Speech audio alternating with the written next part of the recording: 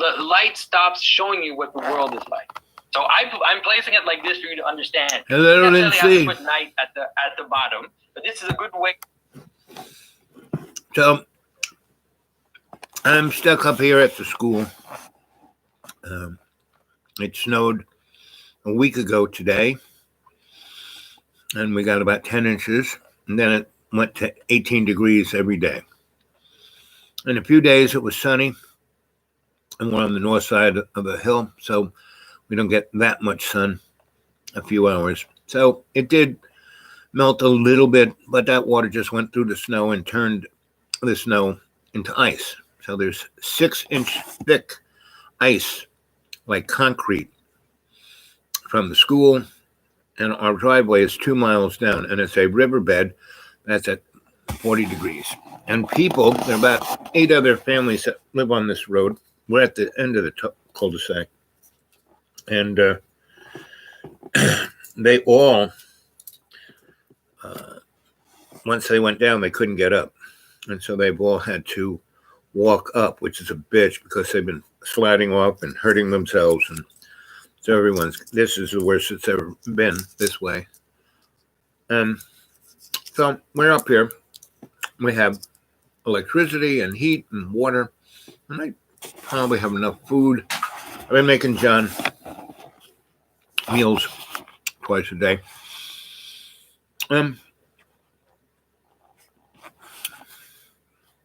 You've been seeing John on the show, so I don't have to describe him whatsoever. You can just go back and watch the last few shows and see exactly John. But what it does reference to me anyway is being stuck, right? And then I'm observing the world around. Our internet came back on.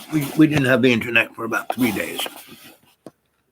And so I did have my phone, which kind of did shows, but they wouldn't go up. They went into my history, but they didn't go into my shows.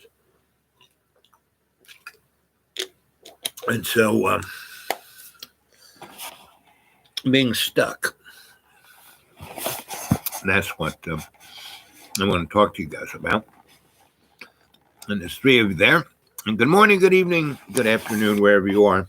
Welcome to Dreamy Dreamland with your Sensei, El Bob, me.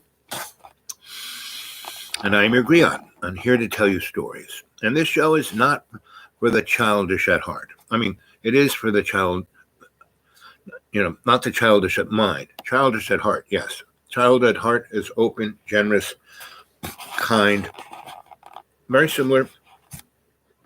John has his line. On this side is this angelic, sweet, kind, nice, generous person. This side is demonic. But demonic isn't the right word. It's more stuck, right? John's not a demon. But he is, I keep telling him not to listen to the voices. And the thing about it that most people don't realize is that, back in the day, when I was working in the, with my MSW, my Master's in Social Work, I worked in hospitals and prisons and schools, and I was developing this protocol that for the HR, Human Resource Department and National Health Institute and the education. And they all kind of go together. And I was working for this, because I was developing a protocol for this company, this Essence, this persona that included the Bureau of Behavioral Investigation, the Mind, Tavistock Institute, the Council on Foreign Relations. Who else was part of this? UNICEF, Who else? Two or three others. Anyway, it was quite a large entity, and it was being administered through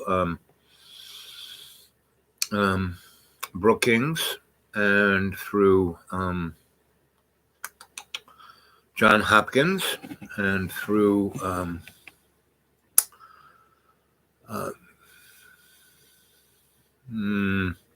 was in Maryland, the institute that was, and also through UNC and through other. I mean, it was across the country, coast to coast, California to New York.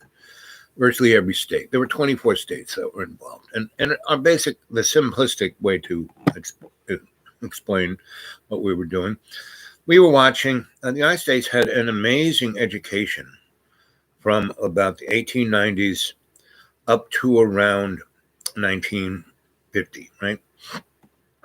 And when Brown and, Board of Education came involved, and the Supreme Court got involved, and it wasn't just separate but equal, but they had to go together. That's when, like Virginia, it basically closed all public schools for 5 years, right? And they said, "Oh, you're going to make us do that? Then we're not having public schools. Period. We're not doing that." And what they did was, so there were thousands of public schools all through the state of Virginia, and the state of Virginia sold all of those properties to white institutions, right? And basically they started private schools for just white people, because a private school, they could have whoever they wanted. But it was property that was owned by the state that the taxpayers paid for, and the state sold them to all of their, their cronies for like $1 a school, right? And then no one, poor white people couldn't go there. Hispanic people couldn't go there, black people, you name it, unless you were rich and white or white-like Waspish. You couldn't go to a grammar school or high school in the state of Virginia, and other states did the same thing. And that's when the education system hit the skids, and so that's when that started to get stuck. So there were all these other unexpected consequences about crime and just economics and cost of things and etc. And so and once from 1952 on, it just was the snowball going off a cliff. So we came up with this protocol of basically, okay, we're going to go to in X state, we're going to go to the worst educational, crime, economic part of the state, find whatever city, town, county was manifesting that. We would go to the worst school, the worst classroom, and find the worst kid. And we take that kid and we put him over here, and we would give him like a private school education, where they would have a mentor, a person who stuck with them. So what's wrong, Bobby? What's wrong, Susie? And would take them, through a process where they would, experience unconditional love, unconditional, acceptance, and help them to be the best that they could be, right? Which allowed the rest of that class, that teacher could then teach that class. And the majority of those kids wanted to learn something and wanted to behave. And we would take the most disruptive kids out and, not punish them, but assist them to do their best, right? Whatever that was. We did not have a benchmark of they had to be their best, but all they had to do is do their best, right? So that's what we did. And that program went on for 15 years. And I came on kind of around year 10, right? Another 5 to go. And I went with this one group that came out of Maryland, and we kind of put together our cadre that went around and visited all the other states, that like 20-something states that were doing this process. and looking at their protocol and see if it was on the benchmark of what was set up at the very beginning, and what they did good, what they did bad, and then we tried to take the best of all of those and individuals who wanted to become part of that cadre, that we made this big group that we then started to look at the data, right? And then try to collate the data. And then we'd have 5 years. And so we were trying to take the best things and bring them into the other programs and see if that made a difference, if they were regional issues, all of the above. And so, because we were trying to bring all of this data together, so when we had to make our final report, it, would, instead of being jumbly kind of thing, it would have a nice flow and be a nice, PowerPoint, give it to the folk. So anyway, we did that, and in the first 2 years of moving around and checking things out, we found a certain thing. We got more people, about 20 people, and we set up regional hubs to combine data and then go and experiment with different individuals, and that was working out quite nicely. And we were developing a very nice database, and we were starting to see real interesting correlations, and things that worked, things that didn't work, things that were politically, manifested that had bad outcomes or good outcomes, or so we were looking at all of that. And the one thing that we didn't realize, we thought that because they put a lot of money into doing this study and creating a protocol, and that they did want to make their schools better. They wanted to bring the the quality of education for everyone back to where it was, like it was at its zenith between around in the 40s, from about 1942 until about 1950, when that was the best. There was another period between 1893 and 1910 that excellent, right? Especially in different groups, different cities. New York really did an excellent job. So did Chicago and LA, and a few other cities did excellent. And certain regions, even in the small rural areas, did well. So we were looking at all of that, and we were trying to bring that. And basically, the bottom line was whatever school system was in a communal understanding, not in a political understanding, but a communal understanding. Like New York was a good example. There were in the New York City public school system, there were 20 different school systems within that school system that dealt with different cultures and different languages. I mean, they didn't force everyone to learn English immediately. It took a number of years for people to get Americanized, and that was understood. And they tried to bring out the best parts of all those cultures and bring it, especially through art and science and culture. It was quite in depth. New York did a really good job. So did California.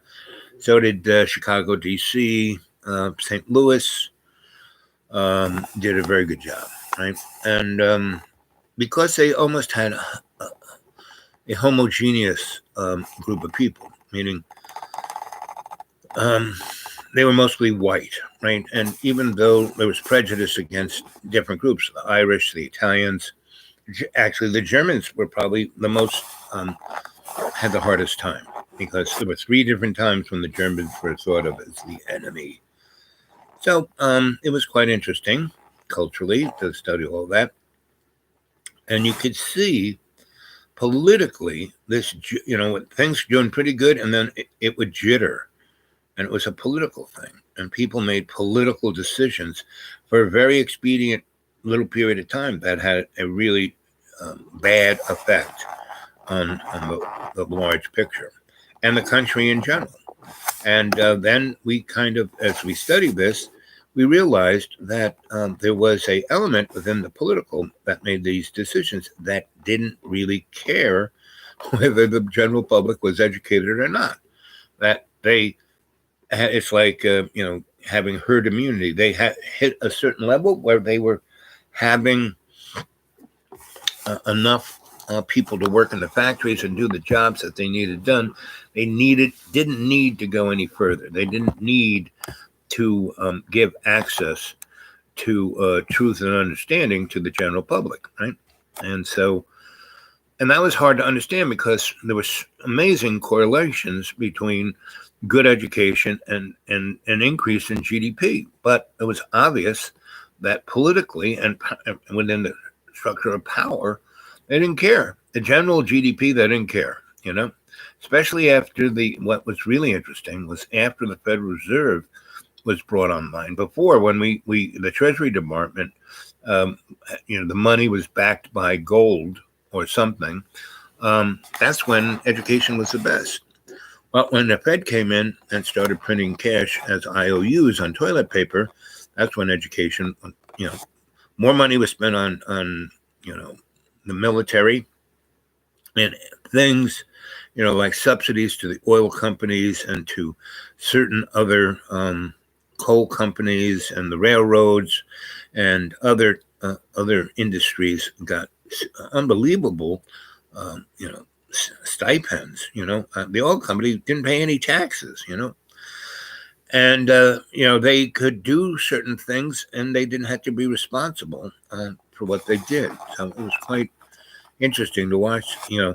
As that group were, their money, their wealth, their power grew. Other groups and banking was another one that shot through the roof, especially after the Fed. But others that were the mainstays of the economy did this, like almost not flatline, but, when these other things were doing this, these were doing this. It was very obvious that there was an artificial stimulus. And it was very obvious that the pump and dump, the boom, bust, collapse, boom, bust, collapse, boom. I mean, it's like every 10 to 20 years this was happening.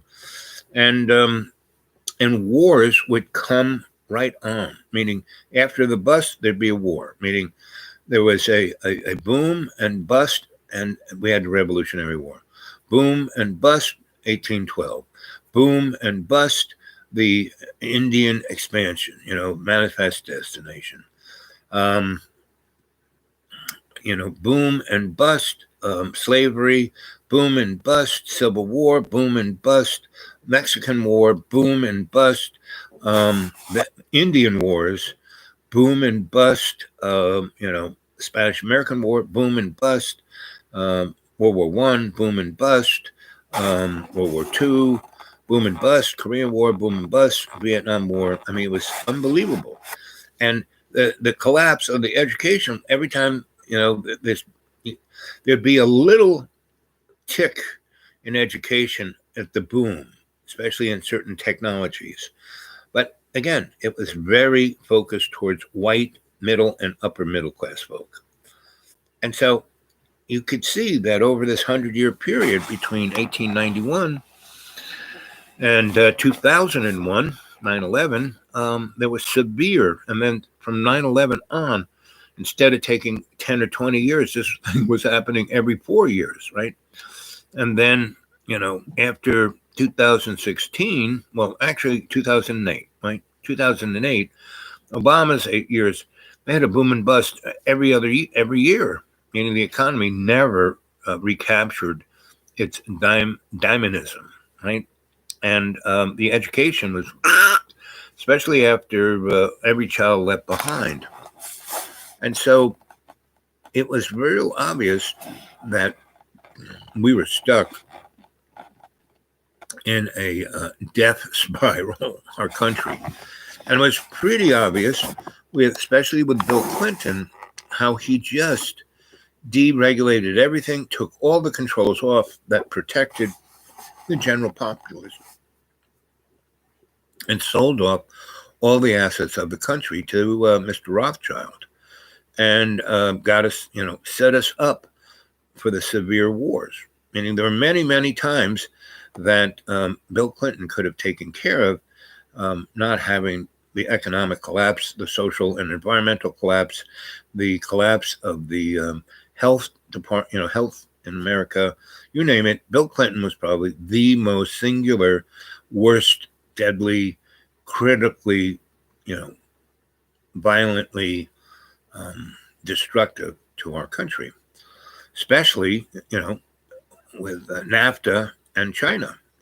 Now Nixon set that up, but you know, Bill Clinton set all the pins down, and it looked very obvious that his little Monica Lewinsky thing was just a sleight of hand to keep everyone distracted from what he was doing for about 6 years, and nothing came out about it. I had nothing. I had no sexual relations. I mean, that was such a legal. Yeah, he didn't have that, but she sucked him off every other day. Hey there, fish. So it's and it was all you could just there were all these things that were going on, not just one thing, but a whole bunch of things. So here we are in 2022, and basically this country has been hollowed down, and Biden's Build Back Better. Come on, give me a break, not even close. And again, he's just another version of Obama wasting time. Who was just another version of Bill Clinton, So, our political structure is a joke, right? And everything that's going on is representative of this. Now, what's really interesting is, 2012, end of Mayan calendar. What that really was the end of the Piscean age, and the Aquarian age had been coming in since 1891. Right? There were amazing things that were discovered and created in the latter part of the 19th century. Tesla's technology, we could have had, Star Trek in 1891. He was right there. Free energy, gravitomagnetic propulsion, beaming people, to different planets, and, that's, there's a thing called Solar Warden, and all of their resources, they don't take rocket ships from here and take them out there, or even flying saucers. They just beam people and hardware and stuff, from here to the moon, from the moon to Mars, to other planets, to other Lagrange points. There are 7 points in our solar system that if you put some, we're going to put the new array, space telescope, out there, where it's going to be shielded from the sun and from Earth, and it's a very dark place. And once we put it there, it'll stay there. And it was launched in December 12th or something, and it's on its way.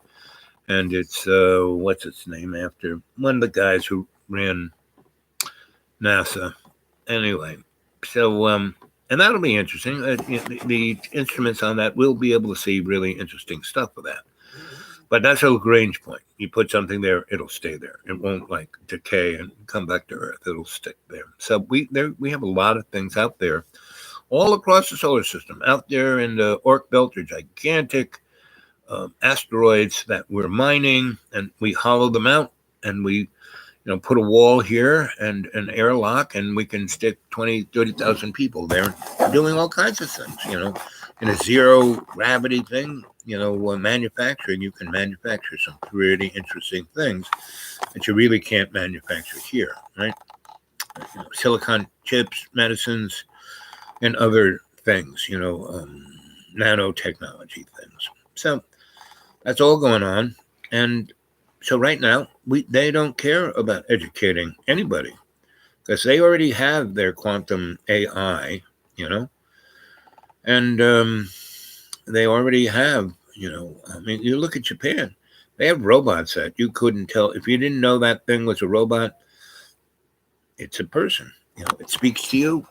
There is no, it sounds, it looks, smells just like, and most of those robots in Japan are basically built for rich people to have sex with, or to take care of grandma, right? And they've had that technology at least the last 10 years. It's just getting better and better and better. So it's the world is already a strange world. It's not like, oh, in 10, 20 years, it's going to be. No, it's already here. Right? They're already out there.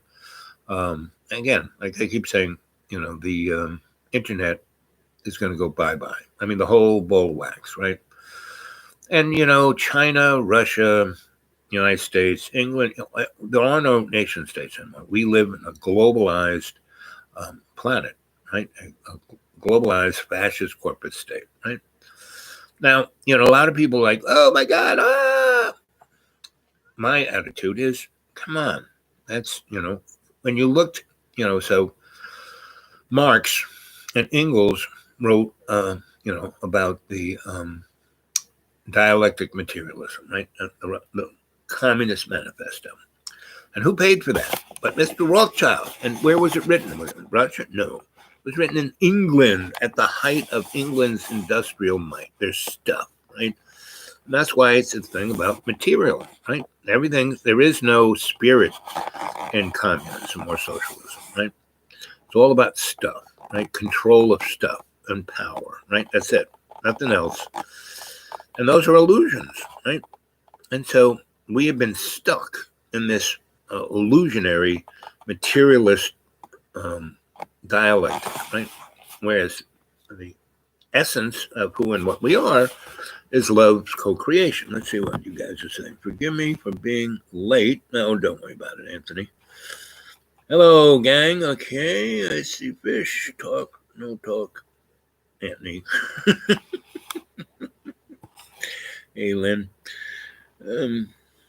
Anyway. So tonight's little show is about being stuck. So I'm stuck up here at the school with John. John's stuck himself. He has been, as long as I know him. He says the same thing. He's got this laundry list of, am I going to pay my bills? Well, his parents pay his bills. He doesn't have to worry about money, really. And he asked me today, he says, are you petrified? Are you scared about life? He wanted to know if I was, And I said, no, not at all. Well, if I threw you out right now, what are you going to do? I said, well, I'll probably freeze the day right on your front door. How you deal with that? Because I can't go nowhere, just period. I mean, for 2 miles, it's an ice skating rink downhill. And everyone who's there, they're really miserable. They really got to go to work.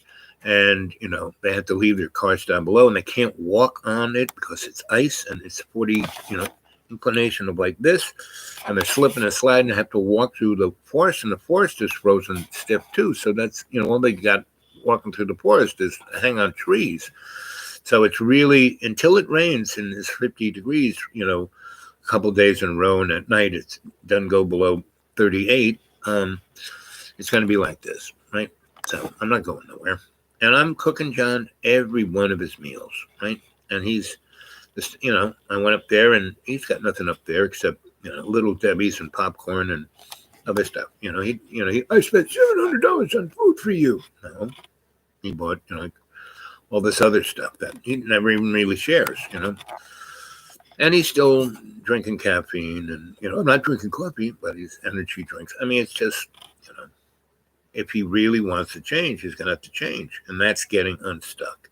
If he really wants his kids and his wife back, he needs to go to Texas and show his, commitment to the relationship. But up here for the last, 6, 7 years, that's because he bought this place in 2015, right? So 2015 to 16, 17, 18, 19, 20, 21, 22. So that's 7 years, give or take, somewhere between 6 and 7, right? And really, he's not going anywhere. I feel so uncomfortable. You like going down. You want to, and it doesn't bother me. What I'm here is to serve love's co-creation. To do that, you have to interact with the human race and everything else. Now, we all have a stuck characteristic. And I was talking to a friend. I was talking to a bunch of my friends that have been my friends for 50 years.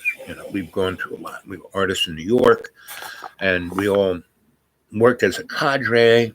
And I mean, I went to 4 different schools in New York. So I have friends from, I went to Cooper Union. I have a group of friends from there. I went to Juilliard. I have a group of friends from there. And I went to, Trinity, and I went to NYU and the New School.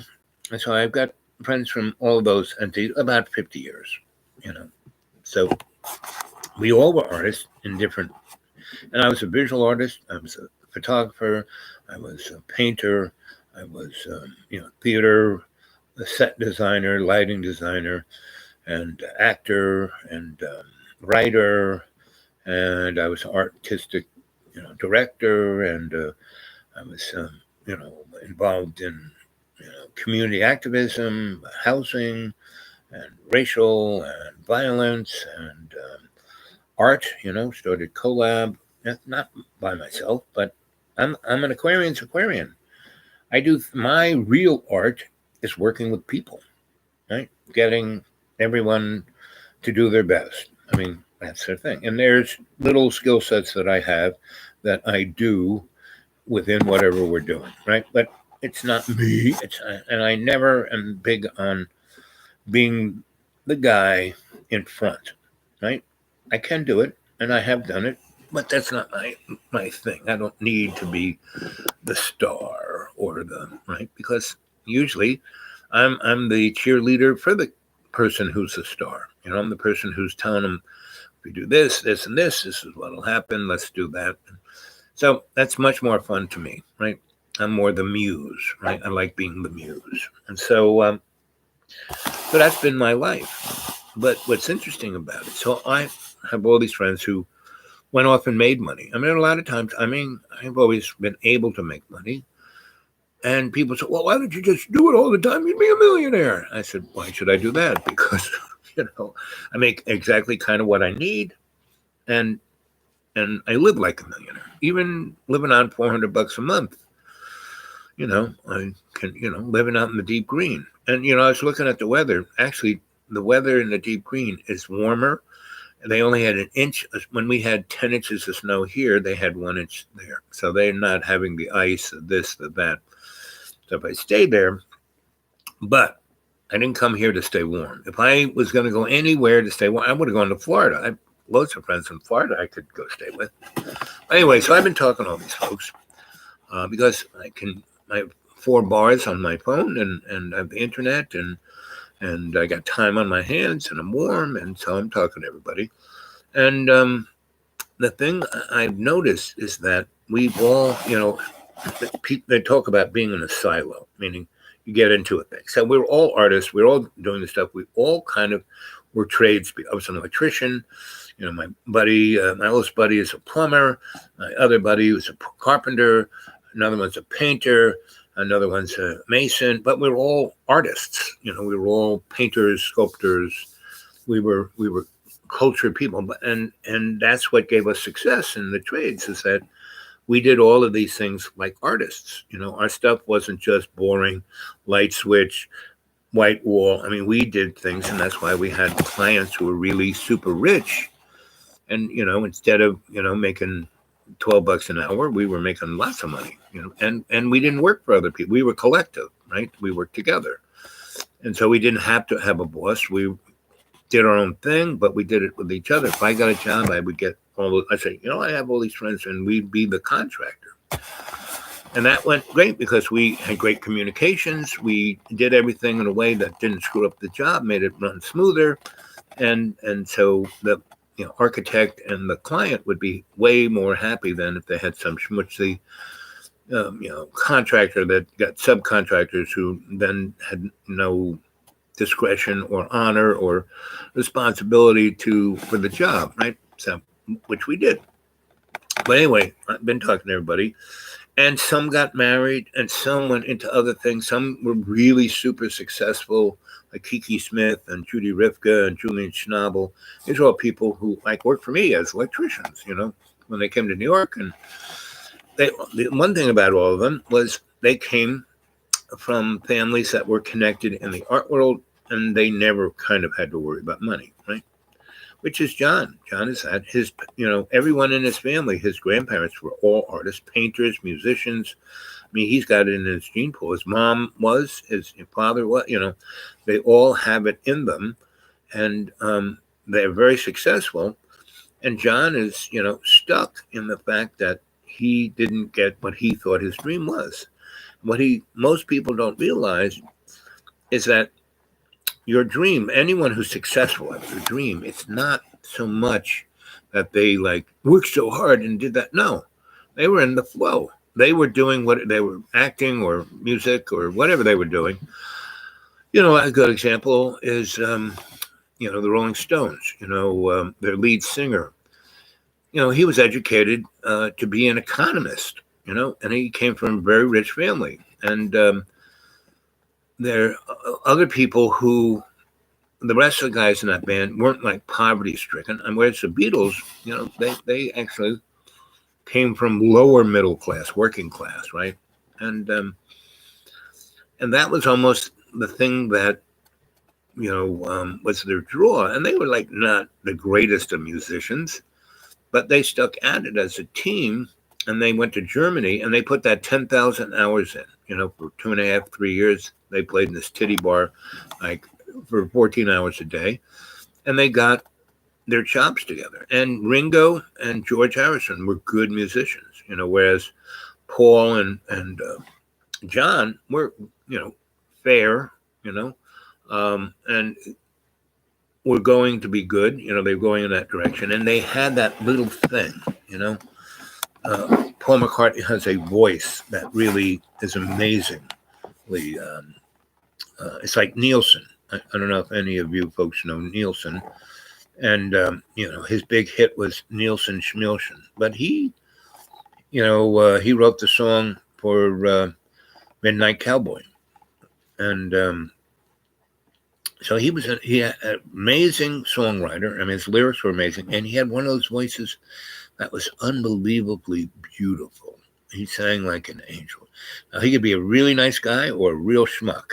That's kind of his story. And but you go look at his life. If you go on I've turned myself on to the biography channel. That's now on YouTube. They got a biography on everybody, and it's really pretty good. So they had a good one on him, and so you see people like that, and so their dream comes true. He dreamt to be, Al Jolson when he was a little boy, and so, but he couldn't stand people. So luckily, recording came around where he could just work in the studio, and it was great. I mean, he liked working musicians, and it wasn't like he didn't like people per se. He just didn't like being in front on stage with everyone out there looking up at him. He didn't like that. But he did like writing songs, and he was a great musician. He had a great voice, and he was great in the studio. And he had 2 producers that were amazingly great with him, and he screwed them both. And then because he became super, popular, he just thought he could do whatever the heck he wanted. And he got stuck that way, and that was the end of him, right? That's why most people don't really know about him. And so it all goes to getting stuck, right? So all of my friends, right, we were talking in the last month about, I talked to them from Thanksgiving on, right? And we were talking about this and the other thing. And like a number of them, they were, that's like me. I enjoyed being an electrician. To me, it really wasn't work. It was, like an art form. I worked for Ivan Karp. He was a big art gallery guy. And I wired his art galleries and his co-ops and his buildings and all of that. And he was, and I used to make art too. And he would sell it, on the side. But my real deal was I was involved in the art scene in New York, the Soho scene, the Tribeca scene, the Lower East Side scene, when it was really underground, before it really hit. And, we had these interesting,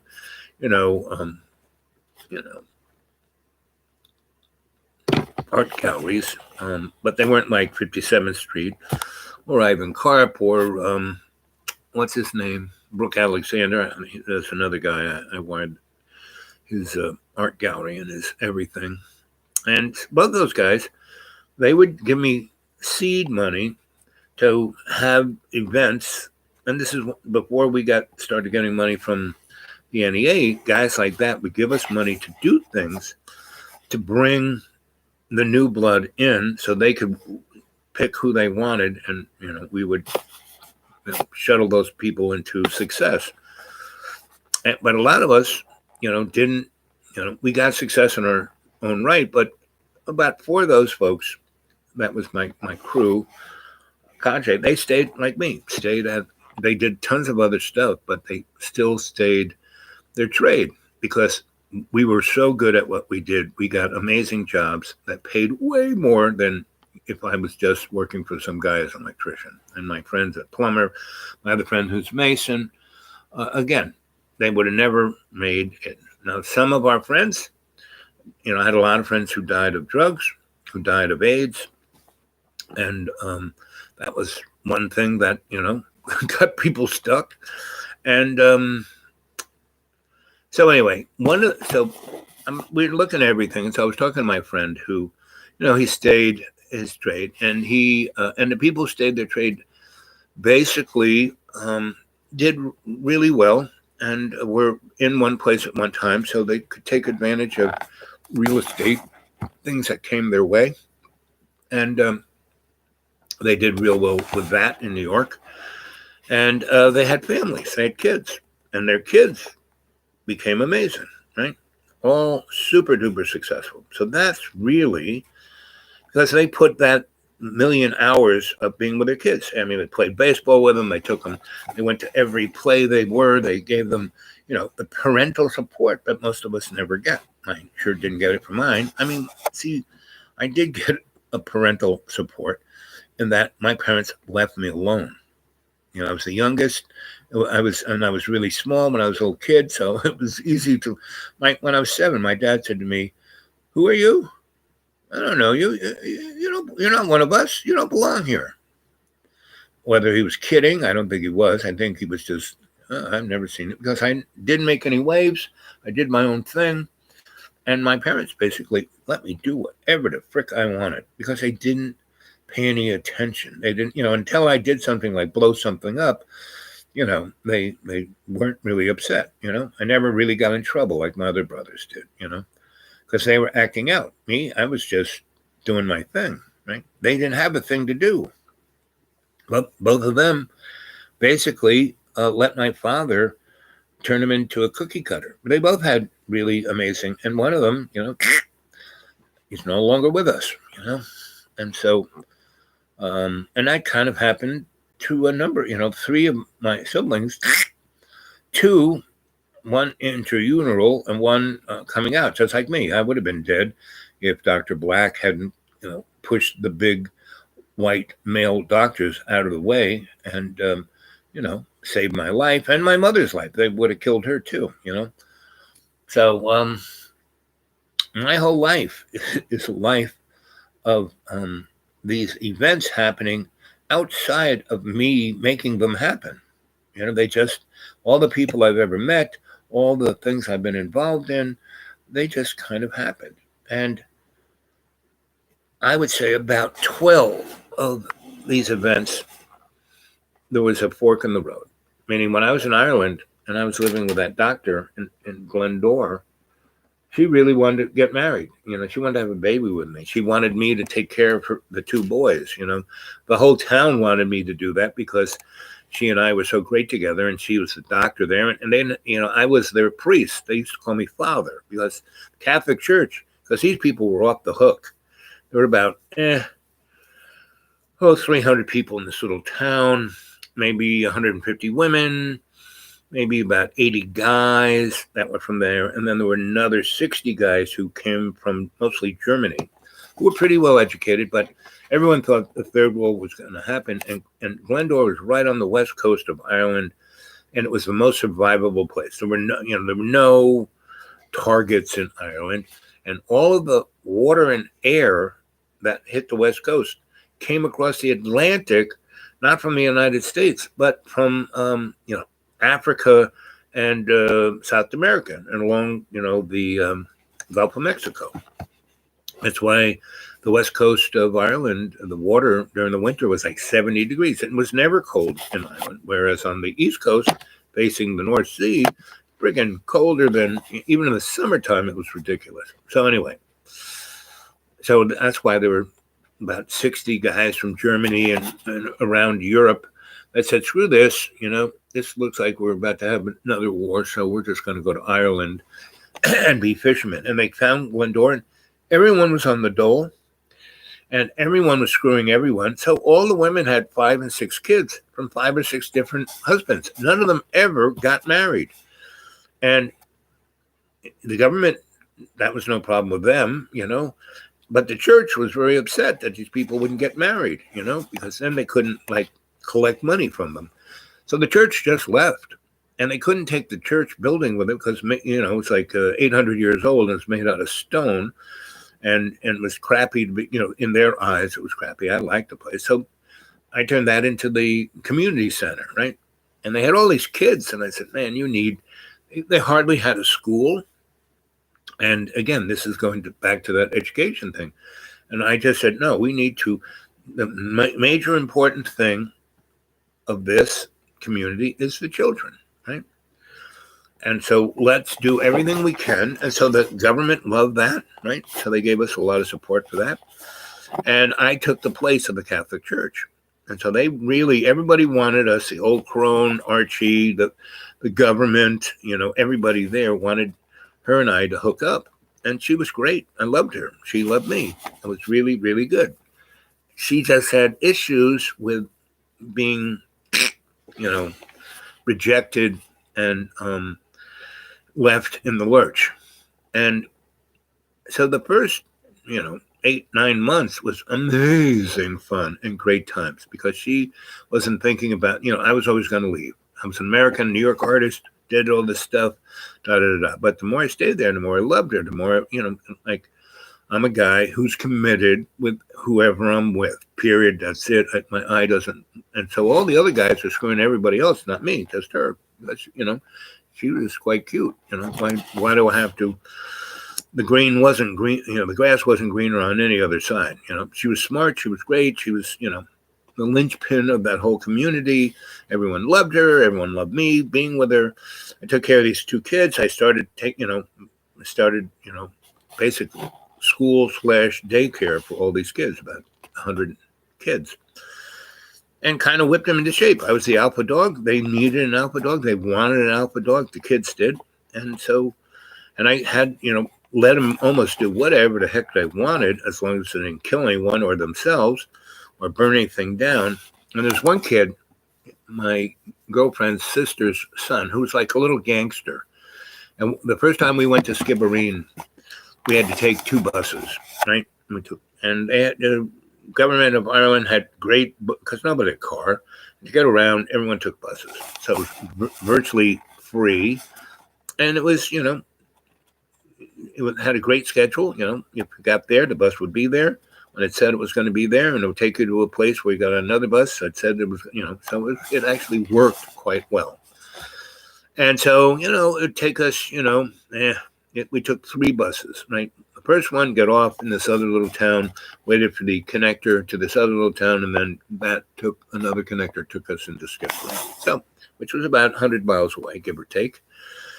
Anyway, so we're there, and I'm with about 40 kids, and so we have to wait about 15, 20 minutes for this other bus, and there's nobody there. And it's a big field, and they got to shelter for the bus. When it rains, you could be underneath. But they're running all over the place, jumping into things and swinging on trees. And fine, as long as they're not killing anyone, and they're in eye shot and voice shot. So when the bus comes, everyone gets on the bus.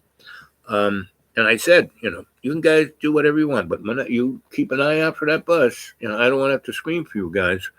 When the bus comes, because if we can't take off because you're not around and we have to wait for you, you're not going to like that. You're not going to like it. It was like, Lord of the Rings. Because if that person did something bad, I punished everyone. And the threat of punishing everyone allowed me to say, okay, you keep that guy in line. And so they would. You get 40 people punching you out, and they couldn't do it for just any old reason. They couldn't be a bully. They couldn't just knock someone. But if someone did something bad, everyone got punished. Everyone could take it out on that guy. So it worked very good, And I said, you can't really hurt them. You can't leave scars. And I showed them. I was a wrestler. I knew jiu-jitsu and other martial arts, and how I would punch. There are about 20 different points in your body. I was an acupuncturist. That if you push that point, it's excruciatingly painful, right? It's one of the ganglia points, like there's one right here. And that's, if you have really bad headaches, you push that, yes, it'll hurt, but then your headache will be gone. Anyway, so I would know all these things, and I would do like the Vulcan death grade. They called me Mr. Spock. And the kid said, oh, no, it's Mr. Spock. And that's how I punished them. I wouldn't punch them. I wouldn't whip them. I wouldn't slap them. I wouldn't do it. Just right there. It wouldn't leave no mark. So it was pretty, within a week I had it because we were having so much fun. It was really great. I let them do whatever the heck they wanted. It was very egalitarian. And it was not a stuck moment in any of that, right? And it was totally in the frigging flow. It's getting a little hot. I'm wearing here's one thing I'm wearing. Here is two things I'm wearing. Here's the third thing. I'm going back to being naked. I'm really, a nudist at heart. So anyway, we're waiting for this bus, and the kids are all over the place, and I'm just sitting on the bench reading a book. I'm always reading a book, right? And I was another, if they were bad, I would make them sit in the church, and I would read them whatever book I was reading, theology, physics, and, it was pretty good for them. Some of it drooled into their brains, but I didn't force them to, learn their times tables. I would just read them whatever I was reading. Anyway, so they always see me reading a book, and that's another good motivation to get them to read a book, because in that church, they actually had a nice library. So I let the kids, we spent a lot of time in that library, and they could just pick whatever friggin' book they wanted. And, you couldn't ruin it, just read it. If you wanted everybody to read it, we'd all read it. Anyway, so this kid, my sweetie's sisters, so my sweetie went to Oxford, and then she went to medical school in London. And when she was at Oxford, she had a boyfriend who was an African prince, a really tall, beautiful, handsome black man who spoke the Queen's English, and, really rich. Daddy's the king in Africa, there in whatever little country it was in. And, he was, calling him his queen, and she liked that. And they lived together for a year, but when he went back, she didn't go with him, she would have gone with it. She wanted to go with him. She wanted to be the queen, but he said, no, I'm already married. What? Oh, yeah, I'm already married. They just sent me here for this education here. And you're really cute and nice, and I wanted to have sex with you a lot. So, I told you all this stuff, and now I'm leaving. Bye. But I'm pregnant. Well, good luck with that. See ya. But so instead of her having an abortion, she had that boy, and he was like royalty.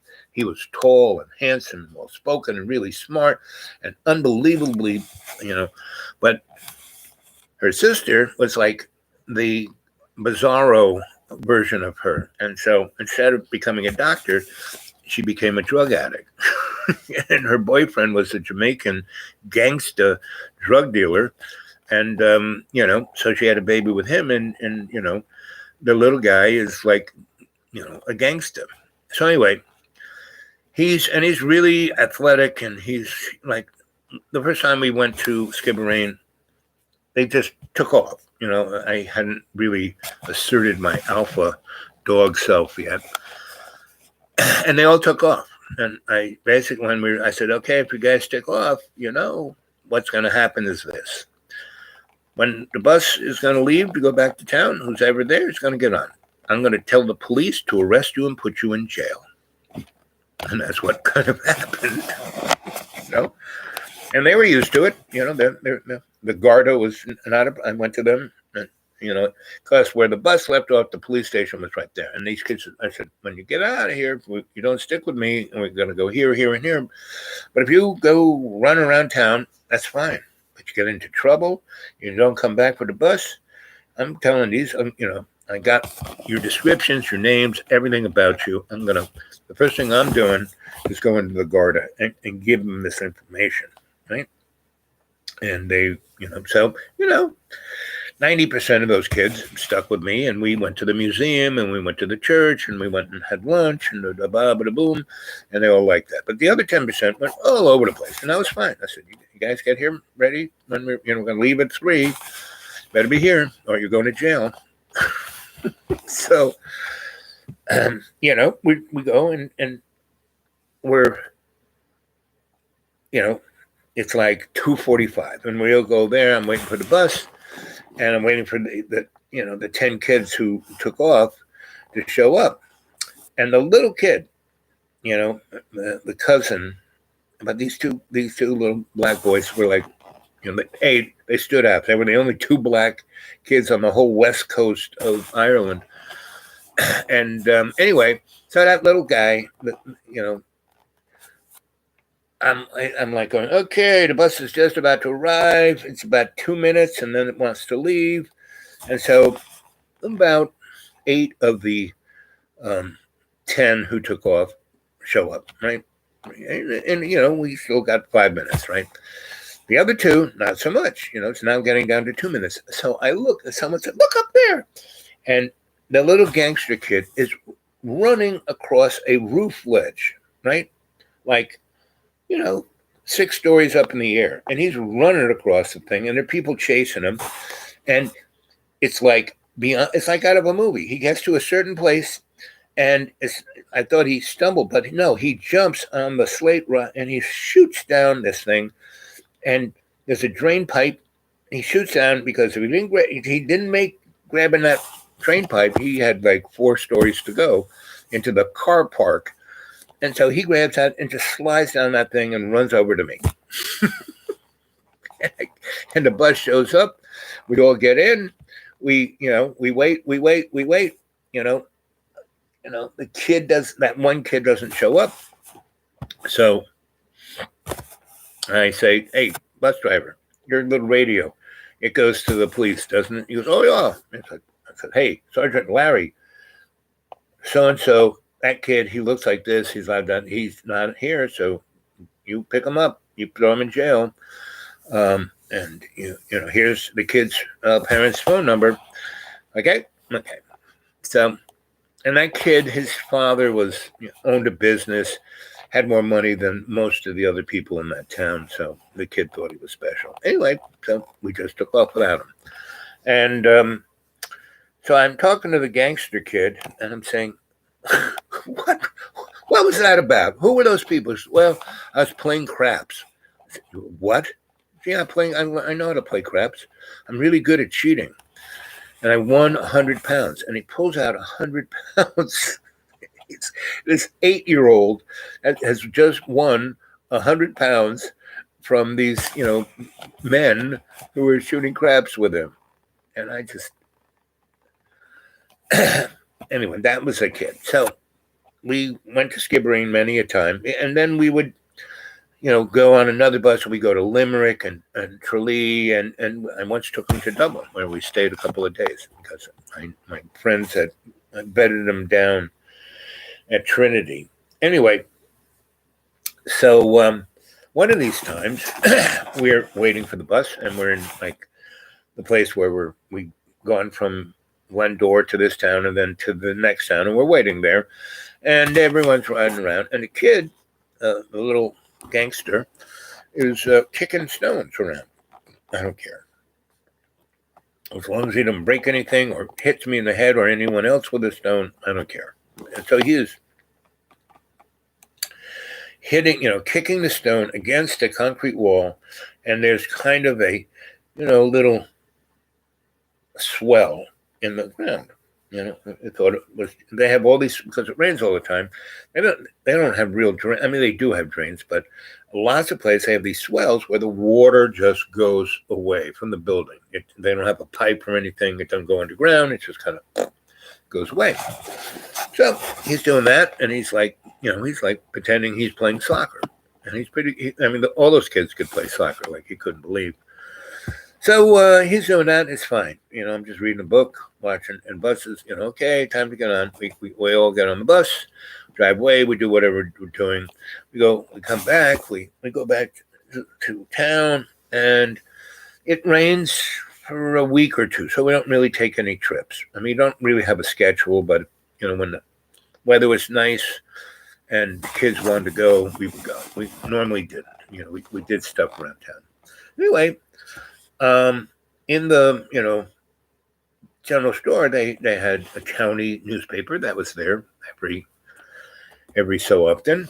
And, every day. And when I was there, I would get one, and what was really nice in this town, my money was no good. I didn't have too much of it, but it was no good. Meaning because I was taking care of everyone's kid and I was doing all these social things for their town and getting the state and the county off their backs so they could screw around more and party their little asses off. Because the guys were fishermen and they weren't fishing. They were like meeting people out there and bringing, contraband back into the country, right? And I made it so the powers that be, were no longer really bothering them. Right, because everything was running smoothly, right? So everyone loved it.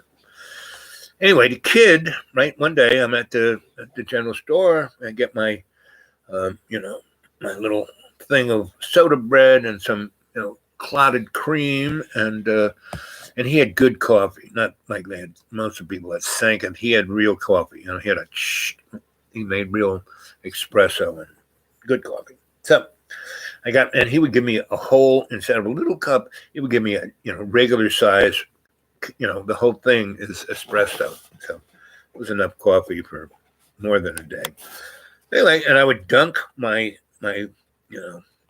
soda bread into that and then scoop a little clotted cream on there. It was like heaven, right? So that was one of my daily treats for myself. And the guy would never, ever, ever charge me.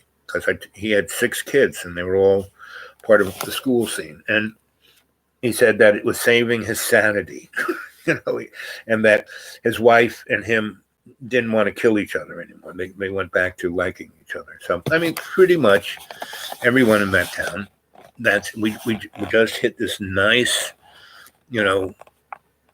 ease about everything. And it was great, and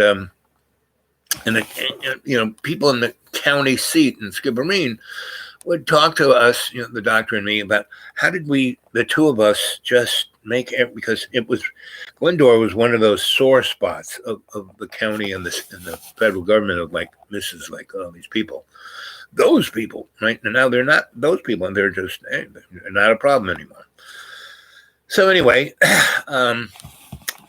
sitting there drinking my espresso coffee, big cup of it, and dunking my soda bread and clotted cream. And I'm reading the newspaper, and this little town where the bus transfer station was had blown up, and they thought it was, terrorism, because when I was there, it was what they called the Troubles. But this was Ireland, not Northern Ireland. So really, they would have things in Dublin happen, but only because there were banks there. The IRA would, rob banks for money, but not in little towns. They wouldn't do anything in little towns. It wasn't worth their effort, right? And this one town freaking blew up. So anyway, they said at first we thought it was terrorism, it was the IRA, blah, blah, blah. But then the bomb people came in and found that there was no bomb. And then, the engineers kind of took a look at it, and what they found was that the town sewer system, the vent for the sewer gas, had been blocked up, and they thought it was because of the rain. And there was one day there was a lot of rain. And that little swell that this kid was kicking the stones on and then, trying to get into the swell, they showed a picture. And it was right where the kid was kicking the stones on the wall, right where he was getting them to go in the swell. And it said that these these stones, and I saw the kid doing that. I didn't think there was anything there, but it was right where that town's vent for its sewer system. So for a week or two, the sewer gas didn't get to go out. And then one day, a little spark from something hit that, propane natural gas from people's farts. Bah, boom, it blew the town up. And that's this kid. He did shit like that. That was just mind-boggling. I mean, I saw that. I knew exactly that motherfucker, that little 6-year-old blew up a fucking town. It's like, so I had to watch him a little careful. And so his cousin, that was like his brother. They slept together. They played together. They were just too much fun just to watch. And that kid was super responsible. I said, okay, from now on, you're responsible for him. He goes, what do you mean? I said, if he does anything bad, just like in school, you're going to get punished. But, and I just pinched that little nerve on his neck. And he's like, ah! And I said, I'm going to constantly do that to you if you do not, And he was big. He was like 1.5 feet taller, maybe, 30 pounds heavier. He was older by at least 4 years. So, and he respects you. He likes you. He will listen to you. And then I said, listen, both of you, he is the boss. You got to obey him. You can't do this stuff anymore. No more gambling. No more blowing up towns. Well, I didn't know that was he's going to tell you if you're doing something bad, you have to listen to him. Right. And if you don't listen to him, yes, he's going to get punished just like with the neck punch. But buddy, you're going to get it worse, and he can beat you up. Yes, you are a dirty fighter, but he can beat you up. So I'm giving him total permission to beat you up whenever you do anything bad. And then I'm going to, make your life miserable. So you can still do whatever the heck you want. You can still be that lovable little scamp of a criminal that's going to grow up. But, if you kind of just, follow my lead, you might become prime minister, because it's very close between, going to jail and being the prime minister, and you got the choice, So anyway, I was doing this for a year. It was really great. Like I said, my money wasn't any good. Everyone loved me, loved us. We were the golden couple, and she loved that. So for a good 8 months, there was no like, oh, you need to marry me. And I didn't say anything about going back to New York. It's fine with what we were doing. But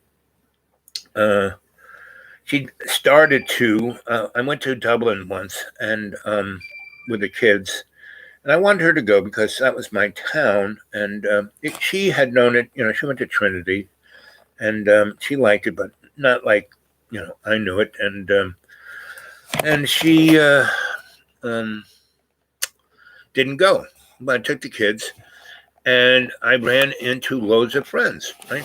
And so there were a lot of these kids who were, teenagers. So there were a number of women that, when I was at Trinity, that, a couple of them I kind of sparked with, and we were sweet and nice. And so when they saw, kissy face and all of that, and there was 2 or 3 of them who were buddies, and they used to share me, and I said, well, I'm a one girl guy. And they said, oh, we like that.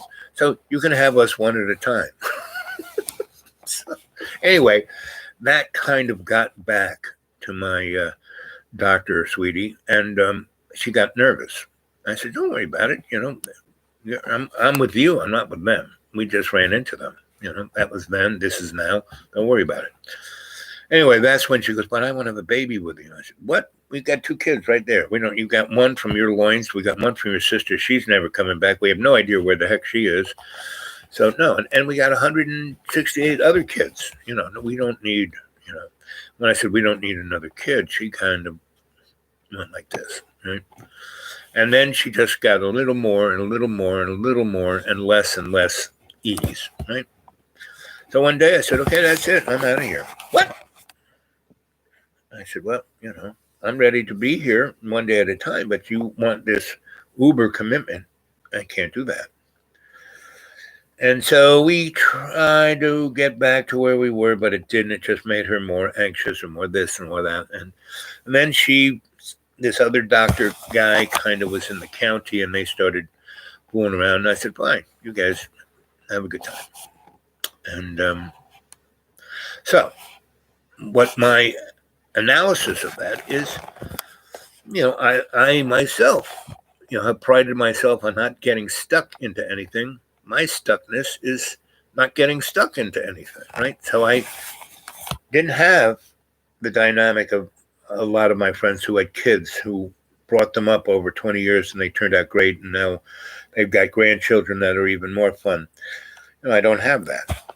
I did, have 128 godchildren that I did that too, but for a year here or 4 years or 6 years, but not like there's a real difference between being a parent of a child that comes from your genetic stock to someone like my Uncle Steve. He was my dad more than my dad, but he wasn't my biological dad. And same thing with Mike, Grandpa Stahl and Mike Stahl. They were my, family way more than my family, but they weren't my biological family. So there's these interesting dynamics, right? And so they're all coming to play right now across the world. And we are at a place where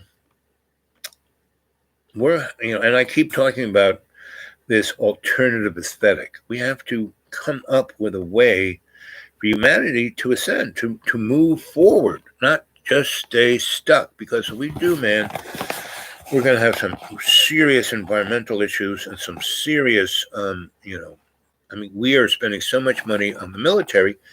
We've been lucky. We have close to 15,000 deliverable, meaning nuclear weapons that are on the end of a bomber or a submarine or a, ICBM that can be launched and fired. If 100 of those got out and went boom, it would probably wipe out. It would give the planet a very bad 10 years, right? And about at least half the population would die because it would lift so much dirt into the air that we'd have what is known as a nuclear winter. Forget about global warming, we wouldn't be able to grow food for, 5-6 years, And yes, the rich people who have their underground silos, they got enough. And those are the only people who would kind of survive. Do you want those morons to be the only folk here? Then we'd really all be dead. And if you want to see what that looks like, go watch the movie Zardos. That's exactly what it is. It was made in the early 80s. Let's see. Don't change the channel. John Birmingham and Al.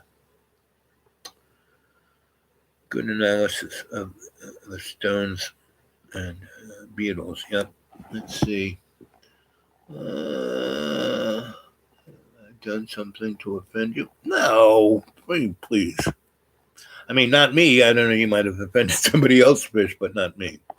I love you all. Rothschild,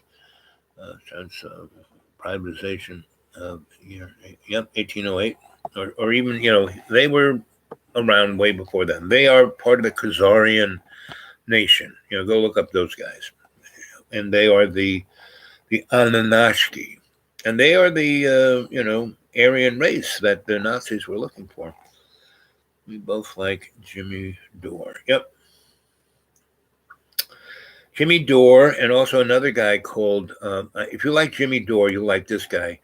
His name is Awakening with JP. Here, let's get a little one of his thing here.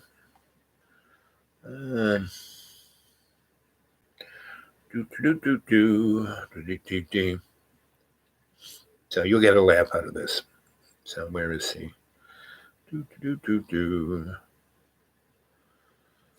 Oh, here he is. Your answer to this question will let you know why you're still struggling with your personal or financial crisis. Do it. Daddy loves you. Oh, he's gonna be here soon. When our little one comes into this world, we're committed to keeping his environment serene and peaceful. That way he'll always know he's loved and safe. Would you do something for a change? All you do is sit around and watch me do everything. I'm never not doing anything. Could you just help me for once? Yes, just tell me what to do. He needs to be changed. Could you do that? Yes, I'm on it. There's no poop. How can he tell if he peed? Smell it. It's in my eyes. In my mouth. At a spiritual level, we know our baby chose us to be his teachers. Amber because of her ability to love unconditionally. And JP because of his strength. If you ever wake me up again while I'm napping, I will literally disembowel you. I need sleep. Do you understand? I didn't mean to. And why would you be sleeping in the middle of the day? You have no idea what it's like being a mother. Why won't he stop crying? Does he have autism or something? He always stops crying for me. It's like he's sexist or something. We know that keeping our relationship strong is the foundation for raising our child. So we're going to make sure that we keep prioritizing each other. So how are things going in your relationship with Amber? Who's Amber? Your wife? Oh. Yeah. What's this thing for? For him to sleep in. Huh.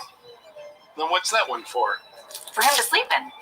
Well, how come he never sleeps in either of these things? Because he doesn't like them. Then why'd we buy them? In case he did. We've also heard a lot about how being a new parent can be tough with the sleeplessness and responsibilities. So we're each going to stay committed to our own self-care practice so we can keep showing up fully as parents. So how's the self-care going? Well, not bad. I mean, yesterday I had an anxiety attack, which felt like 10 minutes just for me. Nate, have you seen Wilder? He's right there. Oh. How long's he been there?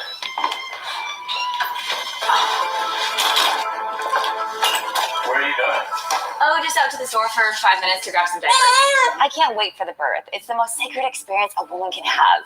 The birthing process is a gift from God. How was the birth? It was the most spiritual experience of my life. It was everything I'd hoped for and more. We did a home birth. It was magical. So how was the birth for you? It was the most traumatic experience of my life. I didn't know God could be so cruel. Oh, and home births are super sketchy, by the way. It's kind of like going rock climbing and just not using the rope. It was also a lot messier than I anticipated. We have amniotic fluid stains on the living room rug. The dog ate half the placenta. Halfway through this thing, I remember thinking, we should have done this in someone else's home, you know? Just like get an Airbnb for the weekend. Just intuitively, we have a feeling our baby's an old soul. My daddy loves you. So that's Awakening with JP, and he is the who's the guy? In the 30s, there was this guy who was, a cowboy, and he was like a sarcastic political commentator. Not Roy Rogers, but whatever. He died in an airplane crash with Wiley Post. Anyway, that's this guy. Not that he's dying in an airplane crash, but he has this great one where he's trying to go into a restaurant and he's wearing a life vest, and the guy says, "No, sir, you have to have 2 life vests." He says, "What you? But all they said was, Dr. Bragg, just 1 life vest is all I need." No, you need 2. But how? Why? It's the new rules. You don't have it. You can't come in. And by next week, if you don't get your other life jacket, you're going to go to jail. I mean, it's just hilarious. This guy is. So he never says anything that the social media would, knock him off. He never uses any words, but he's just totally hilarious, And he makes fun of everything. Let's see. we both like Jimmy Dore. When Jimmy Dore make ANCE, ain't C? I don't know. But anyway, so getting stuck. Anyone got any stories on stuck or any questions about stuckness? You know, it's like being woke, you know, being stuck. Stuckness. And, you know, and the thing about, you know, Anthony, about don't change the channel, John Birmingham and Al. The problem is, it's the same, you know, I Love Lucy is pretty funny, but if she did the same thing over and over and over again. Now, I try to be the person who tries to, you know, change it a little bit, and you know, he goes on about the same thing over and over, and there is no resolution, you know, unless he really realizes that his life is not about him, you know. Now, I realize that. That's why I didn't have any kids, you know. That's why I serve other people's, you know, I'm out there in the world being, you know, the Sensei Al Bob for everyone I come in contact with. And part of that, I enjoy making, you know, helping. I'm like a Mr. Fix-It man, you know. I fix electrical things, I fix political things and legal things and environmental things. And I like to help people when I can. Now, it's totally up, you know, I can fix anything electric. And I can do that, right? But people, not so much. I can help them. I can give them information and I can be an example, but they got to do it themselves. They want to do it, you know? And people who are ultra neurotic and are nihilistic and, you know, all about themselves, you know, it's pretty hard to get them to see what it is because, I mean, you've seen John. I don't have to go, you know, about the laundry list on John. You see him. He comes in. He does the same tap dance every time. You know, whether he's like hysterically laughing, you know, making fun about, you know, people, or he's crying that he's, you know, I've been working so hard and I don't fix you, boo-hoo, you know, and or he gets really angry and threatens to kill someone, like himself or me, and he's never really threatened to kill me, but he's gotten pretty, you know, he once was going to throw something at me and he realized he was, and he kind of just turned and he threw it right through that big window. Glass went everywhere. We could have been sliced up because, like I said, the glass around here is not safety glass.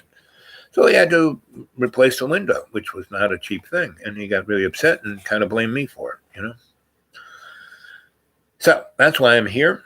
This is my last-ditch effort to really help him. And it's very interesting that the metaphor of getting physically stuck here, because until that ice melts, it can't go anywhere. I mean, it is unbelievably, you know, I cleaned out. He said, why are you making a, you know, cleaning your car off and cleaning the space around it? Because if I didn't, I wouldn't be able to get in the car. I got stuff in the car, you know, the ice would be on there until July, you know, but I couldn't, it already got, you know, by the time I woke up after we got 10 inches of snow, I couldn't rake it out of the way. I couldn't move it because it was already getting too heavy and it was already too cold and was already starting. So I could clean up my car. I could make a 4-foot perimeter around my car and over the steps. But, you know, it was so cold. Just any little water that melted during the day when the sun was out, it covered the steps, turned it into a sheet of freaking ice.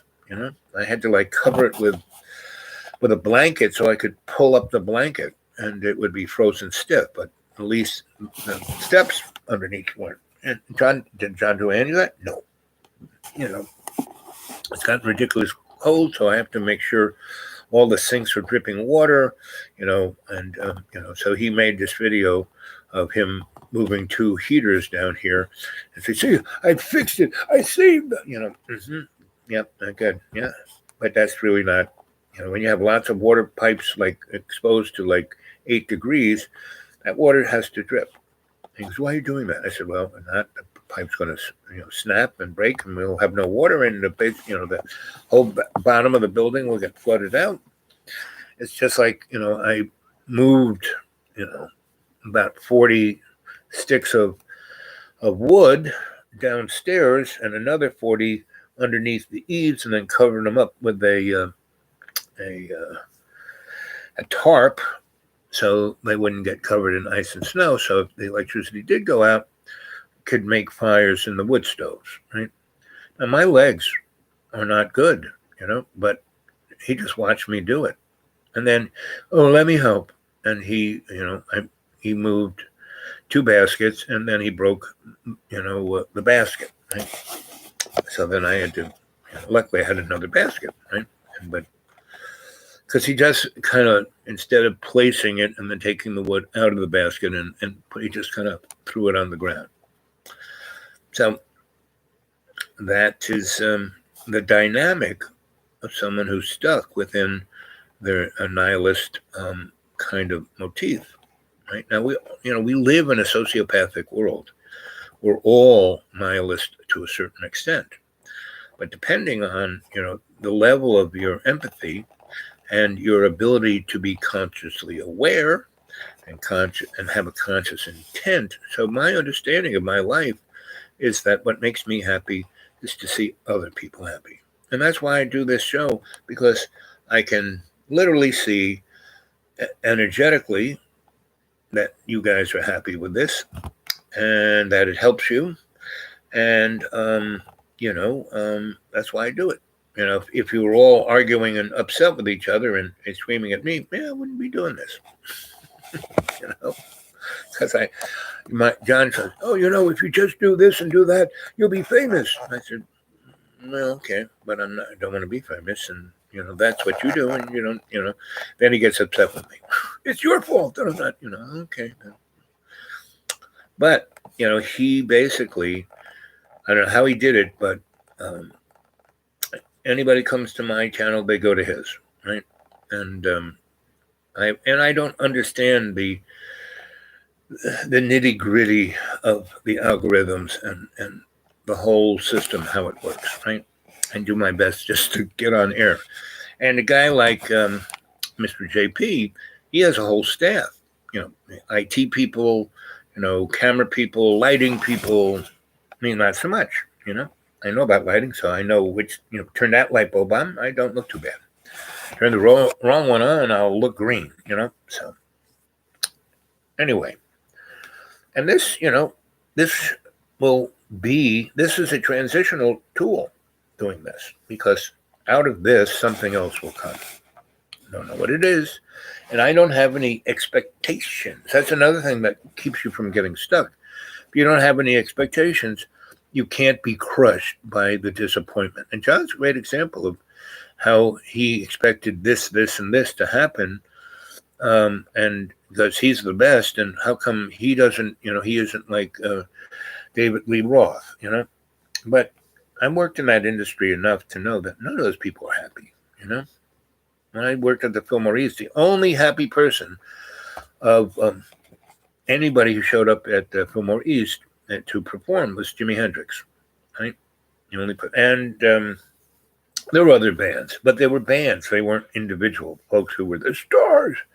I mean, the most miserable people I saw was Crosby, Stills, Nash and Young. They were just pathetic. I mean, I liked their music, but they were pathetic, And, the Fillmore East was an old vaudeville house, right? And so, all of the dressing rooms were up the side of the proscenium. So you ever watch movies in the 30s about vaudeville, you always see this spiral staircase. And that way, the rooms that the stars and artists were right there. I mean, they just came down the stairs, boom, and went and performed. They didn't have to come up from the basement or from another part of the building. They were right there. And this, Fillmore East was the same thing, and was, wired in the 20s. So they didn't have hair dryers. I mean, they didn't have plugs. All they had were light bulbs around the makeup mirror, right? That's all they had. they didn't have plugs, right? And I wanted to rewire everything. And, the guy who owned the place, Billy Graham, he said, a nice Jewish boy, he said, no, we don't need that. And when we do, you can do it, but not now. And he always said, not now. He's, a smart business guy. He didn't spend money he didn't have to.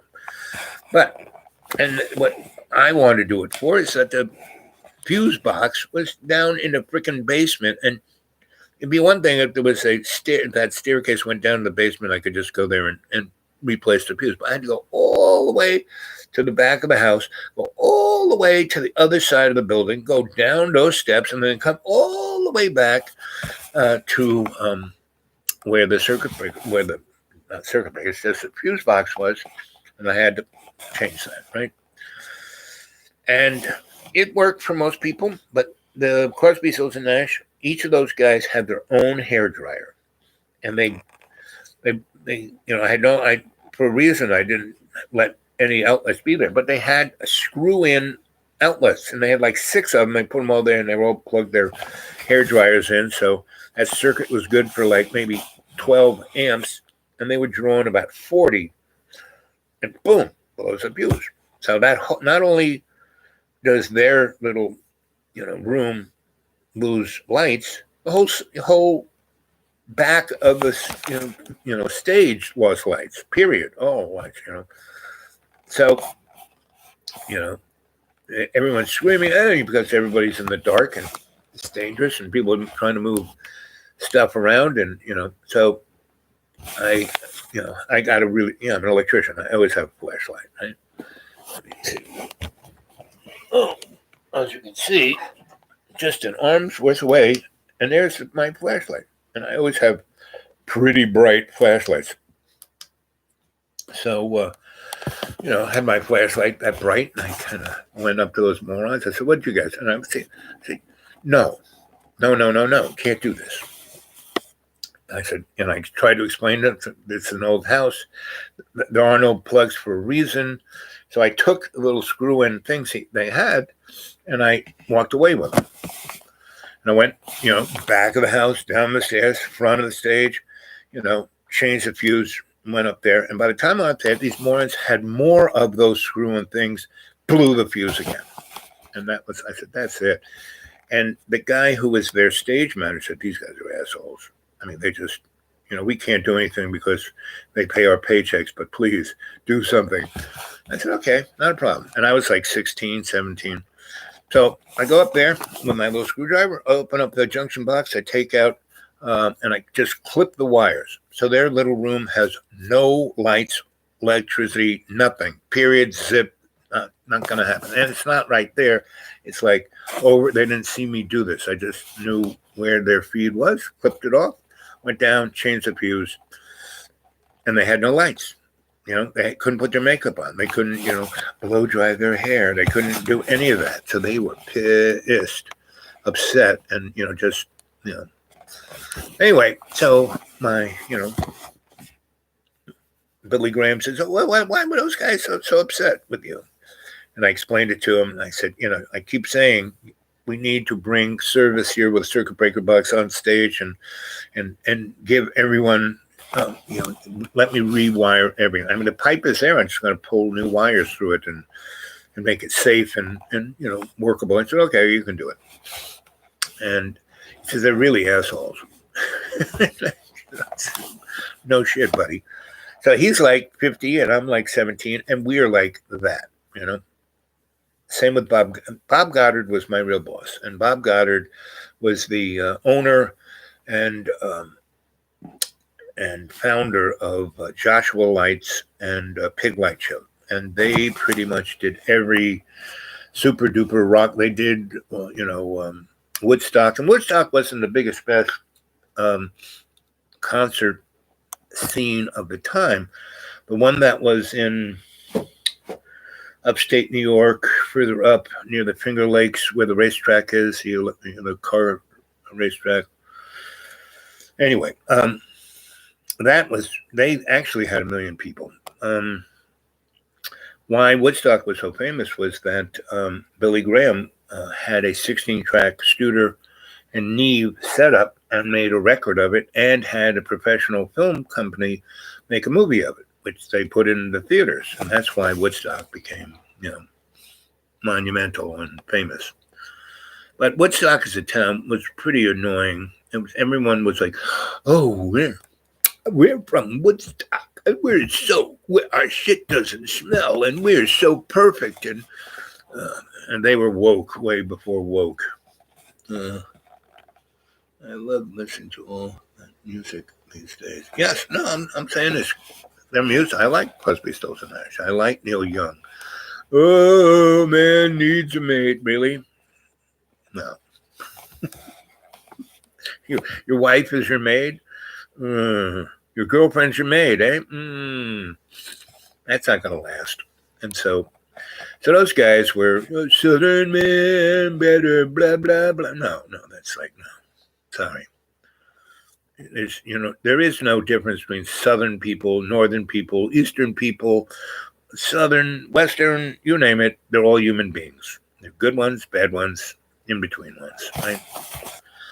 John, I spent the first 32 years of my life in New York City. He goes, you're a Southerner. You grew up in, John constantly tells me about my life that he has, he doesn't listen to the stories.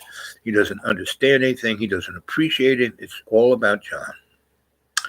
And basically, that's why I call him the canary in the coal mine, because John's motif, let's call it that, will be the end of humanity as we know it, pretty much. Because you look at every politician, has the same nihilistic point of view, right? And that's one reason why, John has this angelic side, sweet and nice, and most politicians don't even have that. And so I'm trying, why I do this, John is my friend. I want him to have a good life. Last 7 years, I've done my best to try and help him. All he does is curse me out, scream at me, and then goes, I'm sorry. And I try to explain to them, saying sorry isn't good enough. Try to tell them about my second wife, and people, when I tell them about her, oh, that's the most important relation. I said, no, she's my twin flame, yes. But all the other that lady in Ireland who, she was, a very important relationship to me. I told you the story of Teresa, my first girlfriend, very important to me. My first real love, when I was in high school, and she died because she was an Olympic skier, and she had an accident, and, hit this concrete abutment and basically broke her in half, right? She instantly died. Her body didn't die, but it was gone. And so, and I've had a lot of other amazing relationships, and they're all amazing and special unto themselves. Stephanie, my sweetie, who father was, a Swiss banker, and she was an amazing, brilliant, concert musician, and she was a Ford model, and she was the only person to be on the cover of Sports Illustrated swimsuit thing 5 times. Maybe there's more girls now, but up to that time, she was. Anyway, she was, special. Every woman who's been in my life has been special in their own way. You can't compare. It's like apples and oranges. So when people say, oh, that's the most important one. Again, twin flame, yes. And a truly amazing story, yes. We did amazing things. But, Don and I, my first real, one lady who legally I married and legally divorced, we were together 8 years, had an amazing photo studio, traveled the world, did all kinds of amazing, we had some pretty amazing times. So she's, right there. So, and that's my life. I live in that moment. I don't compare this and that, or this is better, that's better, or I'm not going to do it. It's in the moment. And that's why I have a great life, because it doesn't, I got murdered by a Nazi Catholic nun, and most people, John goes, I was picked on, my coach called me fat. Well, this lady, crushed my esophagus, broke my jaw, broke the orbit of my eye, and, crushed the little nerve going from my brain into this eye, and broke the little bones in my ear. So this one, everything is, my whole sensory net is not like anybody else's. But because I had this great doctor who saved my life at birth, Dr. Black, my angel, she stuck me back together, so it kind of worked. And then my, godfather was a cardinal, stuck me with the Marinols for 2 years, who, taught me, because I couldn't even breathe or couldn't even talk, couldn't get the air through my voice box. And that's, you hear my voice, you can tell it's, challenged, and, and I stuttered for 2 years. I mean, severely, I couldn't get anything out. They taught me how to not stutter, which made me a good, I can give speeches. I can talk to folk. I can be an actor, because they trained my voice, because it was destroyed and they rebuilt it. It's like the $6 Million Man at 8 years old. So I've had all these truly amazing, horrific things that happened to me, and I've died 6 different times, and all it did was make me stronger and better, and gave me a path to do something even more interesting, like John throwing me out of here 32 times. Every time he did, something amazing happened, And the last time he threw me out, I went to one of the best parties I ever went to. It lasted 3 days. Had bands and a big wedding tent and amazing food and booze and everything you ever wanted. And everyone just out in the middle of the woods on a beautiful farm on a big meadow. And we just had the best frigging time ever. Much better than if John hadn't, thrown me out. I'd been cooking for him, cleaning the house, and listening to his whining. This, not so much. And that was it. I didn't see John for 3 years, or 2 years and 8 months, and I'm September, whatever it was. So it's 3 years, give or take.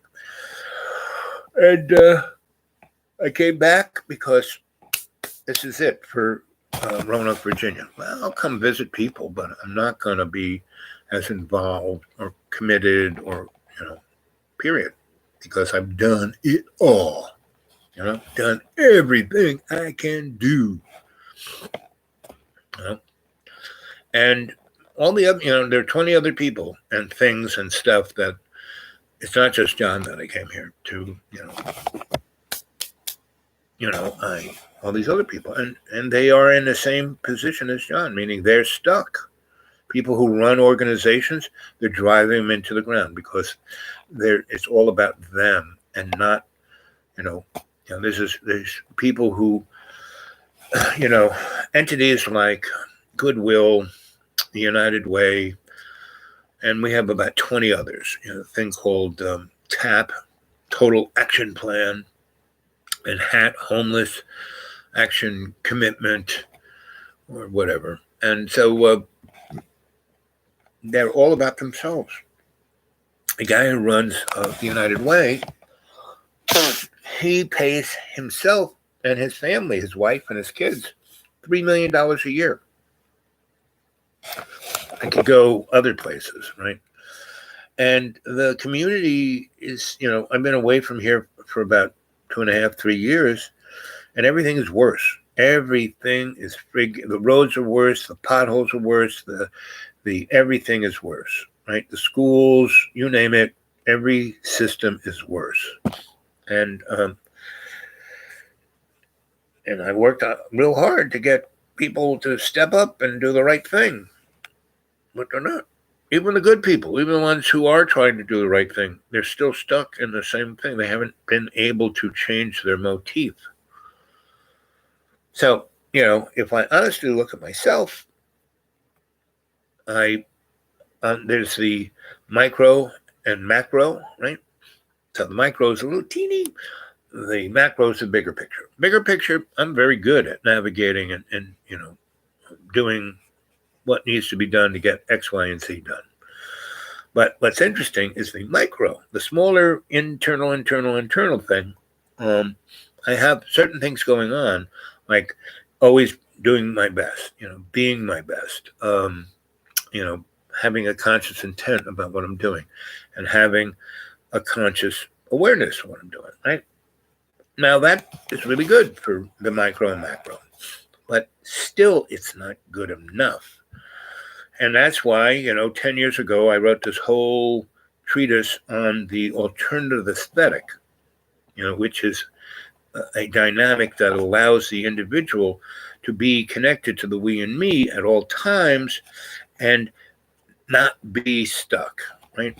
Now, I wrote it, I published it, I gave it to all different kinds of people to use, and some have used it, and it actually seems to be working, but not here in Roanoke. I wrote a lot of things for a lot of people and a lot of organizations about, hey, if you do it this way, and so they did it to a certain point, but they never could get their whole organization into the we and me. So, and they all kind of, you got to come back and write us more grants. We need money, blah, blah, blah, blah. And I said, nope. So that's what I did, here from, when I was taking care of my friend's farm and it didn't snow and I didn't get stuck there. I spent a month and a half going around to all those people, listening to what they were saying. Okay, what's going on? Okay. So how about this? And you try, okay. Well, that's it. Well, no, you need to come back and stay here and write us grants and help us do it so we can take advantage and be looking good. And I said, well, good luck with that. What do you mean good luck with that? I said, yeah, good luck with that. I'll come and visit you. We can go have dinner. Let's go out. Let's go dancing. But all this other shit, not going to happen. That's it. 20 years was long enough for me to try and, get something kick-started here. Every place else in the world that I do these things, people pick up and take the ball. I don't always have to carry it, because I got other things to do. They're coming down the pike, right? And I'm giving you guys here on the cadre the opportunity to be the cadre, to start, get the band back together, get the carnival roaming, and you don't have to come here with me. We got this little internet thing. Everyone can do this in their own little neck of the woods, coffee shop, a potluck dinner, a poetry club, you name it, whatever you want to do, start doing it, because that's what's going to save the frigging world. Not any big whoop-de-doo, because you get like who's that Swedish girl, Honey Bun Johansson or whatever her name is, who goes, the rich people are so bad, blah, blah, blah. She is a shill because, the hidden hand wants, they're all, who are the first people who started advertising, we're going green, freaking General Electric, and BP. They weren't so green when they had, the Deepwater Horizon blow up, and totally destroy, the Gulf of Mexico. And forget global warming. That ain't going to happen because the whole thing about, I don't know, anybody who lives in England knows this. England's way over here. It's like at the same latitude as Moscow, right? The only reason England's a lot warmer than Moscow is that the Gulf of Mexico does this, just like it does to Ireland, right? And what's happening is it's called the train. So the really warm water comes from Africa, goes all the way down, goes across and around South America, through the Gulf of Mexico, comes across the Atlantic, right around Newfoundland and Newfoundland down to the Caribbean. It just hits Europe, and that's what keeps Europe warm. Now, the only thing that moves that is this very interesting, very delicate mixture of salt and fresh water that causes these like little cyclones in the Atlantic to turn like this. And it's not up in the sky, it's in the ocean itself. And it's not the tides, it's not the currents, it's the salinity of the water and its temperature, right? So as the things up in the North Pole and Iceland, the permafrost and the ice start the sheets are melting and smashing into the water. That's super duper fresh water, not a zip of salt, and a lot colder, right? So these big chunks, boom, go in there, and then they kind of float into this, Gulf of Mexico stream. And it is deteriorating that perfect little balance between salt and fresh that causes these little tornadoes in the ocean, and they're slowing down. And, over there in Europe, it's getting little bits of cold. Yes, they have pretty hot summers, but that's what you're starting to see is this seesaw thing going on. So yes, it's going to get hot in the summer. It's going to get colder and colder in the winter until snappo, those little things just stop. And once they stop, Ireland, England, France, Germany, Russia are going to be like my front driveway, year fucking round. And that's going to happen unless we stop, and it's not global warming. There are other things that we're doing that are causing this, right? And so we need to stop doing that. Or everyone's going to have to move to Africa and, South America, because it'll be really nice there. Africa is a place to be, but the Europeans are just, trashing the place so they can, kill all those people and take it when they know this is happening. They're not advertising it. They're talking about global warming. It's the opposite, and it's going to happen like, my buddy Art Bell and Whitley Strieber, they wrote a book called The Day After, right? A great book, and then they made it into a movie, even better movie. So go watch that movie or read a book. And Whitley Strieber's two best books, the one he did with Art Bell, a very good book. The other two books, my favorite, he wrote Communion. That's what made him famous, about his being taken away by Greys. And then he wrote 5 or 6, 10 books, basically the same, and people just yawned. But he wrote a book called Greys, excellent book. You should read that one. And he wrote another one called 2012, and that's probably my most favorite of his books, right? So, and he really describes what's going on. So go read that book. I'm not going to tell you about it. I want you to go get it. It's in used bookstores, I'm sure. You could buy that book for probably $1.50. But that's his best book, 2012. So that's what's, well, 2012 happened, and that was the end of the Piscean Age. That should have been the end of the wars and the end of this and the end of that. But the inertia of all of that crap of the Piscean Age just kept going. And, the Aquarian Age is like, oh, okay, no problem. But unless we change, right? So because everything else has changed, they're talking about all the planets being in retrograde. No, forget it. The universe is in fucking retrograde, not just, a few planets in our solar system. And it used to be incandescent light, right? That's the kind of light from the thing that causes shadows. And there's photonic light, which comes from the sun, and that's more energetic. That's the thing that brings prana into us.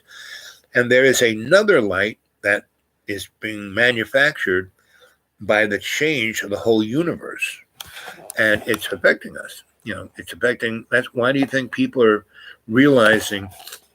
They're not just taking the word of politicians and the powers that be and the sock puppets and the hidden hand for. Oh yes, that's true. Well, there are a lot of people who do that, because they're scared shitless.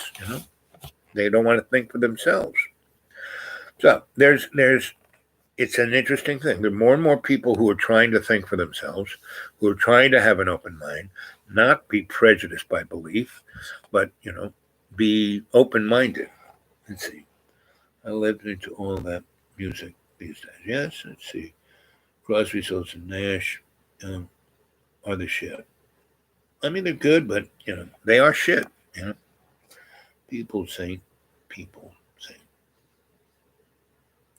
Anyway, so, guys, that's coming very quickly at us. This year is going to make 20 and 2021 look like nothing. But same, if you can get yourself into an ease of not being stuck, it'll be no problem. Not a problem. Right? So that's up to you guys, right? It's all up to you. That's it.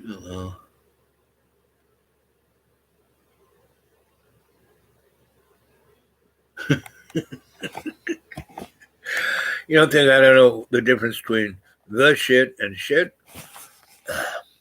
I've seen so much shit.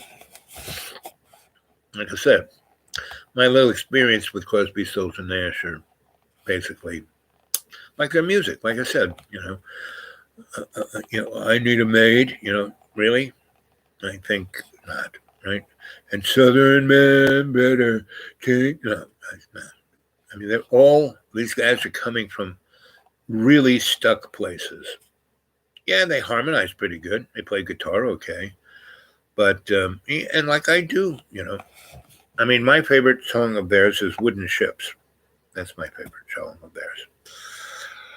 And, but my experience with all these rock and rollers, for 4 or 5 years, first of all, they're all friggin' human beings. They're nothing special. People who go, oh, John thinks being like them would be, no, sorry. He wants to be David Lee Roth. Really? That guy. I mean, I met him. I knew him. I went, was at a couple parties, talked to him, and he was okay guy, but he was, addicted to so many things. I mean, he was narcissistic. He kind of understood it. He tried to be his better self. I mean, he at least tried to be his better self. And sometimes he was, right? At the time I met him at a party, he was his better self. He wasn't being a jerk, right? But other people said, oh, he's such a jerk. You should see him, blah, blah, blah. Let's see. Jane.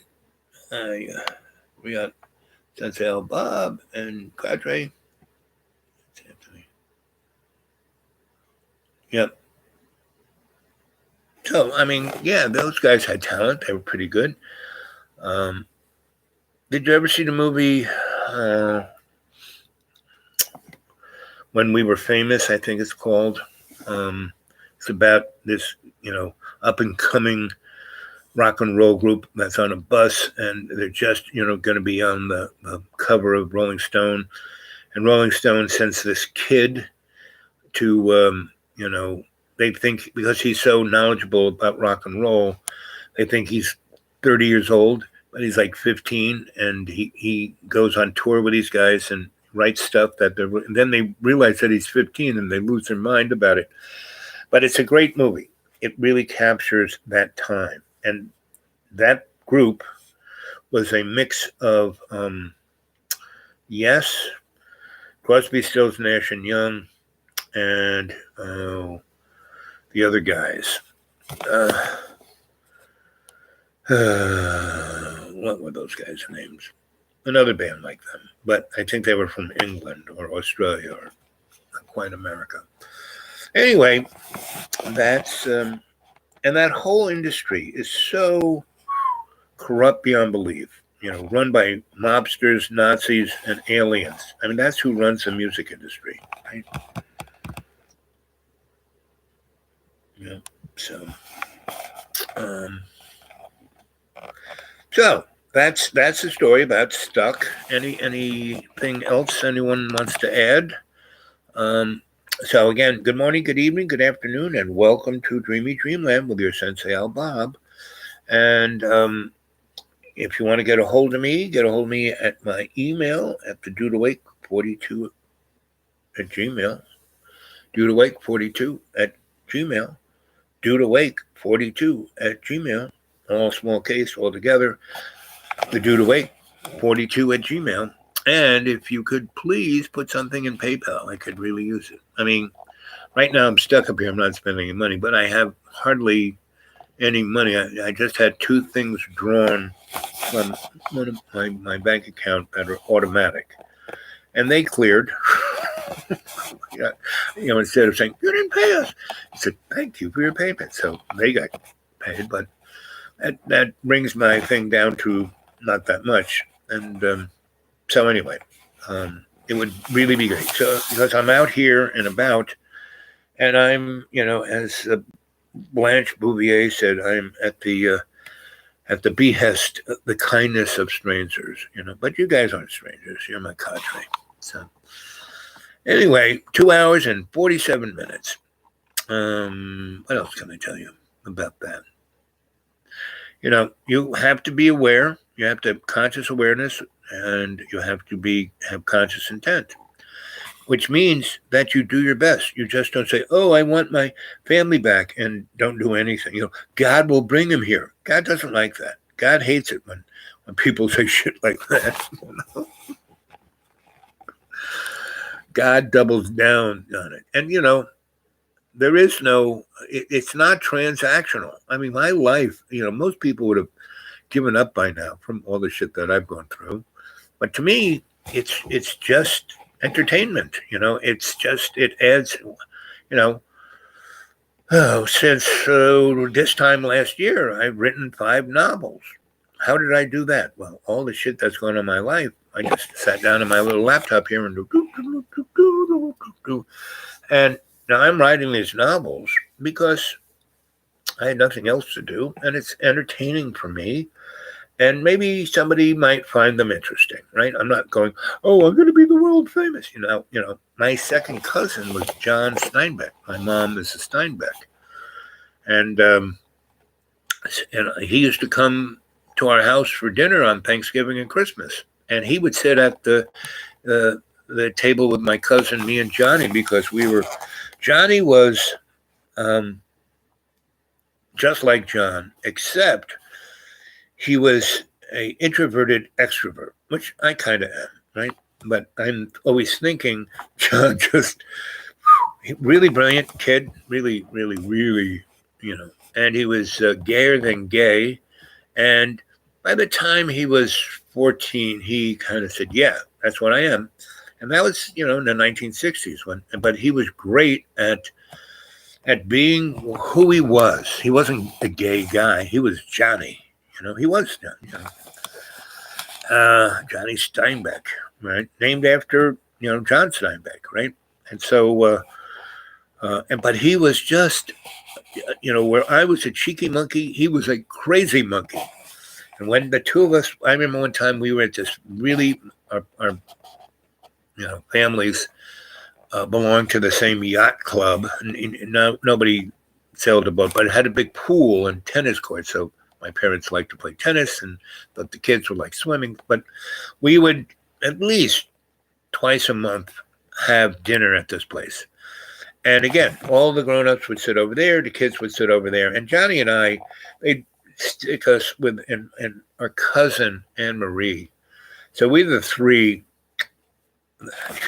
amigos, because whenever we were together, we would just do the craziest shit. So Johnny and I were leaning back in these big chairs, and they had 4 legs, and so we were like trying to walk on the back 2 legs of the chair with our butts. We're sitting in the chair and we're doing this, and we're trying to walk around with the chairs, and we're doing it pretty good, and our other amigo, she was just laughing hysterically, and she laughed so hard she pissed herself, and we started laughing, and we leaned back too far, and we kicked the table just right, and this is a pretty big table, and we kicked it, the 3 of us, she's sitting next to us, and Johnny are doing this, and she's laughing so hard she pisses herself. We see it. We laugh so hard we start to piss ourselves, and we fall back. She grabs us. The 3 of us went back and kicked the table,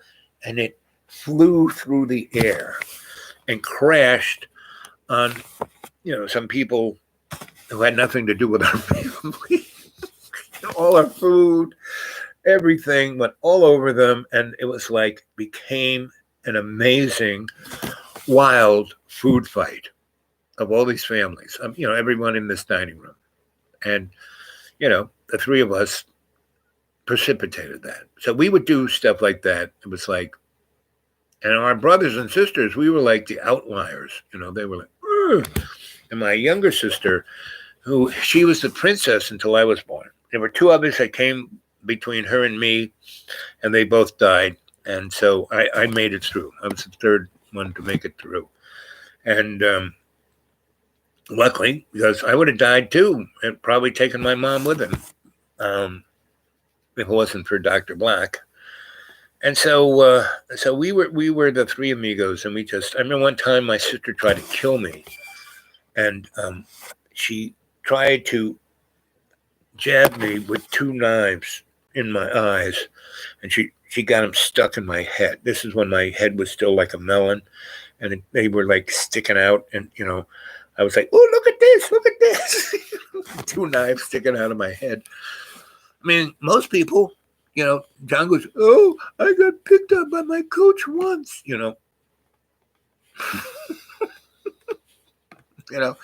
Oh, because John's not fat. He's just a little chunky, And all he has to do is stop eating whatever he's eating up there.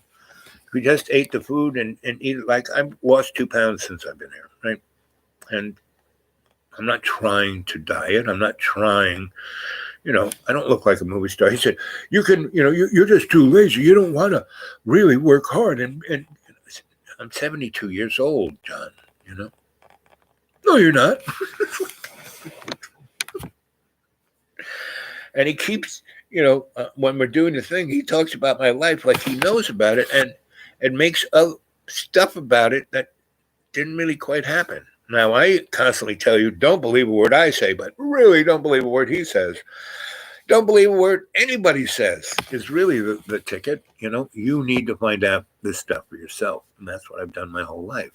I've had amazing teachers, amazing guides, amazing mentors, and I've loved, respected them all. But they've all told me, okay, I'm telling you this, but you need to go check it out for yourself. And that's what made me able to do all the things I've ever done, because I never took I trust everyone. I'm very innocent and naive, but I can read people like a book. And that's why I can read people like a book, because for 50 years, I've had to learn how to do that. Because first of all, it was a blessing that the Nazi nun, rewired my neural net, because now I can read people like a book. I would not be able to read them if my airway isn't, what she crushed it and did things to it, because now I smell things differently. This eye sees people's auras, and I can see peripherally the different universes. And my hearing is like Doppler. I can hear this ear can't hear what you're saying, but I can hear you breathing. I can hear your heart. I can, it's like in order, I can tell people's blood pressure. I mean, I got a blood pressure cuff, but I can hear my own heart. I can hear the blood. I don't need a ultrasound to know which arteries aren't doing that good, And that's how I stay alive, is that I can intuitively know these things. And then one day, I'll die, I already died 6 times. I know what it's like. It's not a big deal. I've been around hundreds of people's deaths. My parents, people I've loved as a, EMT, fireman, I've seen a lot of people die. As a, policeman for the New York City housing authority, I got shot. So yes, I worked in hospitals, My twin flame died in my arms. I mean, yes, I have a lot of experience on this, more than most, right? So that's why I'm not, like when John said, "Don't you worry, aren't you terrified of your life?" I said, "No, John, not at all." And he got very upset with that. He went upstairs in a huff. Right? He goes, "You're lazy. You should be working out. You should be running." I said, "John, the whole place is full of ice." I mean, there isn't a lick of common sense in that boy, but he's smart. He can do, and he fixes his house up. I mean, he has an innate, when he is not thinking about himself, he can do anything. It's when he's always thinking about himself that gets in his way, and that's everybody else. That's why he is the, canary in the coal mine, and as Anthony says, he's the, people's saint of truth. Not that he's telling the truth all the time, but he represents what's going on. He can't, his everything about what he does is like he can't help himself, you know? So, and that's because he doesn't have a conscious, you know, I mean, just again, when he goes off, I just turn the camera on him and don't say a word, just let him do his thing. Just look at the last 4, you know, videos that he's busted into, and that's exactly him. Period. Not any different. And you see him laughing. You see him, you know, happy. You see him, you know, cursing. You see him, you know, the devil's coming out of his mouth, and you know, that's everybody. But if you can be consciously aware of that and have a conscious intent to do your best, you can have a pretty good life, even if these terrible things happen to you. I mean, just look at. That's the story of Job. You know, and John goes, oh, I only want to read the New Testament. Well, he doesn't even read that. He only reads certain parts of it, right? And that's what most people do, the Bible. And that's why, King James is a joke. Because it's written to be read that way, you know, to be transsexual, you know. And, you know, all these Christian, you know, the prosperity Christian church, no. You totally got the wrong word there. There is no prosperity in those churches, except for the ministers who are making the Benjamins off the poor. You know, all it takes is $900 to get this magic prayer cloth. You know, it's got a picture of Jesus on it. You know, pray, hold it in your hand, stick it in your mouth, and then wipe your ass with it. You know, and you'll get what you want. Oh, sorry, not really. So, oh, look at that. 2 hours, 22 minutes, and 22 seconds. I think, unless you guys got something to Steinbeck, one of my authors. Yep, that was my second cousin. You know, that was my mom's first cousin. And I used to have Thanksgiving dinner and Christmas dinner with that guy. And he was the bomb. He was so supportive of, you know, the we and the Three Migos. I mean, whenever he was around, I remember one time, you know, they wanted him to sit with the grown-ups when we went to the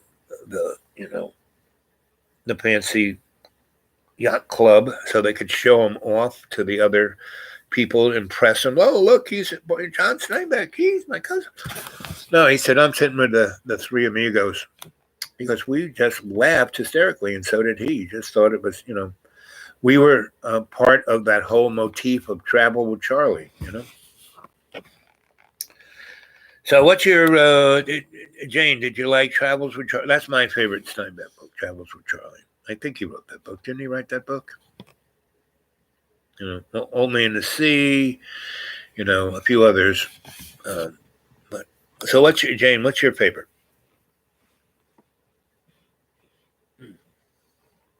And he was an attractive guy, too. He was, you know.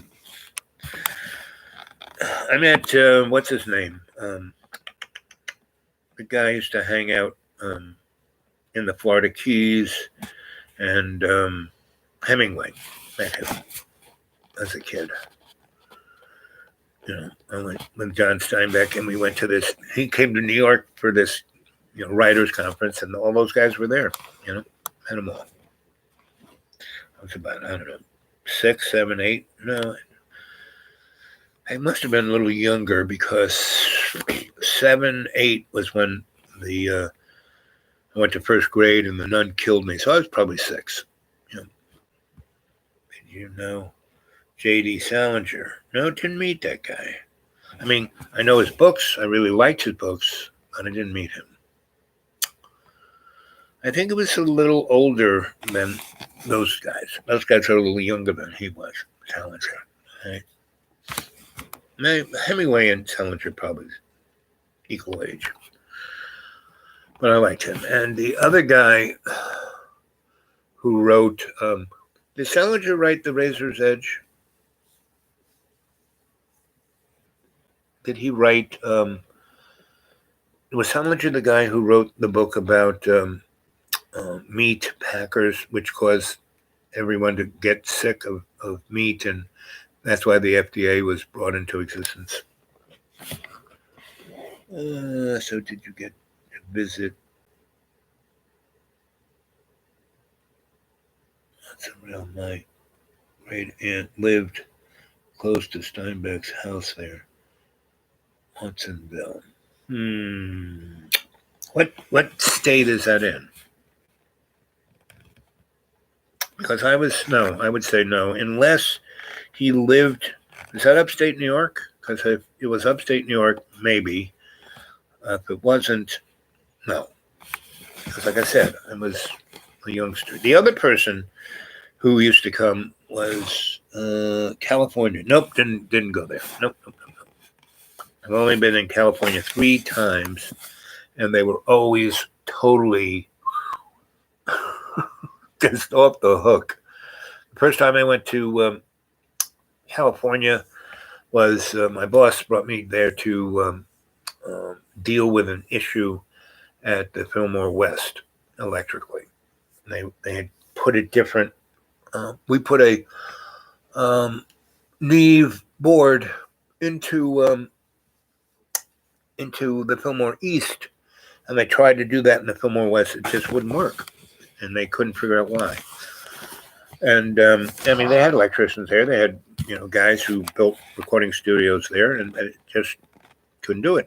And the Neve board that was in New York was like cousin to the one. I mean, they were built at a certain point in time of that company's manufacturing them, and they thought, well, if he could install that and it works perfectly, and we're trying to install it here in California, we just can't make it work. Well, so he stuck me on an airplane, and I went with a guy named Chipmunk, and Chipmunk was the voice of the Fillmore East and Fillmore West. If you ever hear Janis Joplin, a holding company at the Fillmore East, and he goes,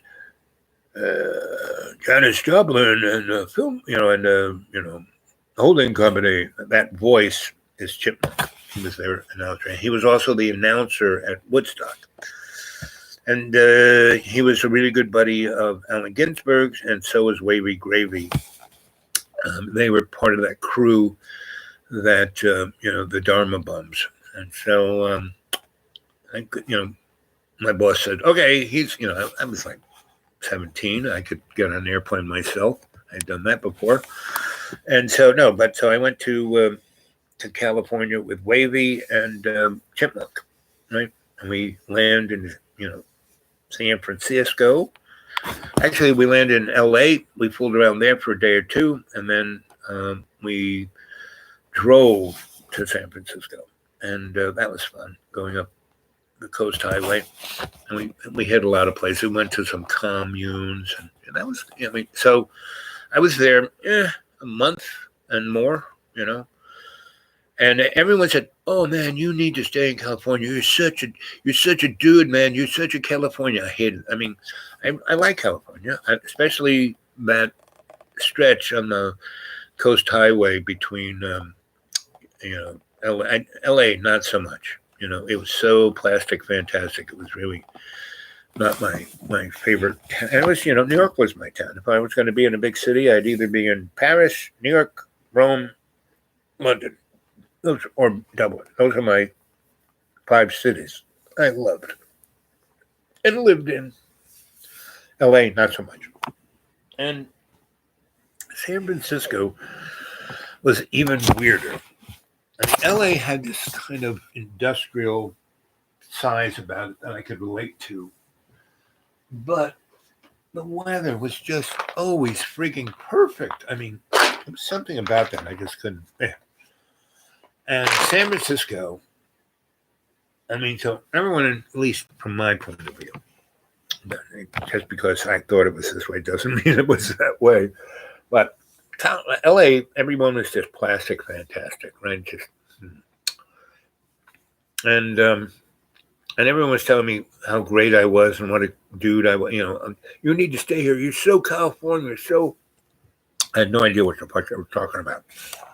So going to San Francisco into the hate, hanging in the hate, I was like being in the Lower East Side. I thought that was cool. I liked it. And Wavy was in the process of making Earth People's Park. He came from a very rich family, so he always had money. He could do whatever the heck he wanted. And He did. That's why Earth People Park came together. He went and got a construction company. Earth People Park was part of Berkeley. That was the scum part, right? Because all the sewers went down into this thing that the crap was just there. It wasn't like underground or in a pipe. It was just oozing everywhere. And the city never wanted to fix it because shit people lived there. And they said, well, good, they can have the shit. And he went, I don't know how much money he spent, but he got a company that could pull it apart, put the right pipes together, and had everything go the way it's supposed to. And freaking county and city should have done that, but Wavy did it. Then he covered it up, and he brought in like $100,000 worth of sod and trees, and he turned it into the Garden of Eden, and then built these nice little communal kind of houses, shacks, garden, homes, whatever you want to call them, but they were beautiful. And it was the summer of love. Yeah, I was 17, 67. And Ronald Reagan was governor, and he got really pissed off and brought the National fucking Guard there and shot people and arrested people, and then brought in tanks and bulldozers and just tore it up and tore up the fixed shit pipes. So it went back to being a shithole. It was unfreaking believable. Wavy, like I said, probably dumped $100,000 into this thing. Anyway, I was busy in the Fillmore West trying to make this thing work. But every so often, I was just over there, so I'd go out and look at what they were doing. And when the National Guard showed up, that was like, and again, I had short hair at that time. I was going to a prep school, so I looked like a respectable Republican, and I was just, so I never got to, nobody, no policeman, no state trooper. I mean, I was looking to go have lunch with Wavy, Chipmunk said, hey, go find Wavy. So I went up there, and it's this just riot and tear gas, and I just kind of walked through it, and I remember this big wall of tear gas came around there, and there was a helicopter above, right? And the wind of the helicopter blew the tear gas around me. I didn't get a tear in my eye, and everyone's choking and falling on the ground, and the highway patrol guys are beating them, and the National Guard standing there with their guns pointed at. It was like, this is America, 1967. So do not expect that this isn't going to happen again. It's happened many times. Like back during the Civil War, if you go watch the movie Gangs of New York, you could see that there was the Irish Draft Rebellion, and the Northerners were so stupid, they thought the Irish would just continually get off the boat, be given a uniform and gun, and go into the melee of the Civil War. At a certain point, these guys said, fuck it. I'm not going to do it. And the American government was stupid enough to give them a rifle first with a few bullets. So they weren't just, a human body that could be beat or shot. They had a gun too. And so there was like a revolution going on because it happened in Manhattan. They just stopped all the ferries. There were no bridges yet. And so it got stuck there. It didn't expand across the country. If it had, that would have been bad for the North in the Civil War. And how the Lincoln and the military dealt with it was the American Navy took their ships with big guns and shelled Manhattan, killing 250,000 people in one night. That was our government, just similarly like they took 500,000 Japanese people and took them out of their houses and took them out into the desert and put them in concentration camps. Or let's even talk about the native folk who were here way before we showed up, and we killed 600 million of them over 400 years. Now, we talk about the Nazis and 6 million Jews, and the Russians killing 40 million Russians, and Mao killing 60 million Chinese. And that's going to happen again big time, because China, see, we're all, the Chinese, we spend, this year we spent $780 billion just on the Defense Department. Now, we have other defense, like, the State Department, is a military element. The Energy Department takes care of all the atomic bombs. NASA, all the ICBMs. So there are all these other elements of the government that, buy weapons and, do military actions that aren't the Defense Department. Yeah. And back in the day, before World War II, before 1947, they were at least honest. They used to call it the War Department. At least they were honest, right? Not when they say, it's the Defense Department. No. So anyway, Russia only spent $60 million this year. China only 60 billion, and China 70 billion. We have 11 aircraft groups.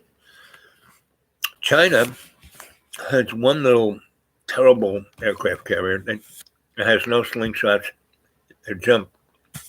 So the aircraft, when they take off, have half the fuel and virtually no ordnance weapons, right? Because they can't carry them. Where we slingshot our jets off our carriers, and so they can take a lot. Plus, they have in-air fueling. Chinese don't have that. So they're not a threat. They're definitely not a threat to us. I mean, we're getting all upset that the Chinese are in the South China Sea, because it's their sea. It's called the South China Sea, right? And they got 3 other seas. It's not like China is in the Caribbean or off the coast of California. No. So we don't have any real enemies but ourselves. And so all this is going to come crashing down relatively soon. Anyway, living in New York, you two met everybody. Yep. Pretty much, I met everybody. I was there at the right time. I was there involved in things between 1964 and 1988. So I met John. John Lennon's a good bud. I met him. He was having breakfast with his kid in this pharmacy that had a soda fountain. I had a great breakfast. He lived in the Dakota, which is like 5 blocks that way. I lived over on 80th or 78th Street. And I used to work at Vivian Beaumont Theater, and this place was right across, and had the best magazine section. Had all these journals that had every newspaper from around the world. And if you had breakfast there, the guy had the thing covered in newspapers, from all around the world. And you could read them. And I was reading the European Herald Tribune, which was a great newspaper. I think it's still online. Anyway, and this guy goes, "Hey, can I see that part of the newspaper?" I said, "Sure." Gave it to him. And this guy had an English accent, and glasses, and a hat, and a little kid in a stroller. He's having bacon and eggs, and I'm, having the same thing. We start talking about this, that, and the other thing. And we didn't talk about sports. We talked about art, talked about theater. I told him that I worked over at Lincoln Center, Vivian Theater. He said, "Oh, really?" And I told him I was, Soho boy. And he said, "Oh, my wife's an artist." Oh, what's your name? "John." "Oh, my name's Al." So for weeks, we had breakfast every day. Not every day, at least 3 times a week. And then he said, "Oh, you need to come home." My wife, I live in the Dakota, this part. "Okay, come over." And I knew who Yoko Ono was, and there she was. And I said, "You're John Lennon." He said, "Yeah." I said, "Really?" He goes, yes, my whole life I've been John Lennon. And Yoko laughs, and she goes, you didn't know he was John? I said, no. I just thought he was an interesting guy named John. And she goes, well, he is. And so we became pretty good friends. You know, they used to come to Alan's and mine potluck dinners, and she's still an amazing artist, you know. And this woman and I had this art organization called Art for the People, and we started to do this thing in the Central Park, in the big sheep meadow, and Strawberry Fields is across. Right there's like the what do they call it? Band shell, right? And we wanted to do this festival between, you know, Hiroshima and Nagasaki. The bombings were just a few days, so we wanted to do a festival, a peace festival, Universal Peace Day, on that period.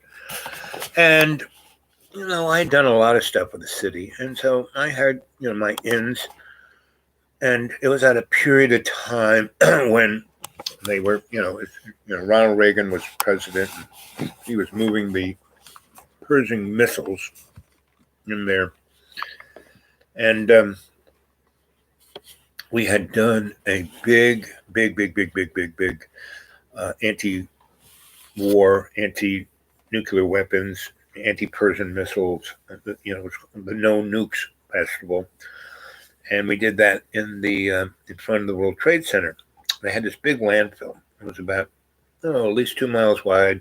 I mean, long and a half a mile wide. And they were going to build all these, you know, condos and stuff for all the people, all the businessmen who were going to work in the World Trade Center and at Wall Street.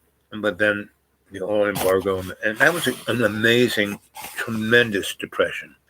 New York City went bankrupt for 10 years. And so they didn't build it for 10 years. And the West Side Highway collapsed. So the major thoroughfare there was gone.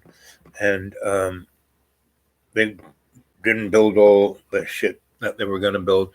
So we got the city to let us do art there. It was called Art on the Beach. Lucy Lepard of Printed Matter and I and Collab and a few other groups did that, right? So a lot of people thought it was, I mean, like the people from NYSCA, New York State Arts Council, they were right. Oh, you guys are great. Other people, you know, like Jesse Helms thought we were the, you know, commie devils incarnate. And so he was on the board of something that gave the Knicks on the, you know, Universal Peace Day in the park. And I couldn't see why a moron from North Carolina could have that kind of power to, you know, do that in New York City. It's my town, you know. Anyway, we went, and John had died, and they had assassinated. He was assassinated, you know. And because Hinckley's family were best friends with George H. And so, you know, 3 people were shot at, you know, Ronnie, the Pope, and John. And John was the one who died. And they basically, what happened, I had a friend, his name is Alan. He was the photo editor of the Village Voice. Alan. I know 3 Alans, so every time I say Alan, the other guy's names come in my head. Allen Ginsberg, Alan Sarrett, and the other Alan Tannenbaum. No, that's another one. But Alan, he was the editor of the Village Voice. And he was like John and Yoko's photographer. So he was with them that day. And they were like putting together the Imagine album. And they want to do 3 albums. And they were all going to be about, if you hear the first album they made, it was making waves politically, socially, culturally, magically, and they didn't want him to do it, so they killed him. Meaning they told him they gave him a real hard time about getting a visa in America, even though Yoko was an American, and he married her.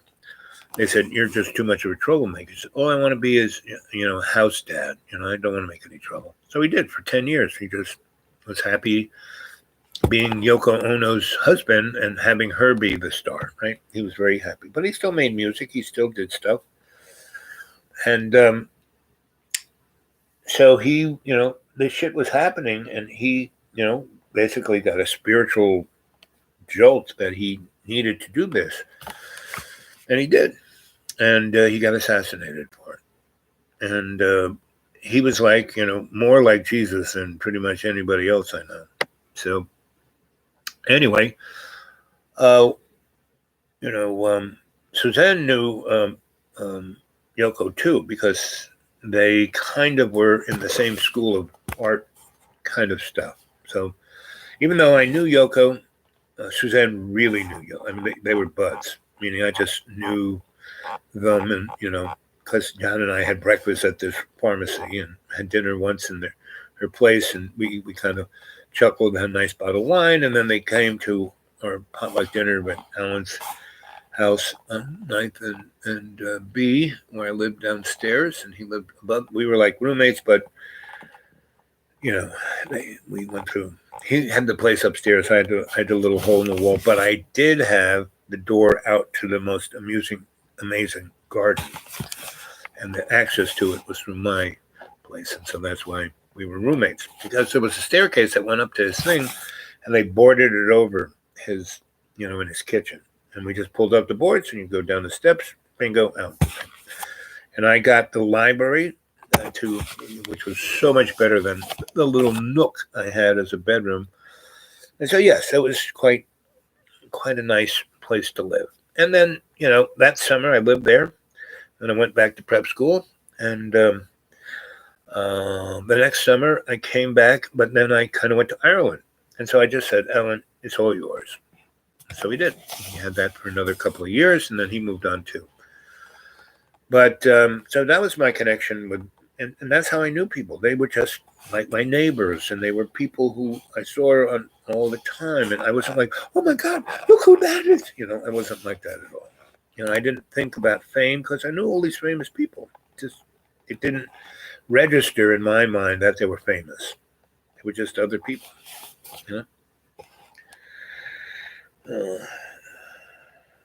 Had been around the block. Yep. So without even knowing I was going around the block. And that's what I'm talking about. I don't really think about it. I just do it, right? I open myself up totally to serve love, co-creation. And I've been doing it pretty much since I can remember. My grandma was all about that. And she, took me at age 6 months and brought me up until I was 7. And I went back to my parents, but she was still right there.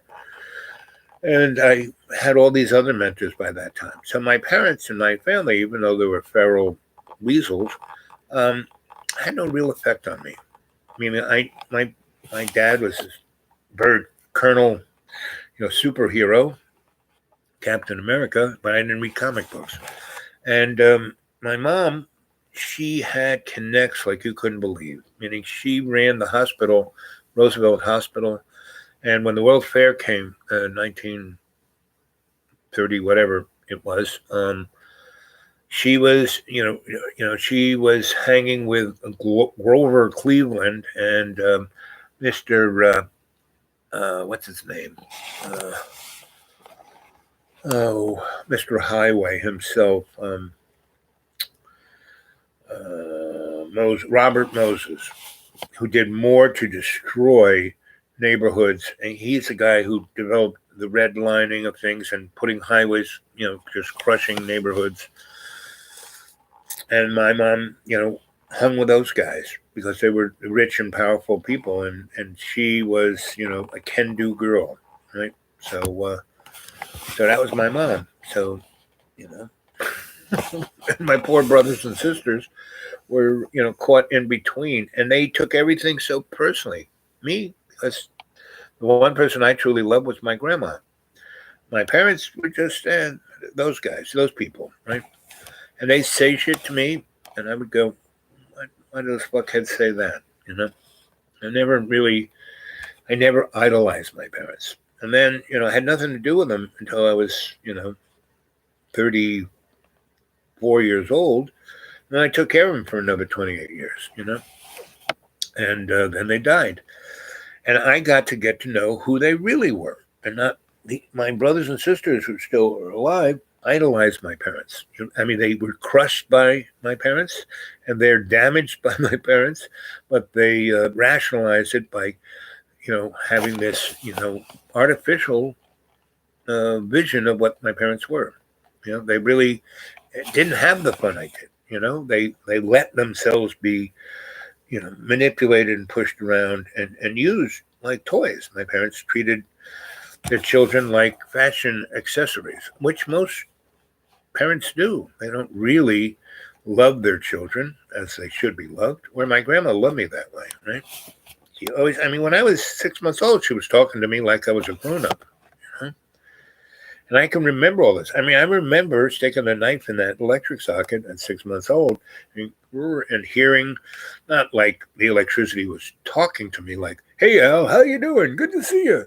No, I basically was communicating with it in its flow. Its flow and its ebb. I got this whole sensibility of what it was. And that has been part of who I am. I'm going to have to stop now. Poor little esophagus is starting to close up. You wouldn't want me to turn green when I do this. When that thing closes up, it's not pretty. So I'm going to have to stop. Feral weasels. Yep. I'm sure you guys know some feral weasels. You know what I'm talking about. I'm sure your parents are feral weasels. My parents were great. Fine. Great. I was lucky to, force them to be their better selves. You have to take care of us. No, I don't. What? My brothers and sisters would, argue and scream and yell and cry, but end up being manipulated by my parents. Me, I said, fuck off. See you later. Bye. And I left. 4 months later, my father, "You really do have to, we need you." Well, that's nice to hear. We're getting close. I said, "I'll take care of you as long as you're your nice self." And he goes, what? I said, "No, Dad, you're a fucking asshole. Look what you did to your," then I would look what you did to your children. Look what you did. Look what you did. Stop it. I don't want to know what I did, Oh, and Dad, how about when you were colonel? All the millions of people you killed? How about all those lads that you sent into North Africa who died in their bombers that weren't built right by Northrop? And how about, and you got to kick back on that? My father was like, "Shut the fuck up." I did that to my dad for 28 years until he became the nicer guy he was. Didn't take 28 years. It only took about 3 years. But, man, I knew how. I was brought up to push people's buttons.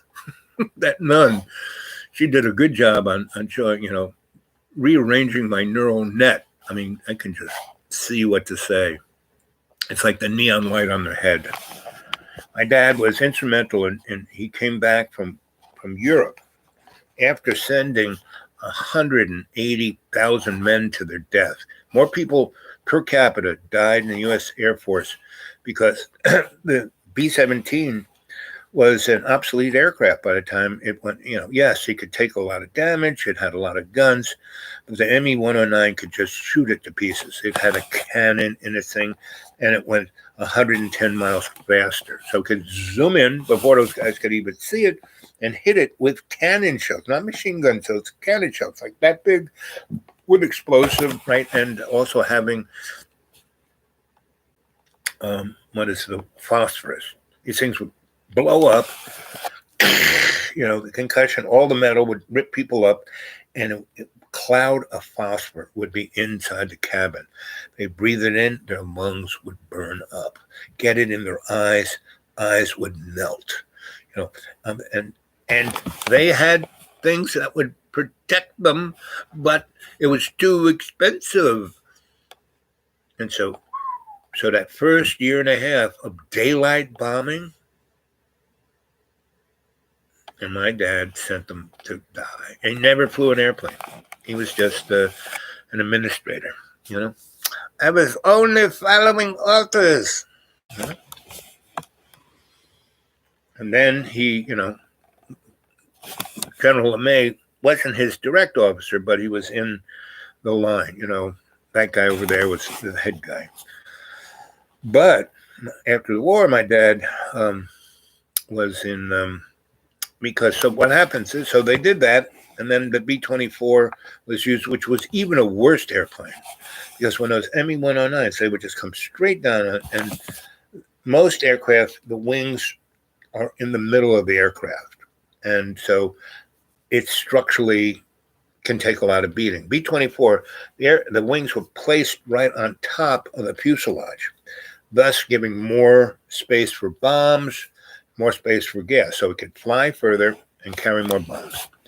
And it was really cheap to build that way, right? They were knocking out. The B-24 was the most mass-produced bomber in World War II, right?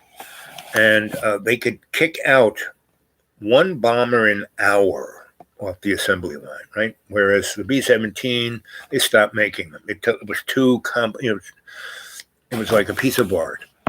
B-29, on the other hand, was the mix between the two. Super high technology, easy to mass produce. And so, he was there for the bringing the B-24 up from North Africa into Italy, whereas the B-17 was flying from England into Germany. So right at that time, like around 1943, 44, he was brought back home and was part of the group from his experience as running a group. He worked on the B-29, and the development of the B-29 cost more than the development of the atomic bomb, more than the Manhattan Project. And because it's that sophisticated of a bomber, because he could fly, it would bomb from 30,000 feet, and instead of having an optical bomb sight, it had a radar bomb sight, which was super duper precise. They could bomb in clouds at night, anytime, day or night. And it flew higher than the only thing that could get at the B-29 in the European theater, which they never used, was the jet fighter, the Messerschmitt 262, 26, whatever it was, but the jet fighter. And but they used the B-29 on Japan because the Japanese, the Zero could only get up to about 25,000, not even, 15 to 20,000 feet. This sucker, it could cruise at 40 and could bomb from 30, right? So the Japanese, their anti-aircraft guns couldn't reach the B-29s, and that's why, they flew, and they could fly almost 11,000 miles. So they fly from Tinian, which was so far away from Japan, the Japanese couldn't attack it. And they would just, every day, it was like railroad, just, thousands of planes would just firebomb, concussive bomb, firebomb, and then these other parachuted, really big bombs that would land. And when people, so concussion bombs would blow everything up. The incendiary would turn everything into fire. And these things that floated down by parachute would stay on the ground. And when the firemen and the rescue guys would come in to try to pull people out of the buildings, these were anti-personnel and super concussive. So this one bomb could kill, just by the concussion, the shock wave of it, could kill everything and anybody within a quarter mile. Like it was a teeny little atomic bomb, but it wasn't radiologic. But it was designed to the concussive wave, which just so it made firemen and the rescue guys be a little, I don't know if we're going to run in and save those people who are screaming. So and that's what my father helped design. And then after that, he was in the Strategic Air Command, taking the atomic bomb, the hydrogen bomb, to annihilate the world. And he was all down with it, right? It's like a football game to him. So for a good frigging, that 28 years, I did not let him forget about that. So when I was, how old were they? My mom she had her 100th birthday, and my dad was probably 95, and I was 50 something. And they wanted me to drive them to my sister's house so my sister could have a big party for my mom's 100th birthday. And my dad wanted that. And he wanted to go see some of his Air Force buddies. So, I was their chauffeur. We drove from Florida all the way up to Long Island. And my dad was in a real pissy mood, right? Everything was wrong. Everything, he just was really obnoxious. And we go there. We had this party. He, at this real fancy restaurant. He gets a reservation for, everybody. My sister has 8 kids and the whole entourage. And my dad's sitting up there with my mom at the head of the table. Oh, get whatever you want. And then when everyone started ordering what they wanted, he said, no. And he turns to the waiter, give everyone cheeseburgers. And what? And he started screaming at everybody, treating them like, property. And that's kind of my dad. And my sister got really upset and couldn't say anything to him. So she nearly had a conniption, but couldn't say anything. And my mom just sat there and drank cocktails and enjoyed, my mom was German. She loved Freudenscheider, the joy of other people's suffering. And that's why I said feral family, feral weasels. I thought they were feral weasels all the time. And my sister has a good portion of, she does that too. It's just generational. It's like, but I kind of miss that. I was with my grandma and all these other people who were just unconditionally loving, and I had nothing to do with my family until I was about 34. So I was already, sure, okay, yeah, I will take care of you. I'm 32. You're gonna take care of you. No, see you later. Bye. Didn't see him for 2 years. Came back. My mom's birthday, my dad, we need you. And when he said, we need you, I said, I never heard you ever say that to anybody. Okay. If you can stay in that reference, that point, and, Dad, you were a fun guy, because when I was a little kid, I went around with my dad to all these air bases, and at 6, I saw an above ground nuclear test. Not too many people see that, That changes your worldview. And, I sat in B-58s, and they smelled like a gym locker. That's a supersonic bomber, And I sat in a B-52. I was in a B-52 when this sergeant, the head tech guy, he had the authority to, test the aircraft. So he could run them up and down the flight decks, right? And he got on told him, hey, I'm going to get on this thing. And he, basically ran it all the way up. Halfway through, he kind of lifted it off. And then he did this. And so we were weightless. When you do this, you're up here and you come down, you're weightless. And he did that. And then he landed it and skidded the sucker just before we went off the end of the runway. He could drive this thing like a race car. And, and I was, wearing the helmet with the earphones. I was listening, and the guys in the control tower were laughing about, no one else could do that. That was pretty cool. And by the rules, he wasn't supposed to leave the ground. Yes, he could drive it around and test the motors and do, rev it up, but he wasn't, he's supposed to not pull the stick back and going up and done that and then hit the thing and then, he wasn't supposed to do that. But he thought it was fun, and he had the commanding officer's son in the airplane and thought if I went back and said, boy, well, that was fun, he always wanted to do that. So I had experiences like that in the U.S. Air Force, that stuff that most people do not see. Like another good, and this is my dad, one of his better sides. So his command, all the people who worked under him, and so my dad was super duper Virgo. So he was every crease in his uniform was, he was like, looked good in his uniform.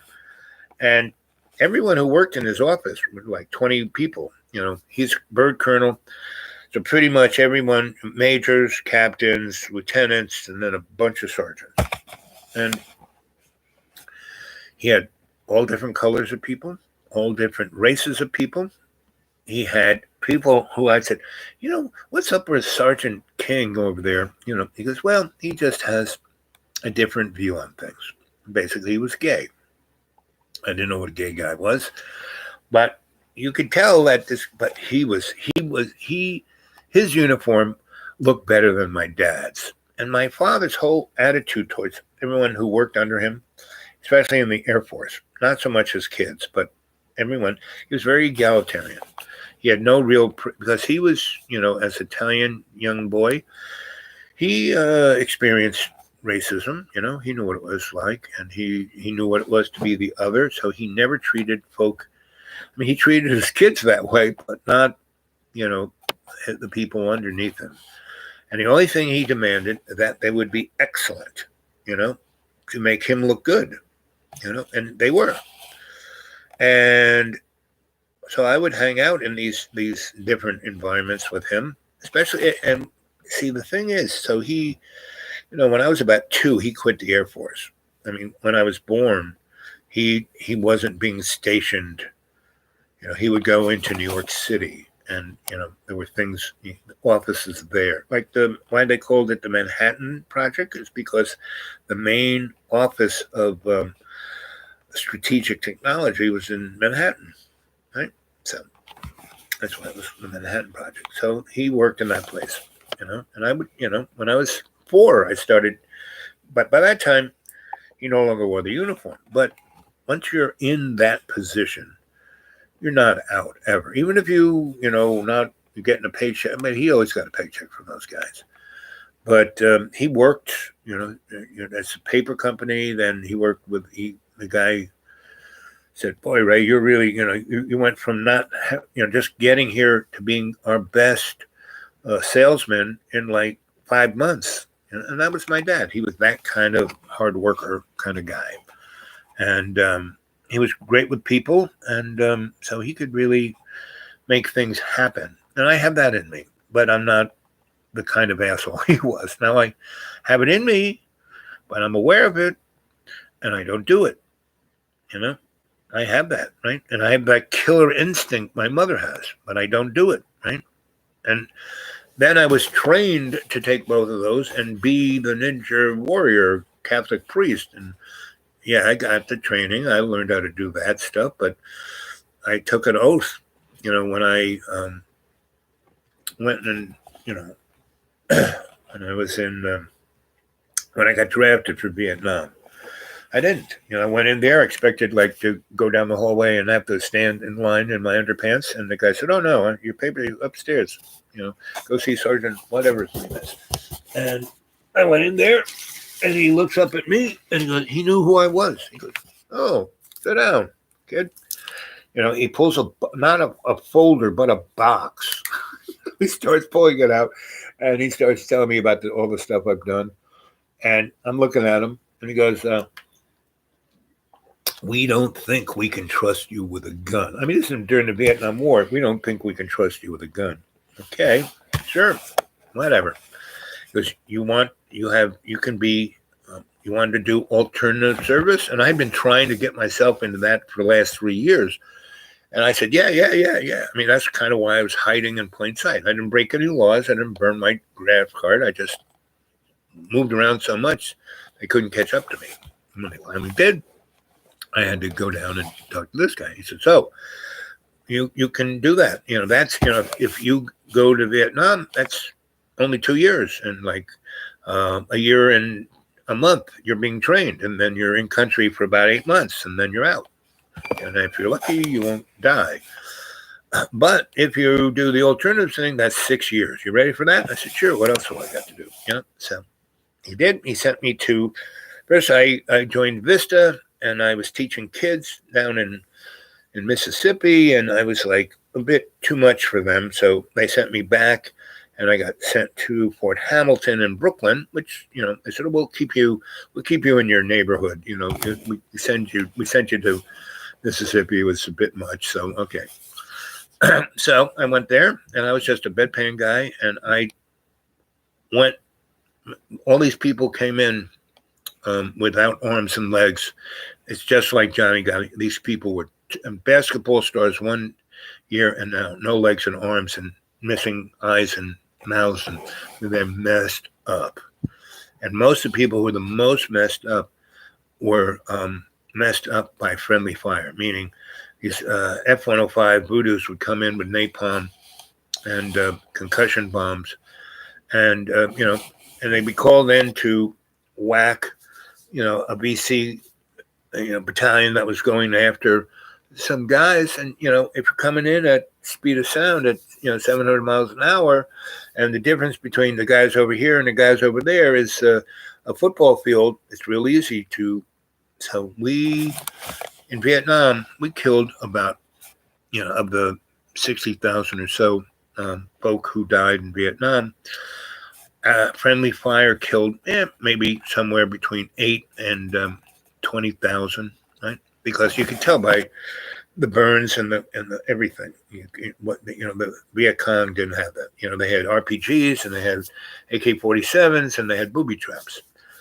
We had, B-52 bombers and supersonic fighter attack aircraft. Anyway, so those are guys I would deal with. Nobody wanted to touch these guys. They were like so horrific, so terrible. I just went and hung out with them and talked to them and cleaned their butts and their wounds, and without even a blink of my eye. Because, man, I hung out with my mom. She did that a ton. So I saw it, And so I had not a problem. And blood and guts and ooze never really bothered me. Like I said, my mom in her hospital years, and when she took care of us, my brother, once he got his hands caught in our electric garage thing and almost snipped all his fingers off. And she sewed him back on with she went over to her sewing machine and got out a bobbin and a needle and sewed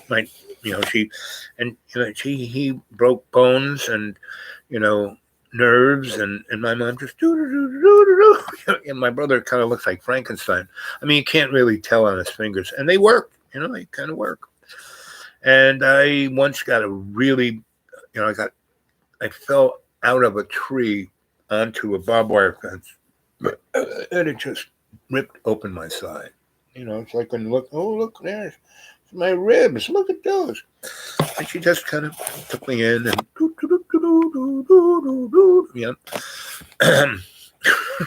no muss, no fuss. So I had no compunction about that. And, I saw, how old was I? Again, before I went to first grade, I had a bunch of these friends, Teddy, my best friend Teddy. I had a little tricycle, and our driveway came down real thing to North Ocean Avenue, and I would come balls to the walls, and that was an avenue, lots of vehicles. I would come down and, and I'm coming down, and Teddy is like walks on the tips of his toes, and I ran him straight over, boom, boom, boom, boom. And I kind of, he stops me, his body is underneath my tricycle, and I look down at him, and he's got like, the tread mark across his forehead, and he looks up and he goes, "Hi, I'm Teddy. Want to be my friend?" That was Ted. I said, "Sure, not a problem." I just, come from my grandma's. I think I've been there 6 months. And so Teddy was my first friend, and his brother Jimmy, who was totally blind. He had glasses that thick, and he couldn't see anything. And his mother was like total psycho, and she would beat the kids with wooden hangers and wired hang. I mean, it was a mess. When I hear like John go on about, "Oh, my parents are so mean to me," he should have had his mother, my mother. My mother tried to kill me once. I mean, I gave her total reason to. I made a device that was kind of like a mini sun. And I was smart enough not to try and turn it on in the basement where my lab was. So I took it outside, and I had it on the driveway. And what it was is known as a bubble chamber. So there's a vacuum on the inside, and there are very exotic gases in there, and there is liquid nitrogen. I had dry ice, and you have a field, and you make a plasma, which is quite an interesting material, right? And that's the first step towards building something that would power anti-gravity, And I had read Brown's treatise on anti-gravity, which is, not everyone can get a hold of that. And I did, and I used an article in the Scientific America. In the back, it's young scientist, and it showed how, that was my real thing, was power sources. So this was a very exotic power source that I was playing with. I mean, this was the first step of making an anti-gravity device, right? And so this is the first step. So I had this thing, and I made it from stuff I got in garbage, and it was kind of working, but it wasn't working the way I wanted it. So I kind of was shaking it, which you shouldn't really do when you have these super exotic gases in a super high energy field, and you don't just, oh, come on, work. No. And just as I was doing this, and I was like in a pair of shorts, flip-flops, t-shirt, that was about it, right? And I did have my safety goggles on, and so because they're very super bright, so they were like welding safety goggles, so I couldn't see anything else. I didn't see my mom drive in, and she's in her favorite Cadillac with the 1961 with the big fins, gold, and she's driving in, comes into the driveway, and there's like mini son there with me in shorts, flip-flops, welder's goggles, shaking it. All of a sudden, I went, and kind of consumed me in this ball of exotic gases and high, energetic particles, and went, whoa! And if it kept going, it might have kept going and take the car and half the neighborhood, but it went, whoa! And then went boom, and blew me asunder, right? And my mom freaked out so much, she went, ah! And did that and she drove right into the in-ground swimming pool. And luckily, she went into the shallow end, because if she went into the deep end, she would have been dead, because I had to get her out. She had her safety belt, and I had to she couldn't get out. And my mom always was a queen. She was like movie star, and she always wore the most amazing clothes, even to go to the supermarket, right? She was always dressed to the nines. So she had this big gown on, and she's in the pool. She has really long hair that she's got always made up like something out of Star Trek. And now her really long hair is like a straight jacket, and she can't get out of the car. And luckily she went in the shallow end, because deep end. So I was blown asunder, and I had almost third degree. My whole body, my clothes were gone. I was totally naked. Didn't even have my little flip-flops, and I was, this red. I was red as you could get. I looked like, lobster Yul Brynner, because all the hair. That's why my eyebrows are the way they are, and so no hair. No eyebrows, no eyelashes, and red.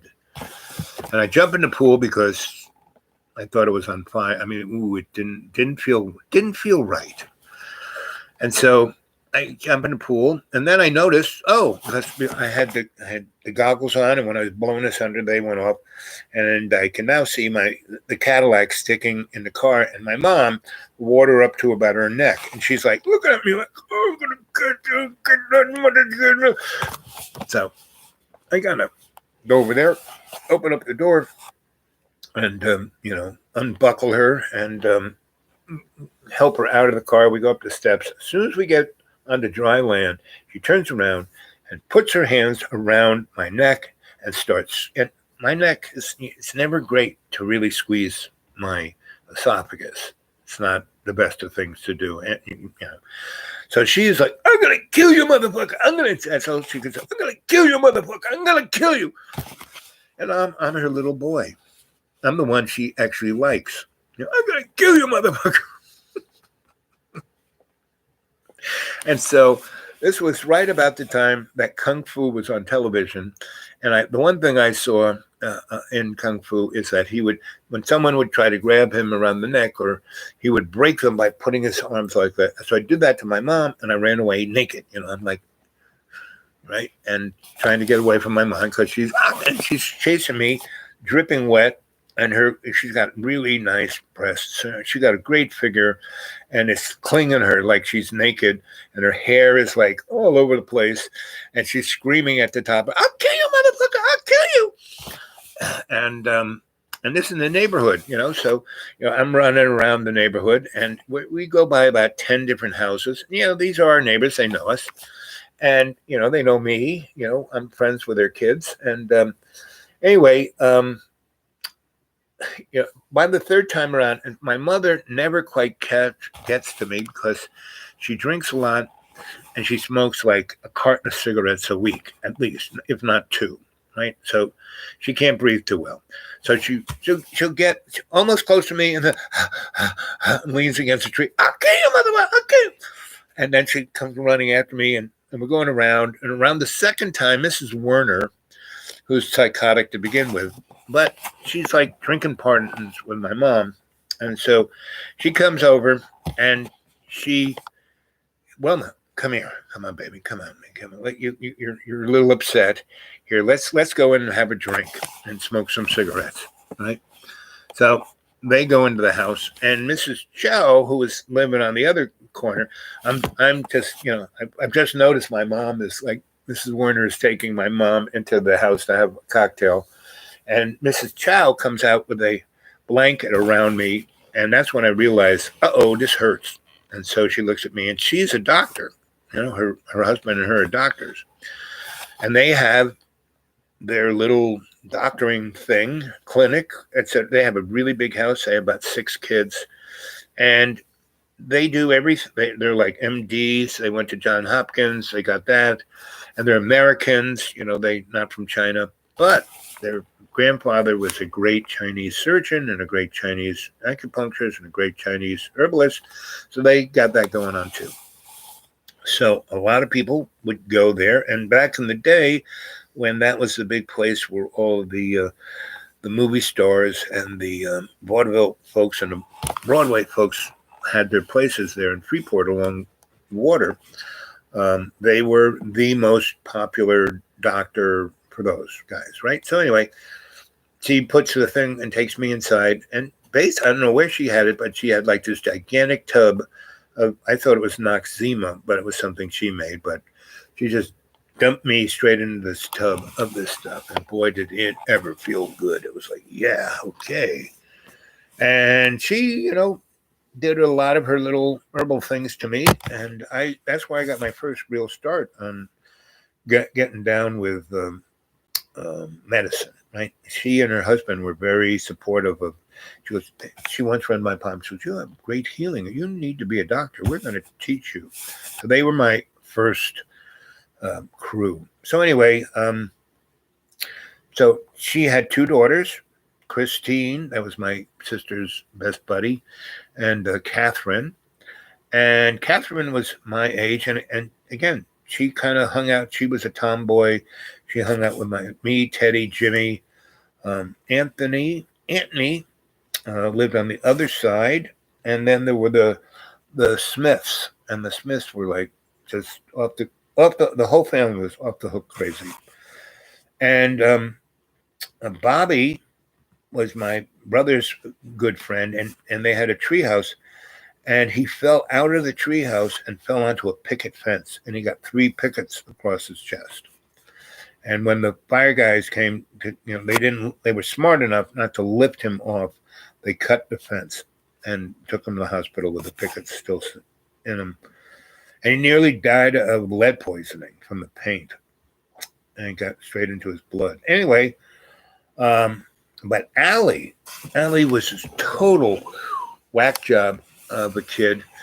And he thought he was Evel Knievel. I mean, this is before Evel Knievel, but he had his bicycle, and nobody had a banana seat or anything, but he kept trying to do wheelies and stuff like that. And they were, again, this is before first grade, so I was before 7 or just 7. And they were paving all the streets around us, right? And so they kind of took up the crappy what was there, and then they put down, tar, and they put stone down there, and they rolled it, and that gigantic steamroller, big steamroller, and then they were putting down the asphalt and rolling that. So we were, when they just had the oil and the stones, we were taking our bikes and screwing around to see if we could get the stones and the oil thrown at each other with our riding really fast and then turning and hitting the brakes. Anyway, Allie was doing that. And, this big steamroller, which was like gigantic, like bigger than the house, it was getting close enough to us to where we said, well, let's go sit under that tree. Not Allie. He's like still doing it. And now the thing is getting really close and really loud. We're screaming at, hey, come on. And he can't hear us. He's just, doing it. And he slides and falls down. And the guy is so high up there, he doesn't see Allie.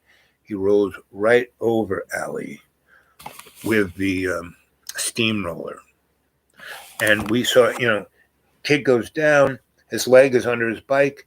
The steamroller is right there, rolling over the bike. So now his leg is pinned and he can't move. And it goes over his legs. And you can see Allie go, you can't hear anything. So the machine.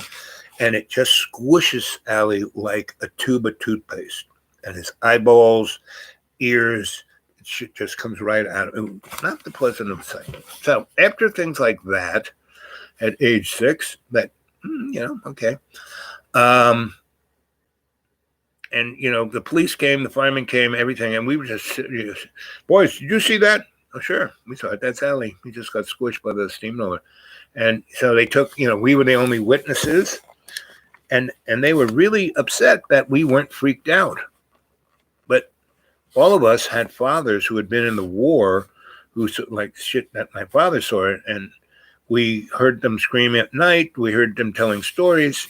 This was nothing compared to the shit my dad saw and did and created and sent people off to be blown up worse than you can ever imagine.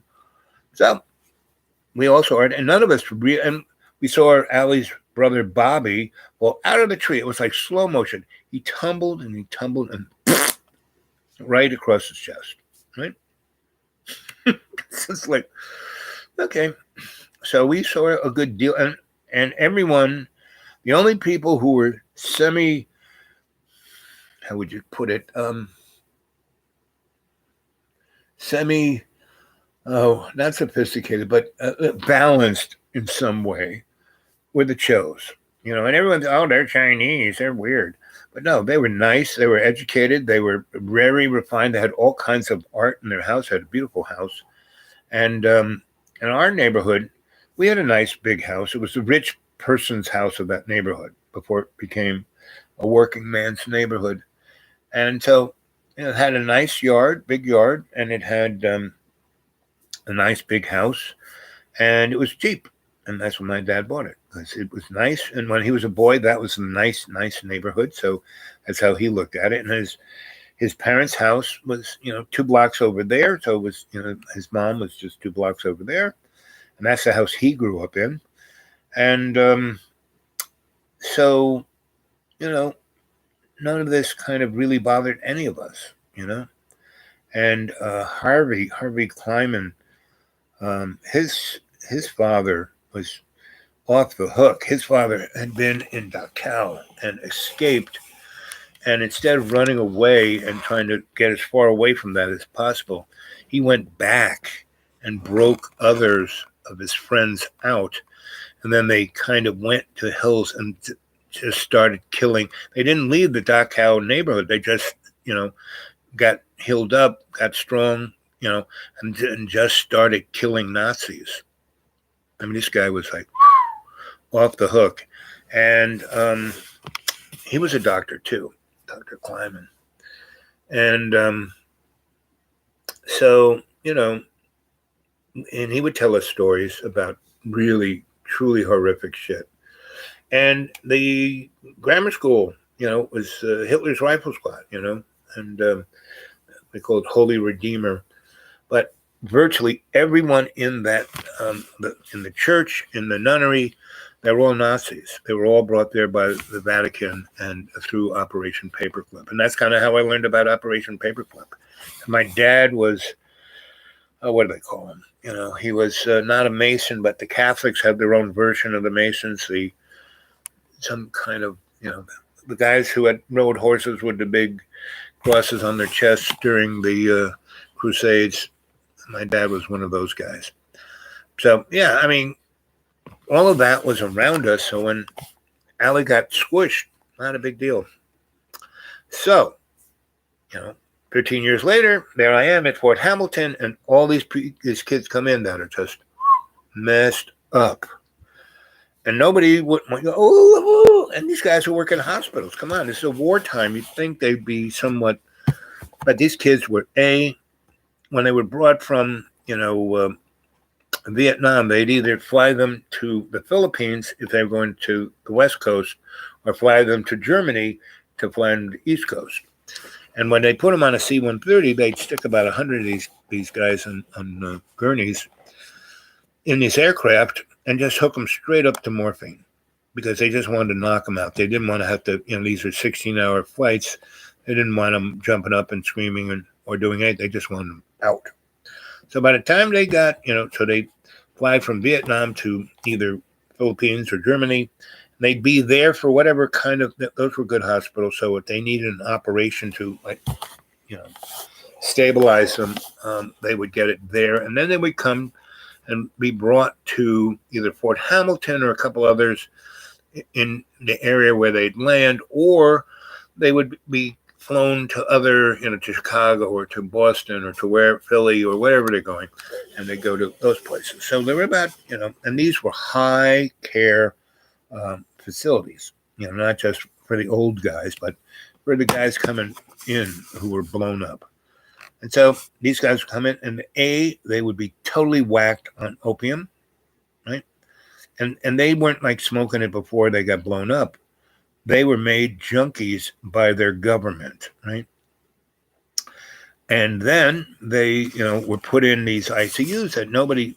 So anyway, I did. I was real tight with, tried to talk to them, tried to just treat them like average dudes, and not, oh my God, you don't have a face, I just, feed them, clean them, do whatever they needed.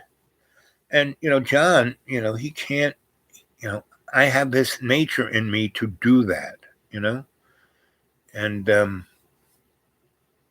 so that's why I do what I do for John. And these guys were so appreciative, right? And so I started to try, and then they would then once they're in the hospital, the frickin', nurses wouldn't give them opium, even though, well, they're junkies. It's their fault. And I remember once I just backhanded this nurse that she was like Nurse Ratchet, and I wasn't in the military. I there was virtually nobody had any authority over me. I didn't work for any specific person. I was just doing the one job nobody wanted to do, cleaning shit off of really messed up people. And I just whacked her because she was a sadist. She was like the nun who tried to kill me. Same personality. And I just, bam. And boy, she did not expect that. And I didn't punch her. I just gave her a whack, right? And just knocked her down. And if those guys could have said anything or clapped or hooted, they were all like, yeah. And so that made me even more their buddy. Made them more, okay, I'll work with you. You're really here for me. Okay. You did something that never saw anybody do in the military, and they're probably going to shoot you. And I just one guy said, They're going to shoot you. I said, no, they didn't trust me with a gun. They're not going to shoot me. And he laughed. Because I wish they did that for me. Because he didn't have no jaw. He hadn't, I don't even know how. I mean, I have a hard time talking. I have no idea how he was talking. But anyway, after I was there about 6 months, the head guy, number one, bird colonel, surgeon, he's got more what they call salad on his chest. He has more decorations than anybody. He's like the most respected. He's like 80 years old. I mean, he doesn't need to be there, but he's there to serve these boys, right? So he goes, Al, come here. I said, oh, yes, sir. Yes, sir. Yes. Colonel, yes. And, I'm amazed that he knows my name, because I'm never, he's way up there. I'm way down here. I'm the lowest man on the totem pole. I mean, the lowest, the bottom, right? So, and this is before I understood what that meant. And so he goes, I've been watching you, and you're doing something that no one else would do. And the way you that nurse that you hit, she wanted you to be put in prison. And I told her that I really couldn't because you weren't in the military, and that I had no true authority over you because you were actually, your paperwork, you actually worked for this other part of the you don't even work for the VA. You work for this Vista entity, and they just put you here because you were down in Mississippi, and you seem to have raised the ire of certain people down there because you were being nice to black people. Anyway, he said, I've read your whole dossier, and it's it reads like a novel. It's so you're going to be my protege. I said, what? I said, what are you talking about? It's like, what are you talking about, Lewis? And I said, sir, I'm just a freak. And he goes, that's what I'm looking for. I need somebody who will just go toe-to-toe with a cunt like that. And she wanted you to go to prison, and I sent her to outer Slavovia. I'm a colonel. I've got, I have real power in the. I'm not just a bird colonel. I have real power in the Defense Department, in the Pentagon. I have a lot of friends, a lot of power, I can pretty much do whatever the heck I want. And I wanted to do this. I didn't need to be here.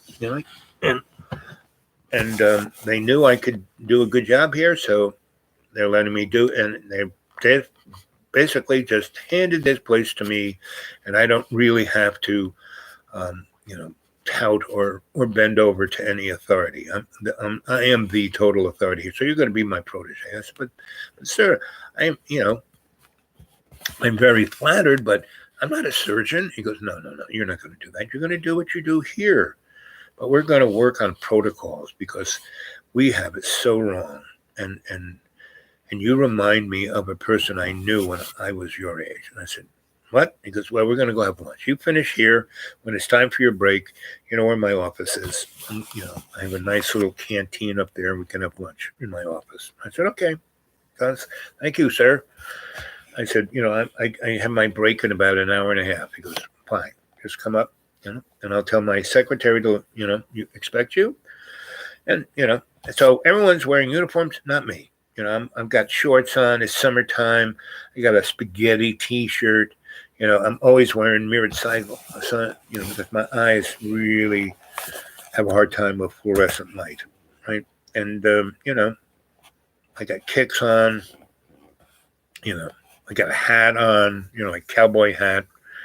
I drive to work on my friend's motorcycle. He owed me $1,000, so he gave me his motorcycle. I'm not even a motorcycle guy. But it was cool. And he had a leather jacket. So anyway, I go up there for lunch, and he says, so this is what I'm going to do. And so he goes, this is the story I want to tell you. I said, yes, sir, I'm ready. So he goes, when I was your age, I was, a captain. I was a surgeon in, the hospital in Manila. And the Japanese attacked and overran Manila. And I just ran. And, we captured most of the people.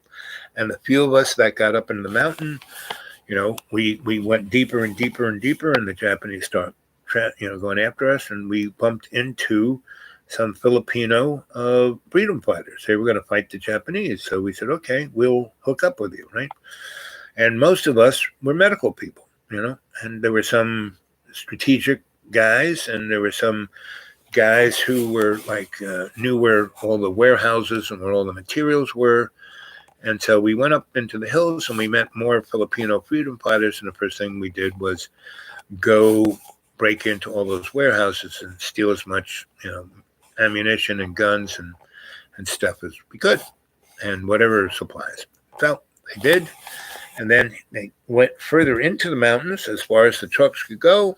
And then they stashed the trucks, and the Filipino guys and them hauled the stuff up there, and they set up a hospital up there, right? And so, they started attacking the Japanese, hit and run. And they'd have, people get shot, people, wounded. And so he was up there, but he had none of his surgical anything, right? He had just nothing. He had his little black bag, and that was about it, right?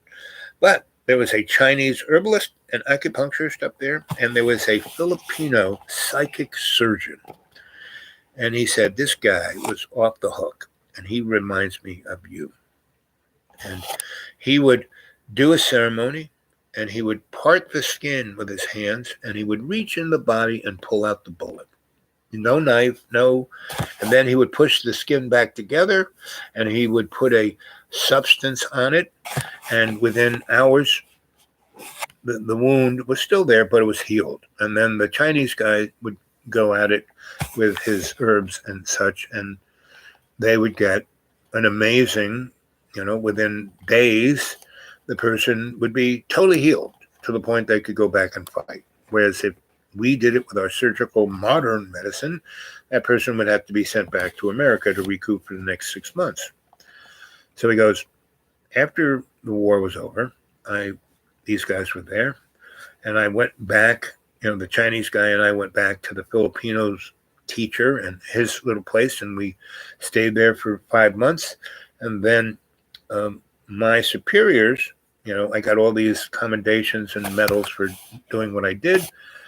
And they saw amazing and my superiors were medical people, and who had fought in World War I and fought in this, and, had a lot of gore and guts.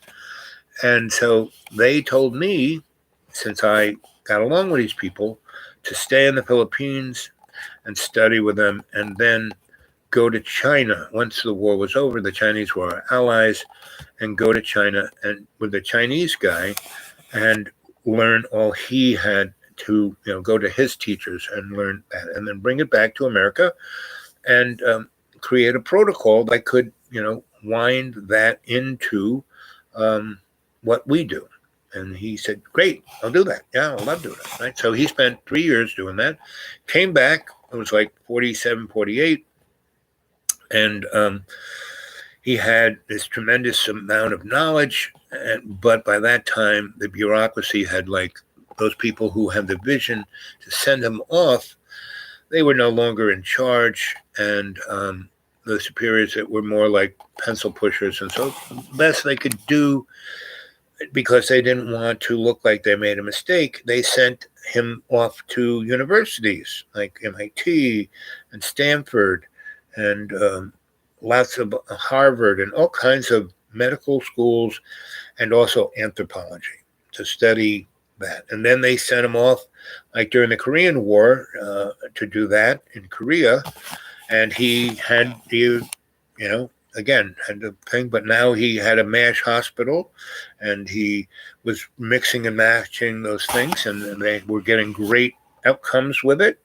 And again, he was sent into Japan to, bring that to the big hospital they had in Japan, because from Korea they would take them to Japan and then send them off to other places. So he was at Japan, and he met a Shinto priest who he got very tight with. Anyway, long story short, he had all these people. And the Defense Department, because every time he would go do something for them in one of these situations, he would do it outstandingly and make all of his superior officers look really good.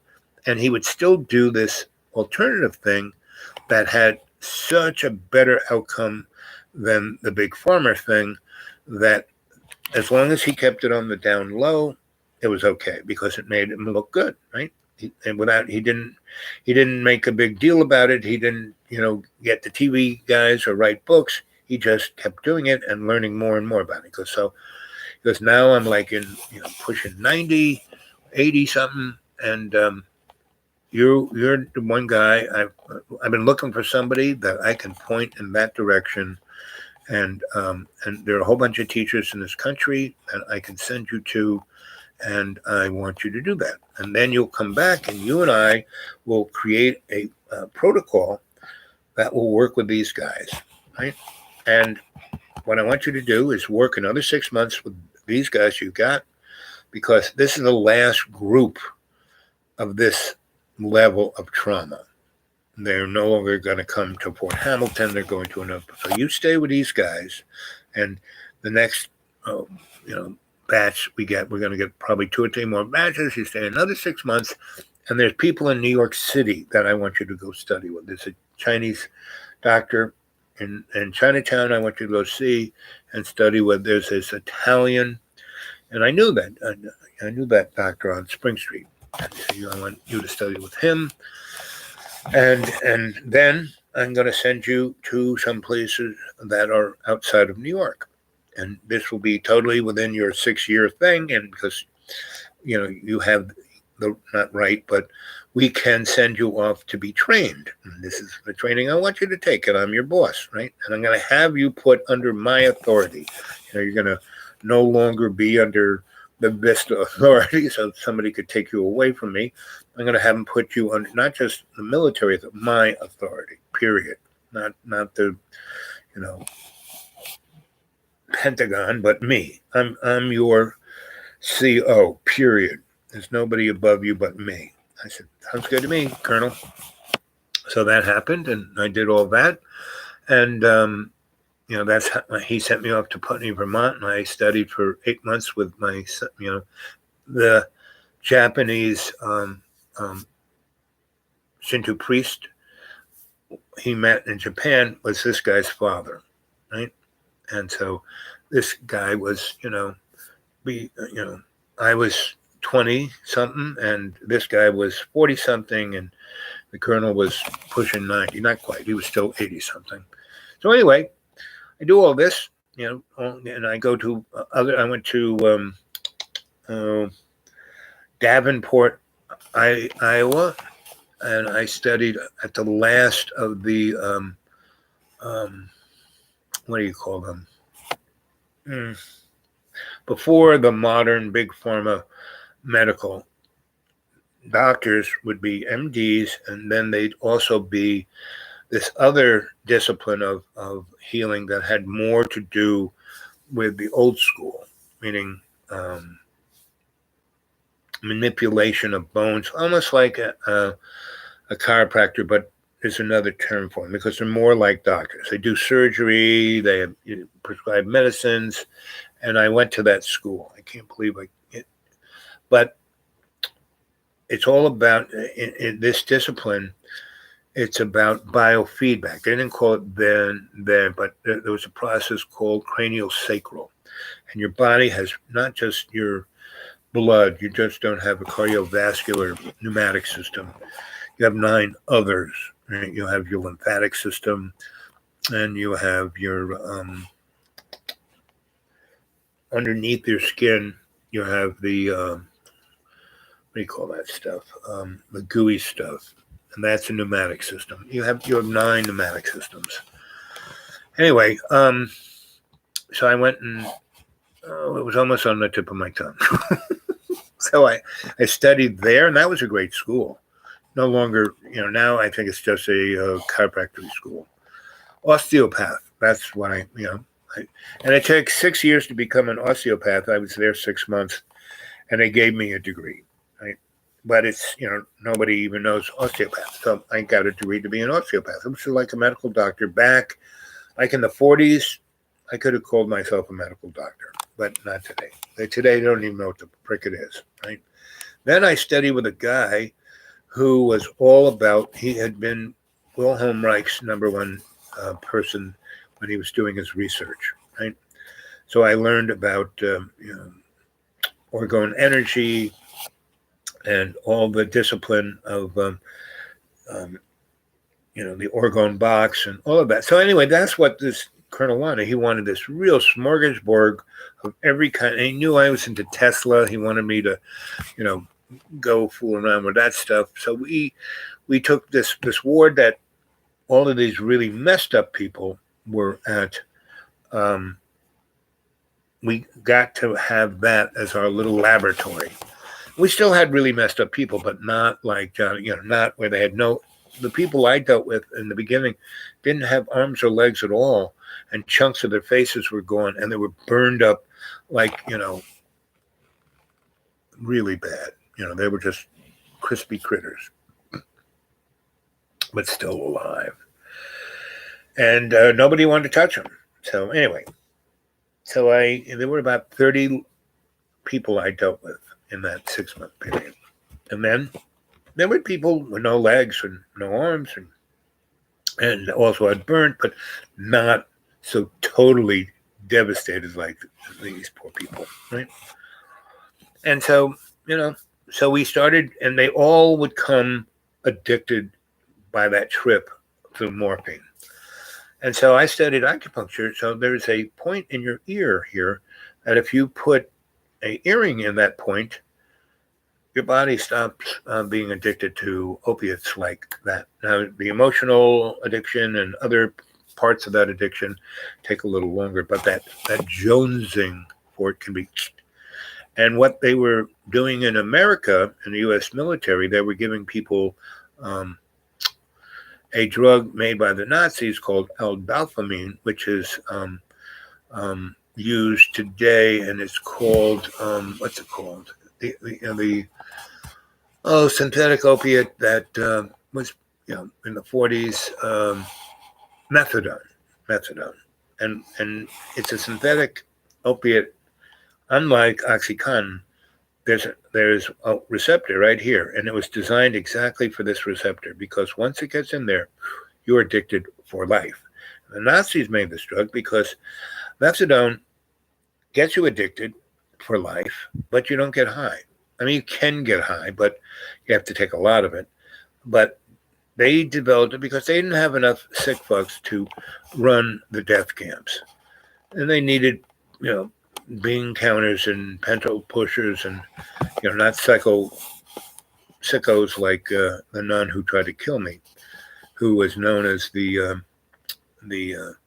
milkmaid of terror and, torture and then death. And she would torture. There are parts in your breast, in men or women, that there are nerves that are super, super sensitive.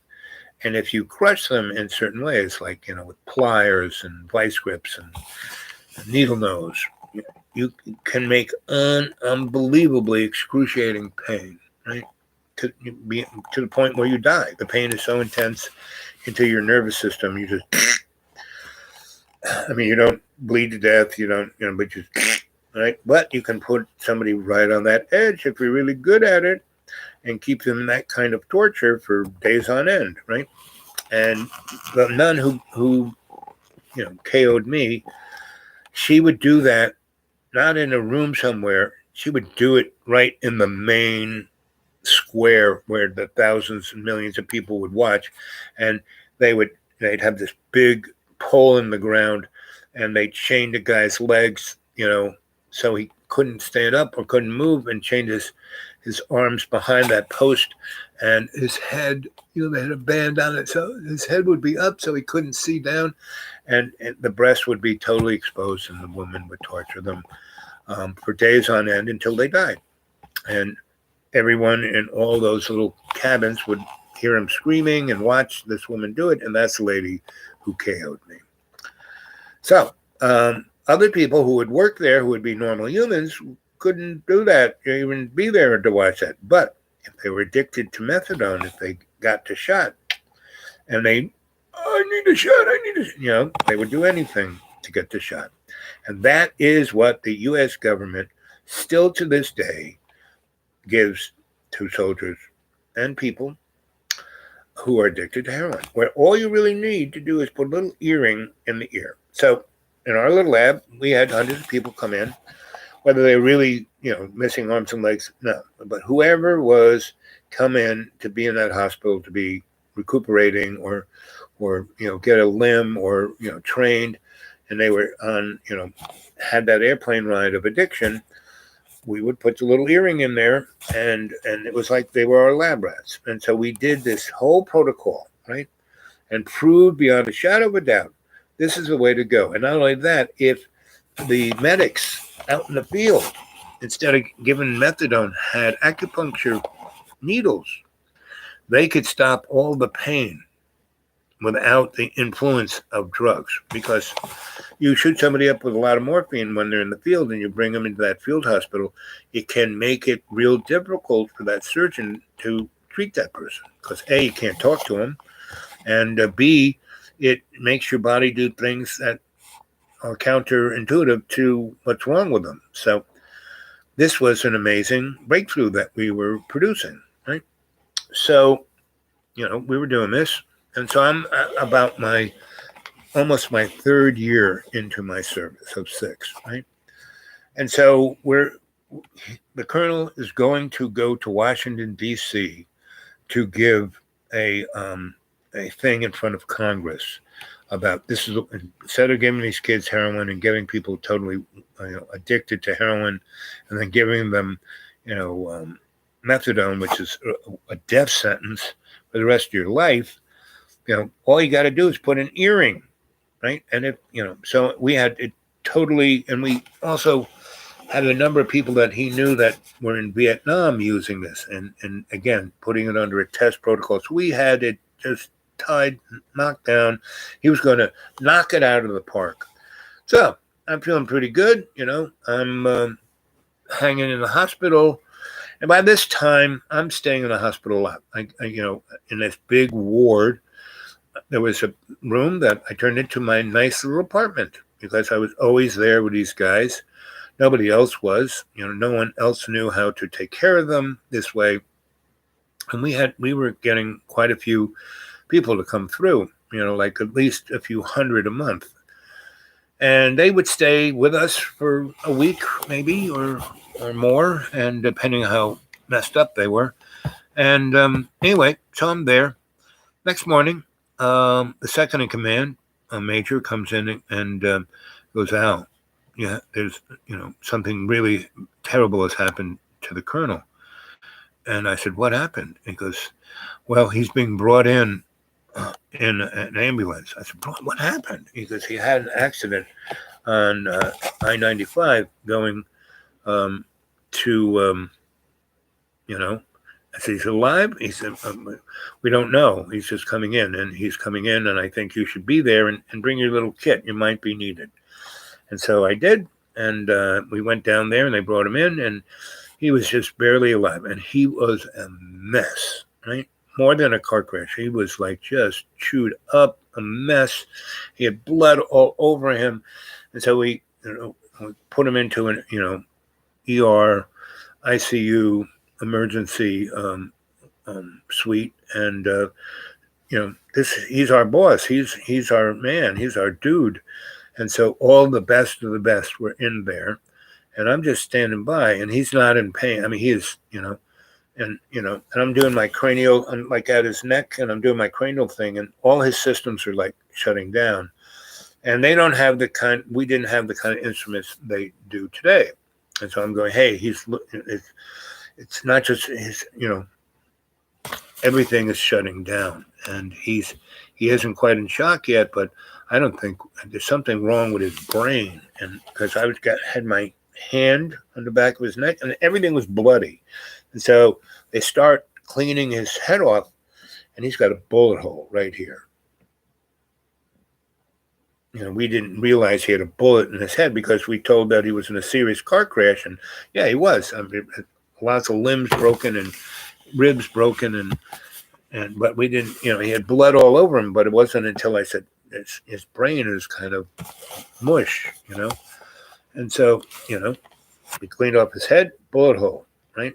We took an x-ray of it, bullet, and it was one of these assassin bullets that goes in and explodes and takes out everything on the inside, doesn't come out the other, doesn't blow your head off on the other side, can cut something, turns your head into jello, your brain into jello. Anyway, and then he goes to the other side.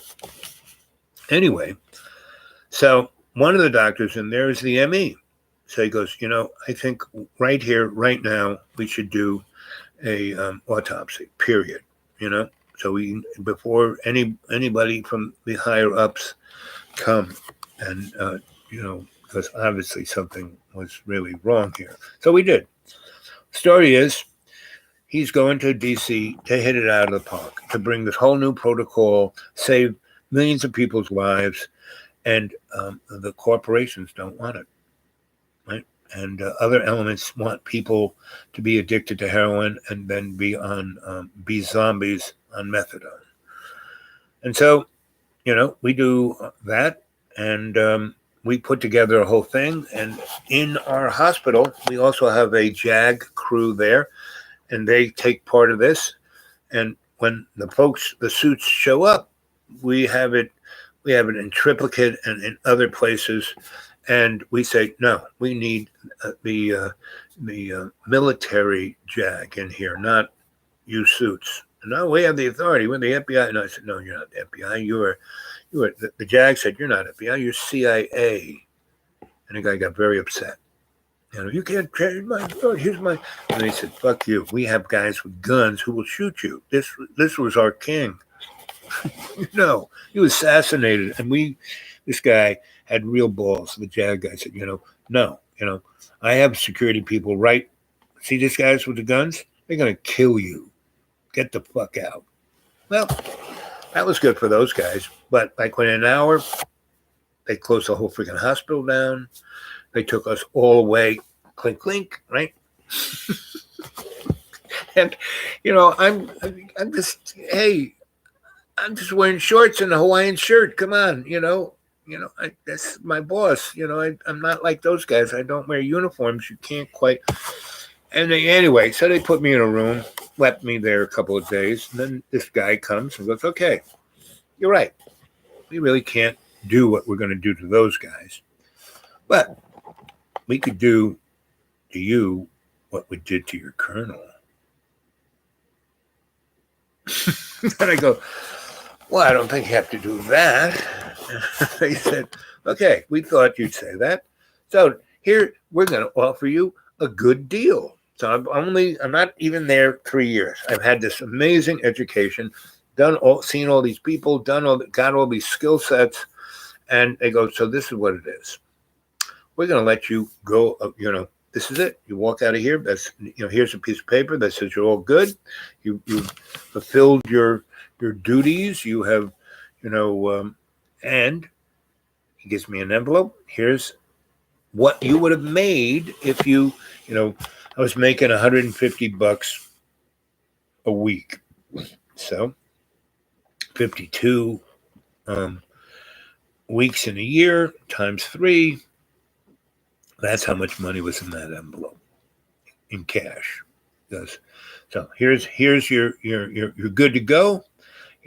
Nobody can question your being of good service. And you're a VA, and so you can you'll have VA. It's just like you're in the Army, and you'll have VA medical, and you'll have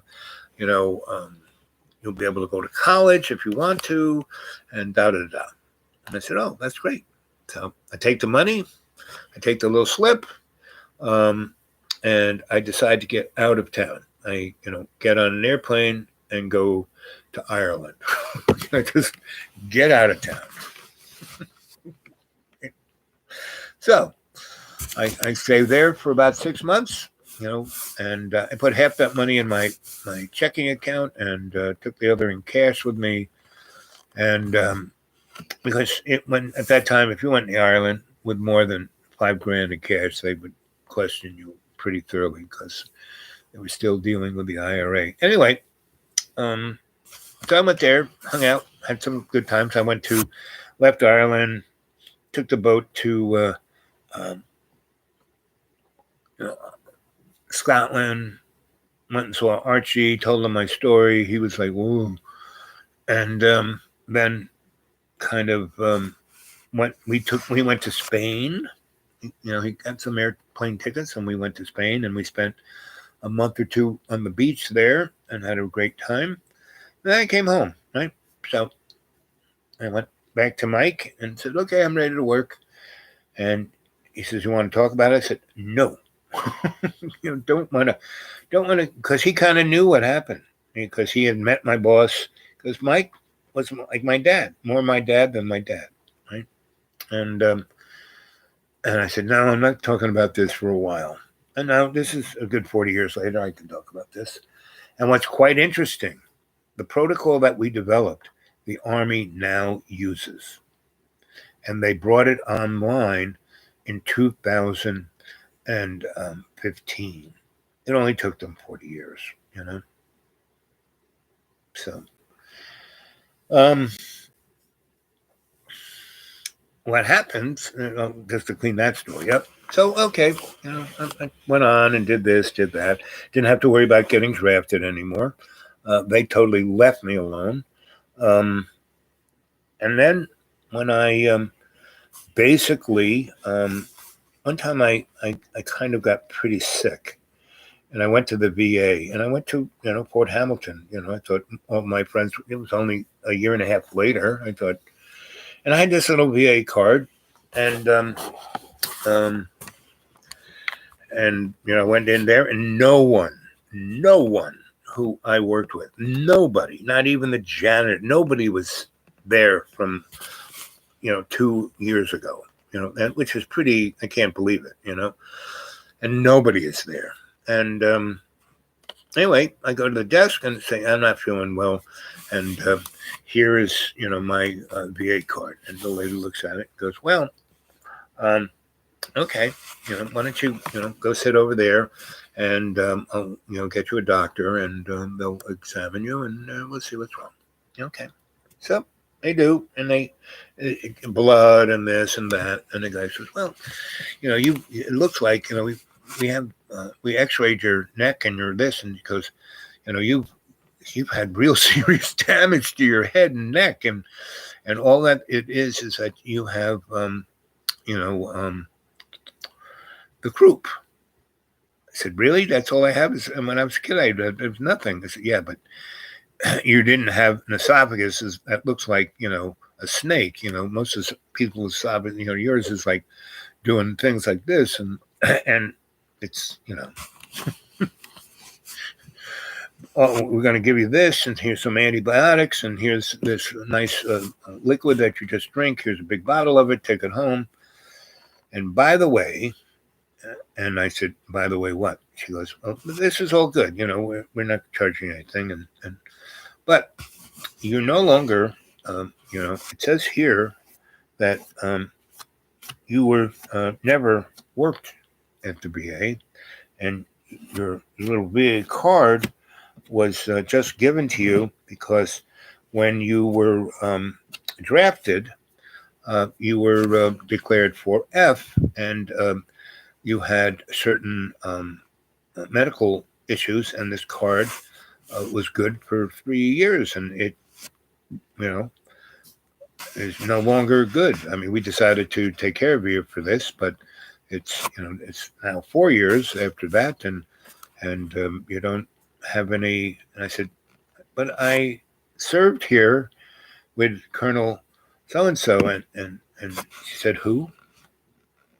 I said, whoa, who's the commanding officer now? And Colonel so and so, this other so and so. Can I talk to him? No. Actually, you have to leave now, and don't come back.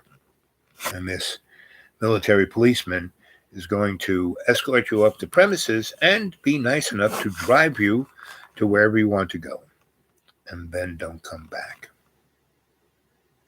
I said, but I was supposed to go to college. She goes, I don't think so. And she wasn't a nurse. She was, And she wasn't even Army. She was a naval commander, and she was a JAG. I said, so what happened to Commander so-and-so? Who? I said, he was a head JAG here, like 2 years ago. She goes, no, I was. And I said, you were? And that's when I said, okay, thanks. And that was that. And that was my military service. That didn't exist. But I got a pretty good education, And I had a lot of friends and a lot of great experiences. Let's see, Anthony. Amazing choice, huh? Night. Sweet dreams, Prince. What time? Oh, it's almost midnight. How many hours? 4 hours. 4 hours, 4 minutes, 4 seconds. Time to go. And Wolfalo, hey man, I'll be honest, I'm not sure you are, but I found your video on John Lennon and John Belushi, and I'm watching it now. Great stuff. Yep. And I want to say this right off the bat. Good morning, good evening, good afternoon, wherever you are, and welcome to Dreamy Dreamland with your sensei, Owl Bob, right? And I am your griot. And what is a griot? It is a shamanic priest that tells you a story. And don't believe a word I say, but that story is shamanically based, has energetics. And when I tell you the story, it goes inside of you and affects you.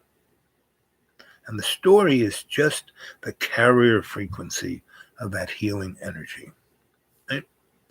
And all of those of you who feel it, you feel the truth of the story, whether it happened or not.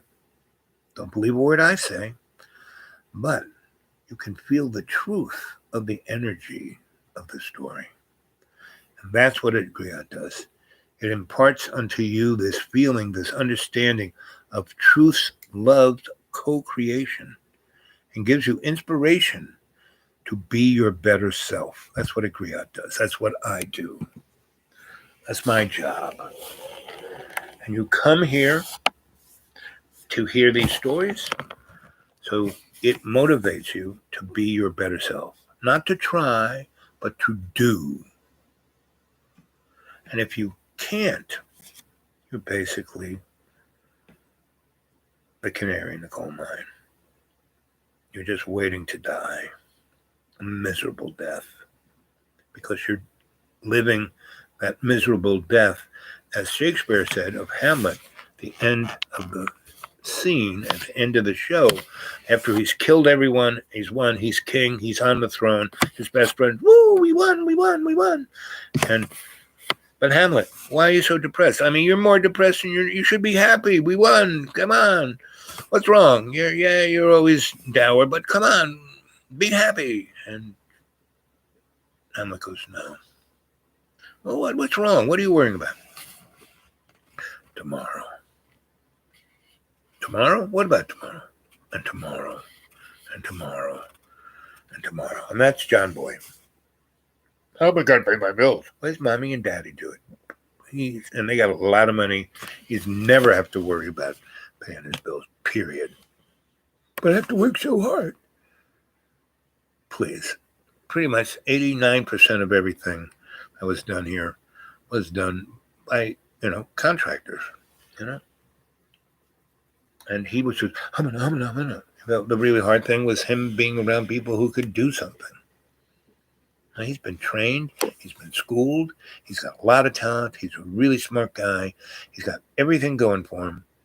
And look at the life he leads. He's been up here 3 years.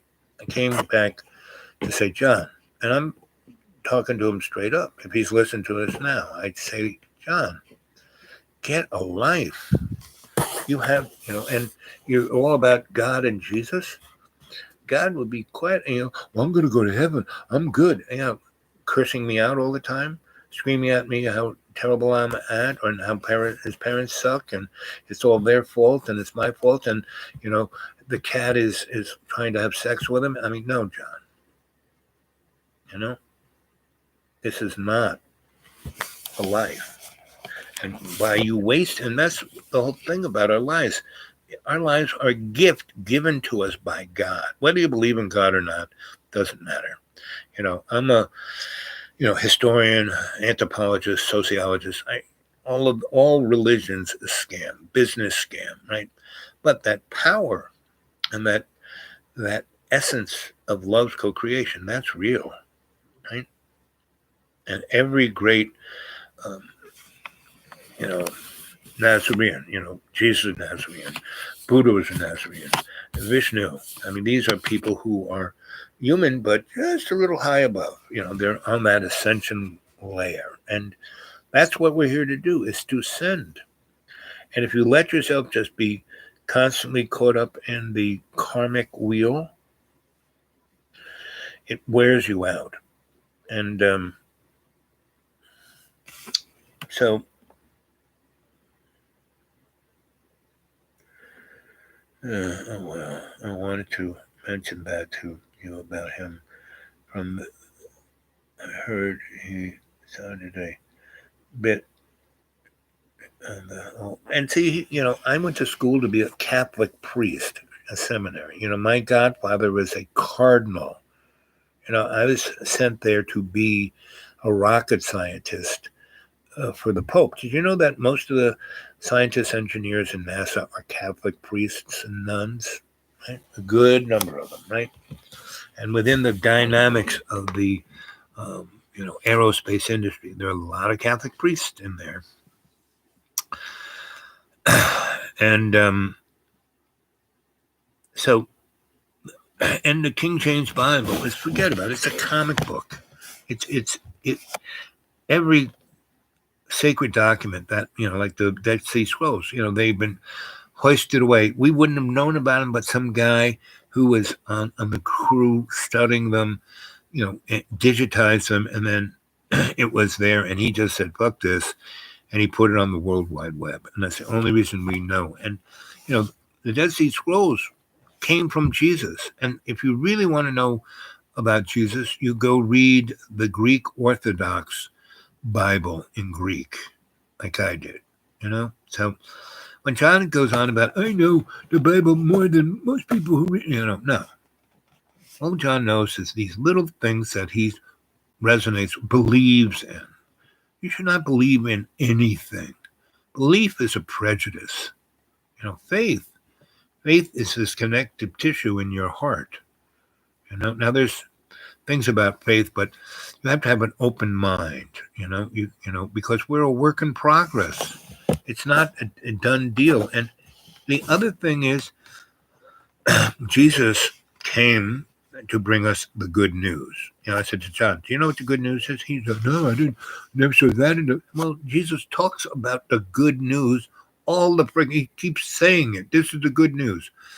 And most people say, well, the good news is that Jesus came to die for our sins. Not really. The good news is that everyone makes it to heaven, period. Period. No matter what you've done. That's what karma and reincarnation is about. You can be the worst scumbag, but you get to come back and do it over and over and over, like Groundhog Day, until you get it right. Just like Bill Murray was kind of a scumbag, and then, he did it over and over and over until he got it right. So everyone gets to go home, because we are, love's co-creation. If we screw up, it's only because we are not perverted, but we are deluded. That's probably the better word. Deluded by the fact that we think we are this mud puppet. That's all this is a mud puppet. It's not really us. And everyone talks, oh, my immortal soul. No, your soul isn't immortal. Your spirit is immortal. Because spirit is spiritos. That's what God is. And I hate using that term because if you take it all the way to Sumerian, it means ball. This real raunchy, stupid deity, that was, sick of, and that's why, in the Old Testament, God seems like a real psychopath. But when you read the little interlude between the burning bush and Moses, you realize, Moses, smart dude, he asks the burning bush, okay, you want me to go? And when the burning bush says, free our people, meaning the Hebrew nation, from slavery in Egypt. Well, they weren't slaves. They weren't like cleaning the toilet. They were middle managers. They were people with bling. They were investment bankers. And the oppression that they were imprisoned by was their own jealousy and greed. And that's the number one issue of, us mud puppets, is our jealousy and greed. Just look at John. I mean, he's generous, he's kind, he's a sweet guy. This heart, this other side is this demonic anger, greed, stupidity. I mean, smart guy. He's got it all going, but he is his own worst enemy.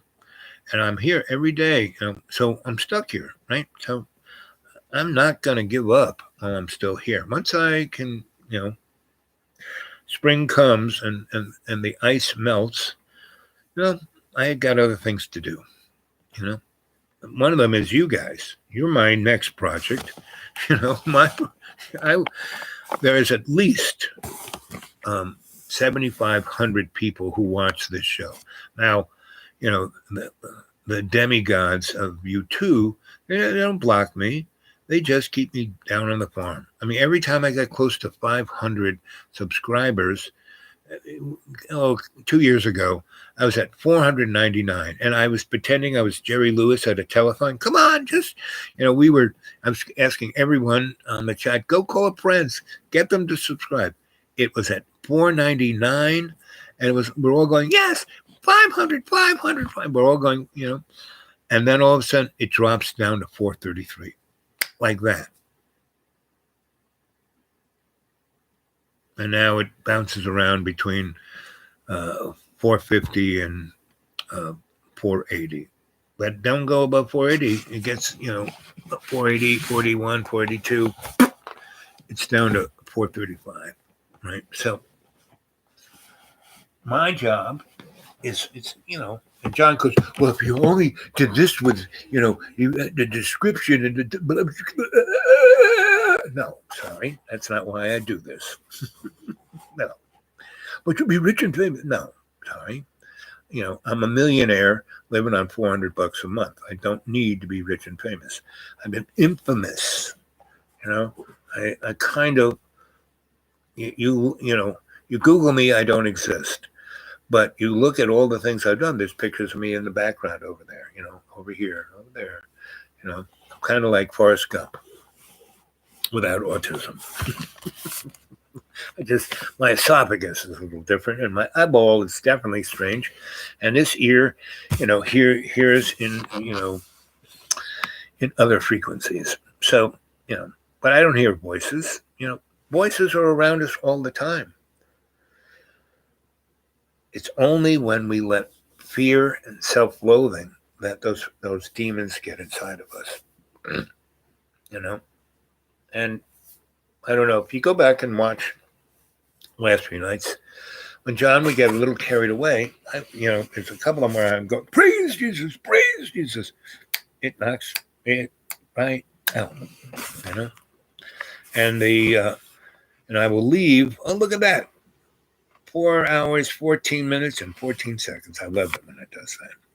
So I'm going to just leave you with, Our Father who art in heaven, hallowed be thy name. Thy kingdom come, thy will be done on earth as in heaven. Give us this day our daily bread, and forgive us our trespasses as we forgive those who trespass against us. And lead us not in temptation. Faith is love, right? And that's what we are. In all the great books, it basically says, if things aren't created with love, they don't exist. And anything that is, and that's the whole essence of Marx's material dialectic. It's all about material. It isn't about love, right? Because, religion is the opiate of the masses. And again, that's like a Sitchin, saying that you're right. Because religion is just a 3-card Monte. It's just a scam. Religion is not your spirit. Religion is a business plan, right? So, I mean, that's why Jesus went in. Jesus was going to be their king. The rabbis and the Romans were all happy with Jesus coming in. They let them put the palm fronds on the streets of Jerusalem. He rides in, everything's groovy. He goes to have lunch with the head dudes, and he goes into the temple and he kicks the money changers out. Their business plan, he's attacking their business plan. We got to get rid of this guy. So you're Griot. I'm just here to tell you a story, and don't believe a word I say. What you need to believe in is yourself. What you need to believe in is your self-worth. What you need to believe is that you are love's co-creation. Now that's what if you hear me talking to John, he won't let me, he won't shut up. Because the little demon in him said blah, blah, blah, blah, blah, blah, blah. I mean, he doesn't want to listen. And all I keep saying is, you are great. You have, you can do whatever you want. And they go, all I want is my kids. Well, okay, let's go to Texas and get your kids. And no, I can't go to, it's so hard to go to Texas. Oh, getting on an airplane, it's 8 hours. No, it's not 8 hours. And it's, well, I just want to go to LA. LA is a city I feel comfortable in. I can, it's the only place where they make movies. Well, that's not. They make movies right here in Roanoke. I know a bunch of movie makers in this. We went to a conference where they invited John because he's a movie maker, right? They had a level of respect for his ability, and he just blew them off, right? And these people were, it was the bomb. He made me drive him back up here because he was so freaked out. And I went down because the tickets would cost like $60, but because I was his plus one, I went there and I read everyone's palm, in the place where they were selling the merch. So I got all kinds of hats and all kinds of merch because I read people's palms and gave them insights. And they were, wow, no one's ever told me this stuff. And, well, I can see it pretty much straight up, right? And, I mean, I can read. So you need to, the dude awake 42 at Gmail, get a hold of me and we can talk and I can give you insights on who and what you are and what all of you, right? And not talk about, oh, that's cool. I love the way your shirt looks. No, let's talk about some more. Hey man, I'll be honest. I'm not sure who you are, but I found your video on John Lennon and John Belushi. I'm watching it now. Great stuff. Right. It's great stuff. Right. And John takes everything I do and tries to make it his because of his greed and his ignorance. But he's not stupid. He just has, he has no appreciation that I'm probably his only friend. I'm the only person. I mean, his parents love him, but, they've had to deal with him for 42 years. I'm trying to help him, right? So, but there's a point where, 3 years ago when he threw me out for 30 and every time he threw me out, it was like a threat on my life. I mean, he threw me out at night. I can't see. He threw me out in the middle, 4 winters ago in January. He threw me out when it was, it was 90 degrees below zero. I had no place to go, right? And I had no, I had very limited cash, so to drive around with no place to go.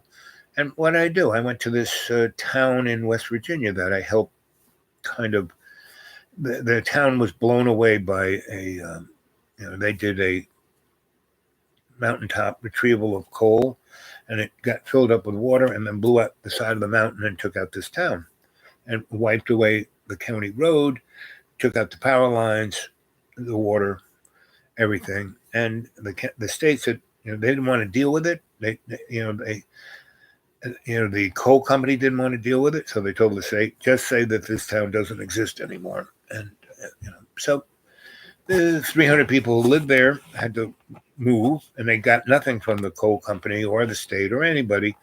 And there were about, 50 people, 6 families that had no money. And so they couldn't go, right? So they basically were there, and I was kind of working for this church, and there was this very cute lady who was going to become a minister, and she and I were the only people who had any Jesus Christ in us. The other people were all about how the church looked and the money and the this and the that, and she was there to serve. So we were right there, and these people really needed it, and so she came from West Virginia, and she goes, Al, you've got all these great stories of all these things you've done.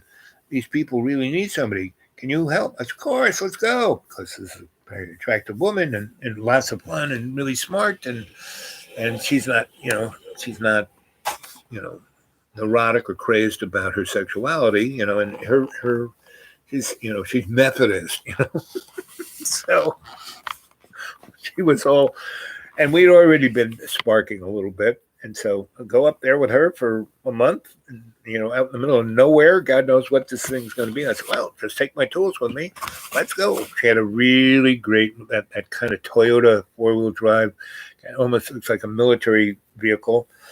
And we drove up there, and it was in the summerish time, the dry season. And so the bridge is washed out. And so she said, we're going to have to drive up on these Forest Service roads, and then we come around the back and we drive across the river that this bridge used to go over. And at this time of the year, my car, and she had one of those little things where the oxygen for the motor could be underwater and the thing would still work, right? So we, and the stream was very low. The water just kind of came up, didn't even come into the vehicle.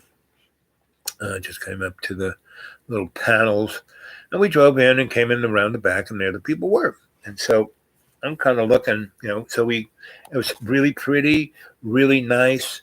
They had gardens, and they had water, there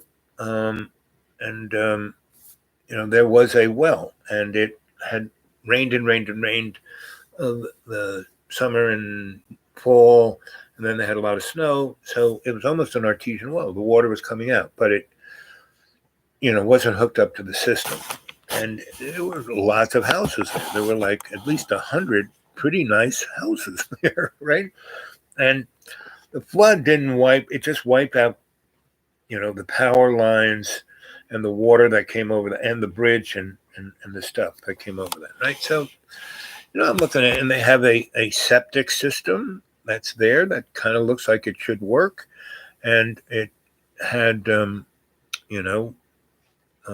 all kinds of stuff that looked like all it needed was some electricity.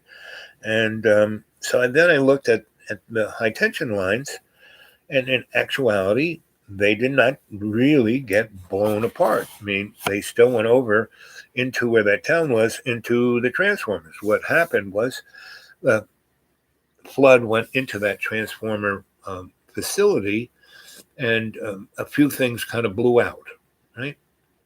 But the transformer is still, still humming, still, when I hit the lugs and saw the voltage, it still had, usable voltage, for the system. I just had to connect the two and have the control dynamics a little more stable, and which I did.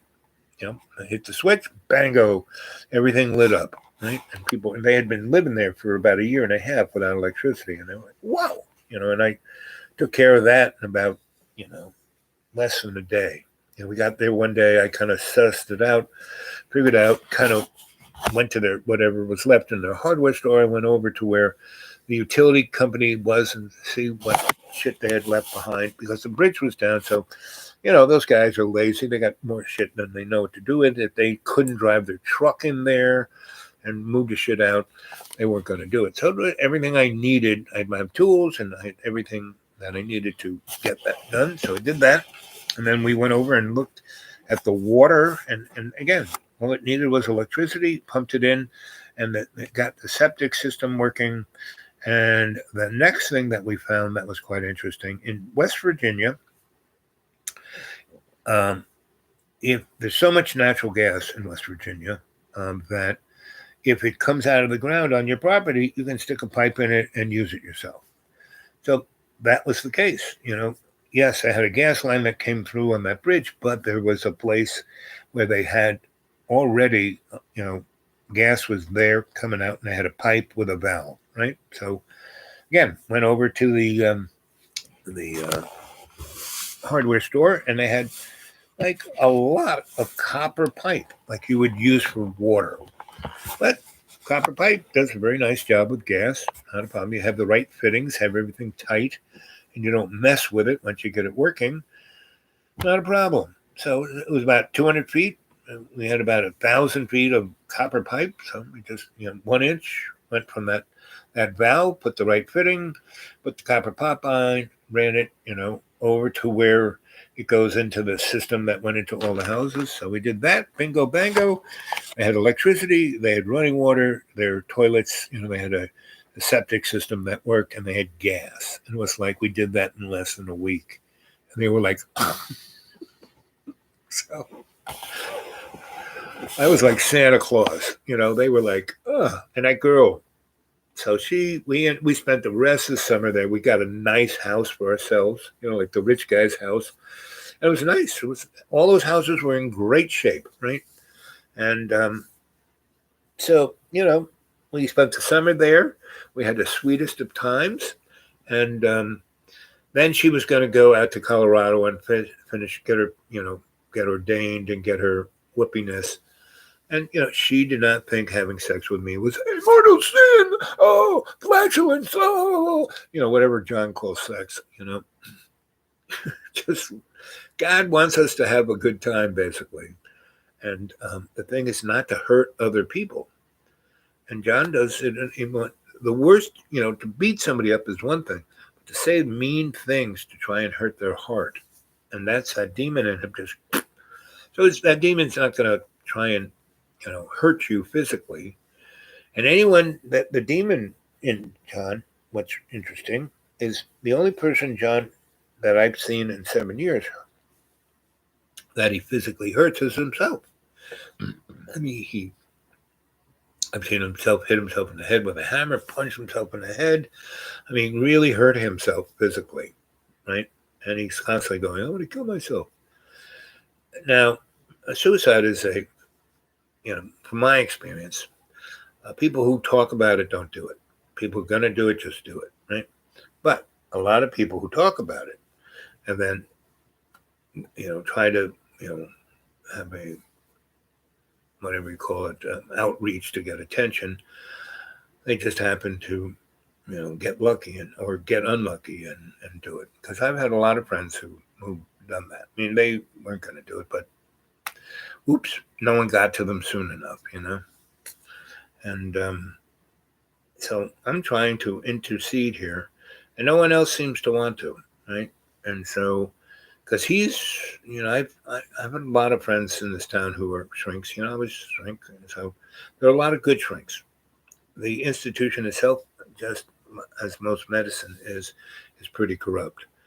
But there are a lot of good people who are practitioners, and so I have a lot of friends who are good practitioners, right? And so, and I have my healing skills are across the board, and many. I'm not just one thing, right? And I use it as this, that's why I'm a shamanic healer, right? Not a, allopathic healer, right? I don't claim to be, I don't claim to be a shrink either, I kind of handed in my shingle, because like I said, there are a lot of good practitioners, but the institution I'm not a big fan of. So I don't put anybody down. If they're a good practitioner and whatever they do, praise Jesus, right? So I still do know a bunch of people here who are really, and I've turned John onto all of them. And he's like blowing him, I made appointments. He's gone and, I brought him there, and he won't go through the door, right? And they come out and they, after talking to him for a while, says, okay, you can go. And they said, listen, this guy's, he doesn't want to do it. He's, to be able for me to help them, they need to want to do it, So that's the same thing with John. So after he threw me out the 32nd time ago, about 3 years ago, I said to myself, well, I'm not really helping him. I've spent, 3 years ago, so 2022, 21, 20, it was 19, September of 19. And or 18, September of 18. And he bought this place in 15, right? So after 32 times of, right, I said, okay. So that story I told you about the town in West Virginia. So, that was one of the times that, he threw me out, because what happened was I was hanging out in this place in downtown Roanoke, called the Texas Tavern. That never closes. Hasn't closed since 1928 when it opened. 365, 24/7, right? So I was hanging out there, and this guy I knew, who was what I call a usual suspect, meaning in this town there's a lot of social activism in this town that doesn't do squat. And there are a lot of social active political people that I call the activists that don't do squat. I call the usual suspects. The politicians who are political activist politicians, I call sock puppets. Right? So in that place, having just hanging, and this guy comes in who I know is one of those guys, and he kind of plays that he's like a minister, but he's not. He's not ordained.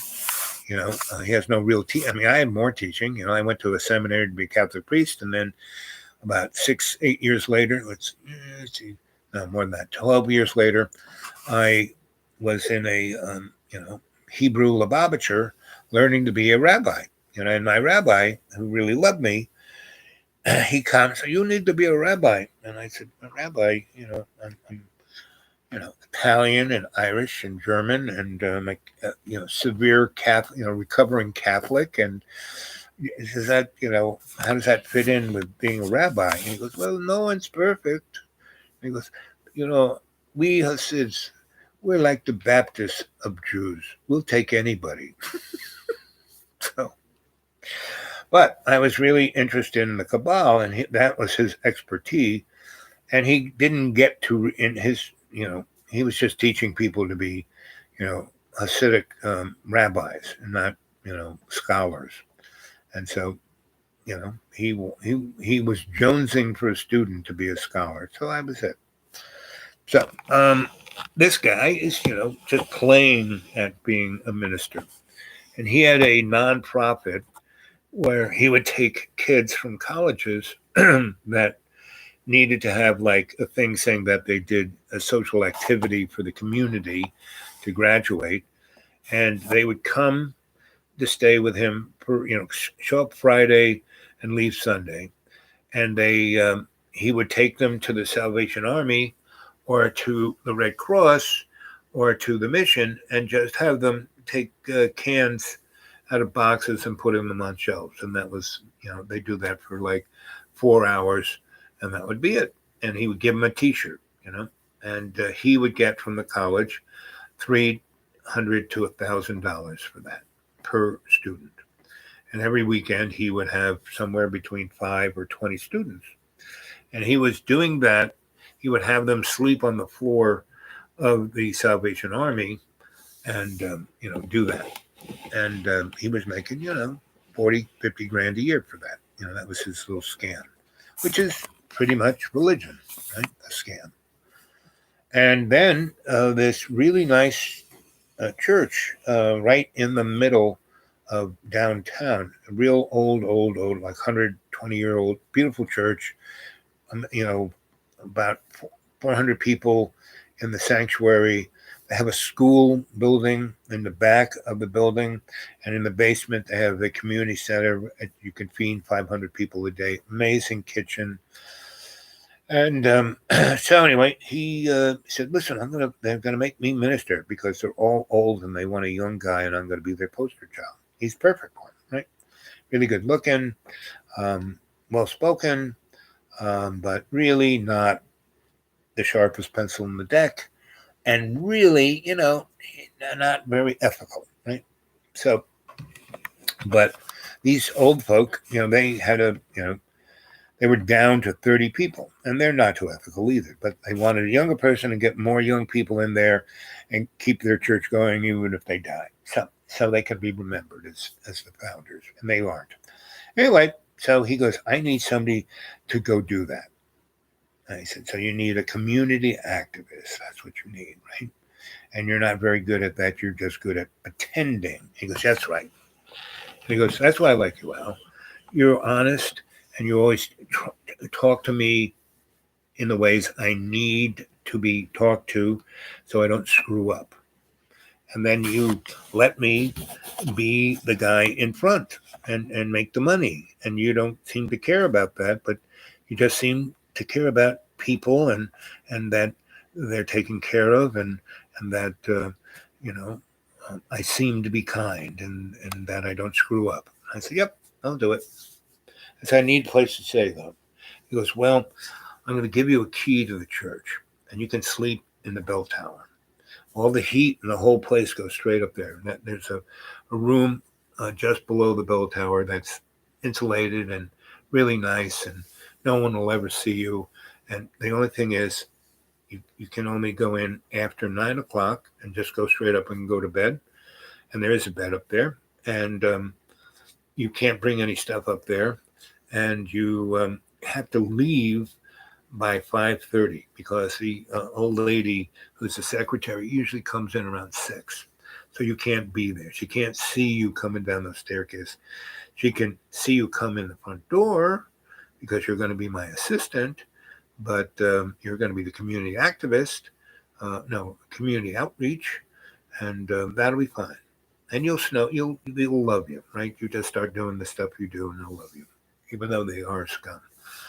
And I said, okay, sounds like a plan. So basically, I took the church over, and I met these 2 old Jamaican ladies who were just amazing, right?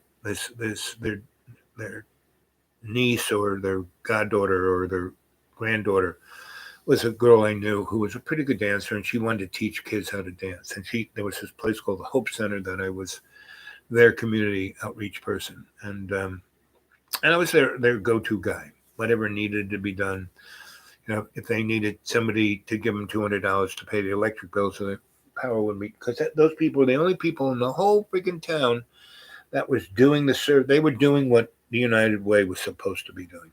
They were doing what the mission was supposed to do, and they did it. And they weren't getting $1 million in grants. She was just doing it out of her pocket. She's a saint, right? And she had her edges, but she was a saint, a real go-to girl. And Dory, she was like in my age, and so and she was doing this anyway.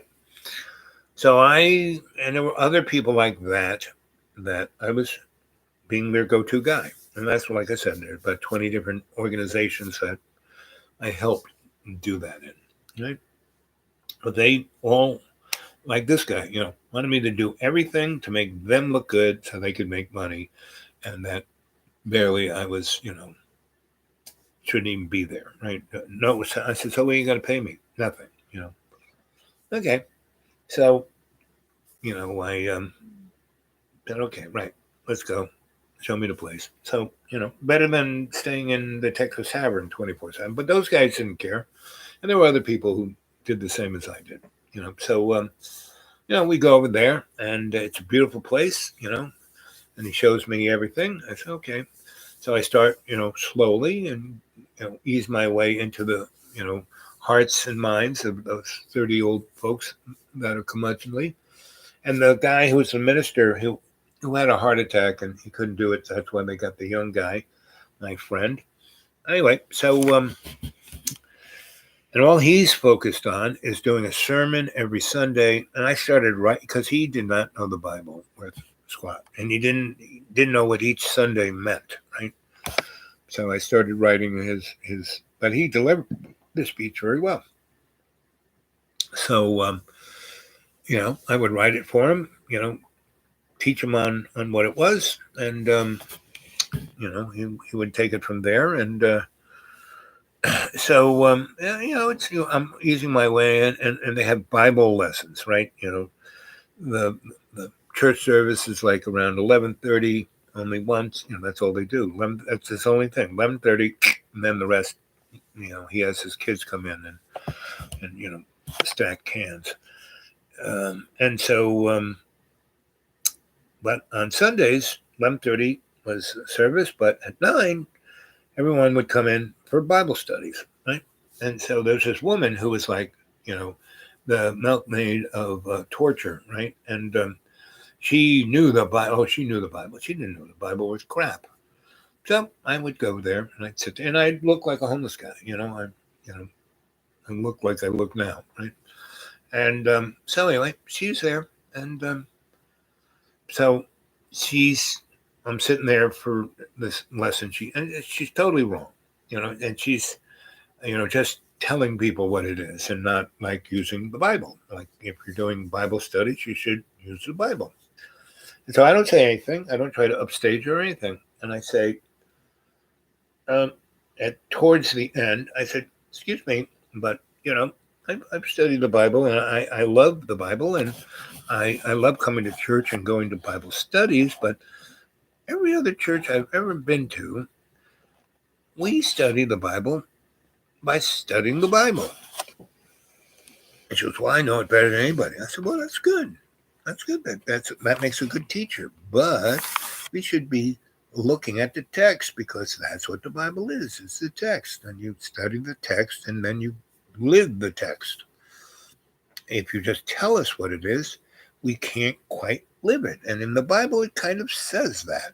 And, in Acts, and I quote the part, and then I had my own Bible with me, and I said, see, right here in Acts. And she goes, well, we'll have to do that. And I said, yes, we should next Sunday. And I turned to the 20 or so people and said, so everyone has a Bible, right? And everyone, yeah. And you all read the Bible, right? Okay.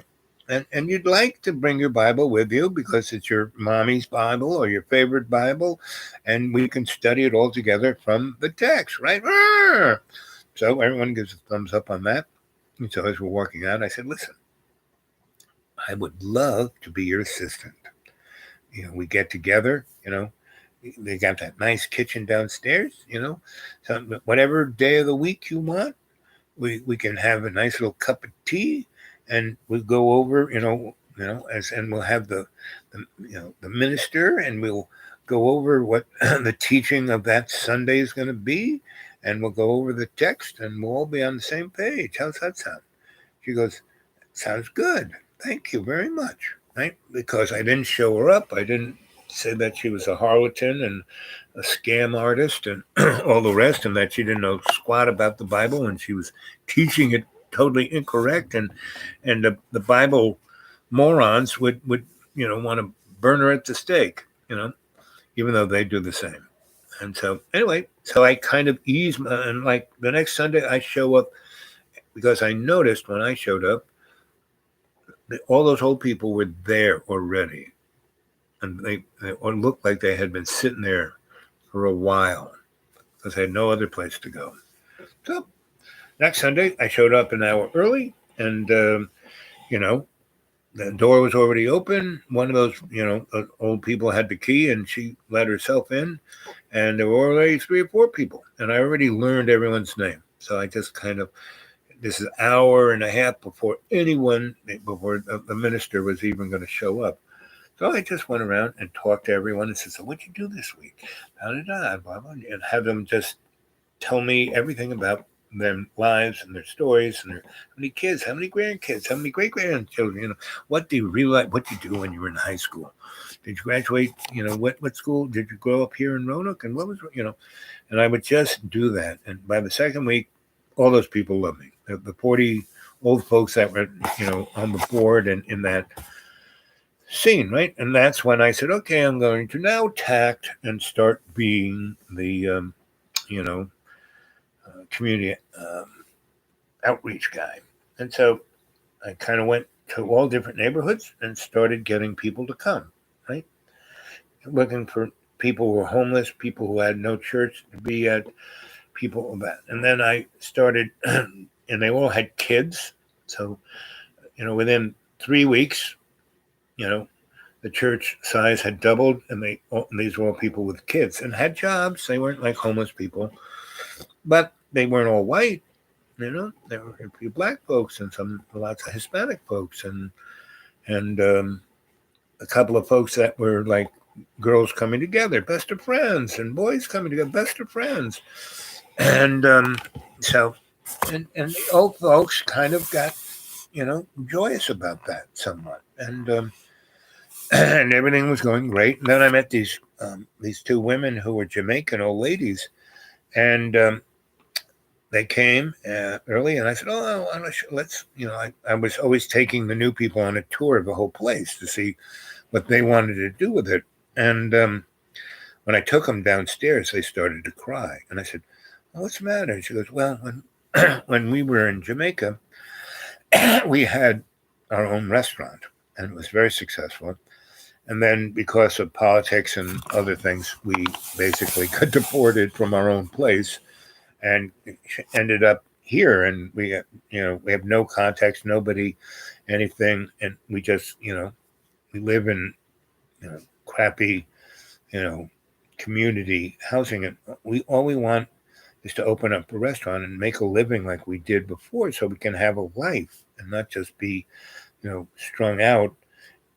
But we're old. We can't just take any job. We can run a restaurant. We've done it for years. We can cook." Like, I said, "Really?" I said, "So come here. So here's what's in the pantry. Here's what's in the fridge. Make me something." So they made. I lived in Jamaica for a year. I helped build Rick's Cafe and Negril, and I have a real amazing Negril story. And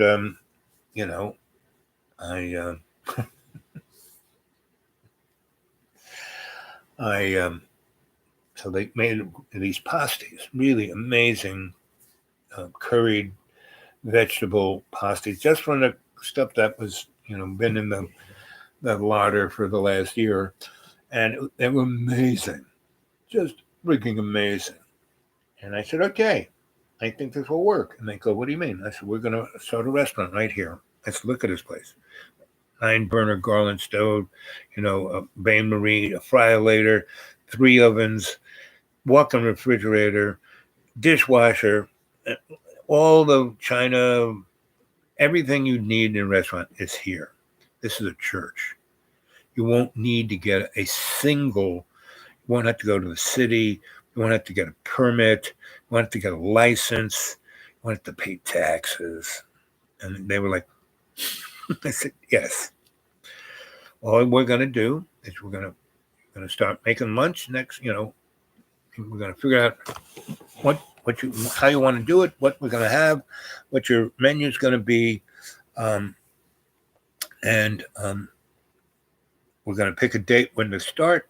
I'm going to advertise it, and because it was right in the middle of town, right across the street from the courthouse, right across the street from the city hall, right across the street from the police station, right across the street from the TV station, right next to the biggest funeral home, right other side, right next to the Red Cross, just down the street from the YMCA, and the biggest church in town right over there, and about 10 other entities like that, more offices, all kinds of stuff. Federal building 2 blocks away. About 1,100 people that have no restaurant to go eat their lunch at. They have to walk 6 blocks down to the market, right? But there's nothing right there, period. I mean, there is, 4 blocks that away, there is the Texas Diner, but, all they have is hot dogs and chili and coffee, so you might want more than that. So, I said, "This is what we're going to do," And the dining room could fit, they had 10 gigantic round tables that 10 people could sit at. So you could, seat 100 people a sitting, right? So what we're going to do, and they had this entrance into this thing right from the main street. Didn't have to go through the church or the office or anything, just straight in, right? So, and there's big parking lot. It's, not a problem. So what we do is we make up the menu, we pick the date, we get a little money from the church to, get more than canned, because they had a ton of canned stuff and pastas and all that kind of shit. But they didn't, they needed fresh meat, fresh butter, fresh this, vegetables, stuff like that. They needed that. So, about $100 worth of stuff. Not a big deal. I could go get it if I needed to. So, we started off, and so they have a big office. They've got the big copying machine. I type up a flyer, and I get about 500 of them printed up, boom, boom, boom, boom, so I don't have to pay for it at Kinko's. Do it right there, and then I go and visit all the courthouses. I know the judges, I know the lawyers, I know the mayor, I know the chief of police. I hang these things up everywhere. First day, 300 people, right? And I'm pretending I'm the maitre d', right? I have the towel over my arm. I take out pieces of electric tape. I was clean shaven at that time, and they just put a little black mustache and with electric tape, and I'm pretending I'm France, and I'm sitting everyone, and I'm sitting at these big tables for 10 seats. I have a judge, a couple lawyers, some nurses, some other policemen and other people, and then about 4 homeless people, because the mission is just down on the other end, and they go down this street to go to the YMCA. That's the only place they're allowed to wash during the day. So, and the meal is basically free. You're just asked to donate, just like in a church, right? And so the people would come in, and I'd seat them, and each table, like I said, would have a judge and court people, policemen, doctors, because Carillion's just up the road, lawyers, then some electricians, plumbers, or whatever, and then usually 5 or so homeless people, right? To each table. And I would start conversations about stuff and then leave and go. And so everyone would talk about, I'd say, who are you? Who are you? Who are you? Who? What are you? What's your story? Blah, blah, blah. And get them all talking to each other. And then I'd leave. And then I'd go see more people. And we would have somewhere between 50 and 100 people a day.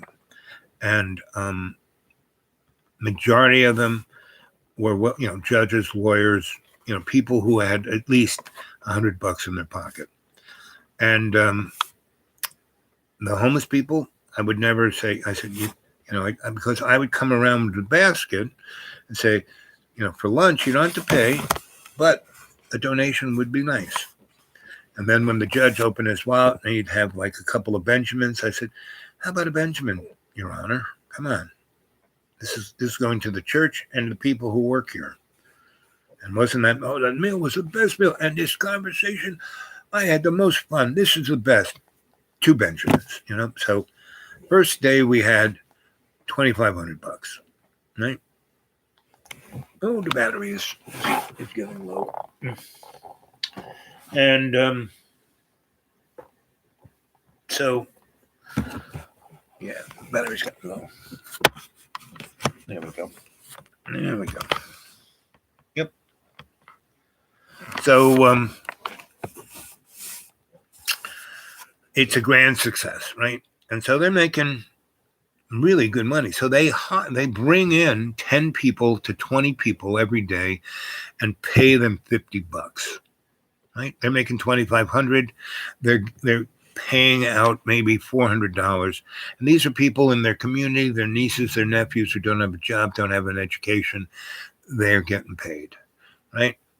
And it's just unbelievably successful, right? And the best thing about it is how all these people are talking to each other. And I named it the No Fear Cafe, right?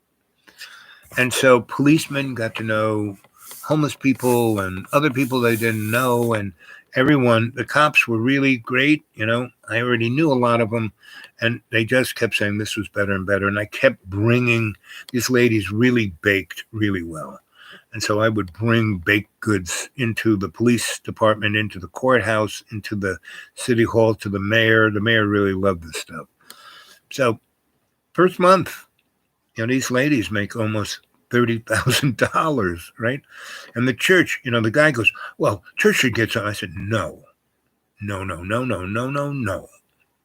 These ladies are, employing all these people. They're paying for all the food themselves. All you're doing is providing the space, and that you're doing a service. You're bringing people into this church. You're bringing the word of Jesus to all these people. And he goes, well, you're the only one talking about that, I said, well, you could too, He goes, well, and then he ran away, kind of like John. So he would stay up in his little office. And then, so next time he said, well, the church really needs it. I said, no. What the church will get is 5% of the take after the expenses, period. The old ladies are paying all these people, and they're putting the money away because they need it. They're old people, right? So he kind of goes with that. So anyway, grand success.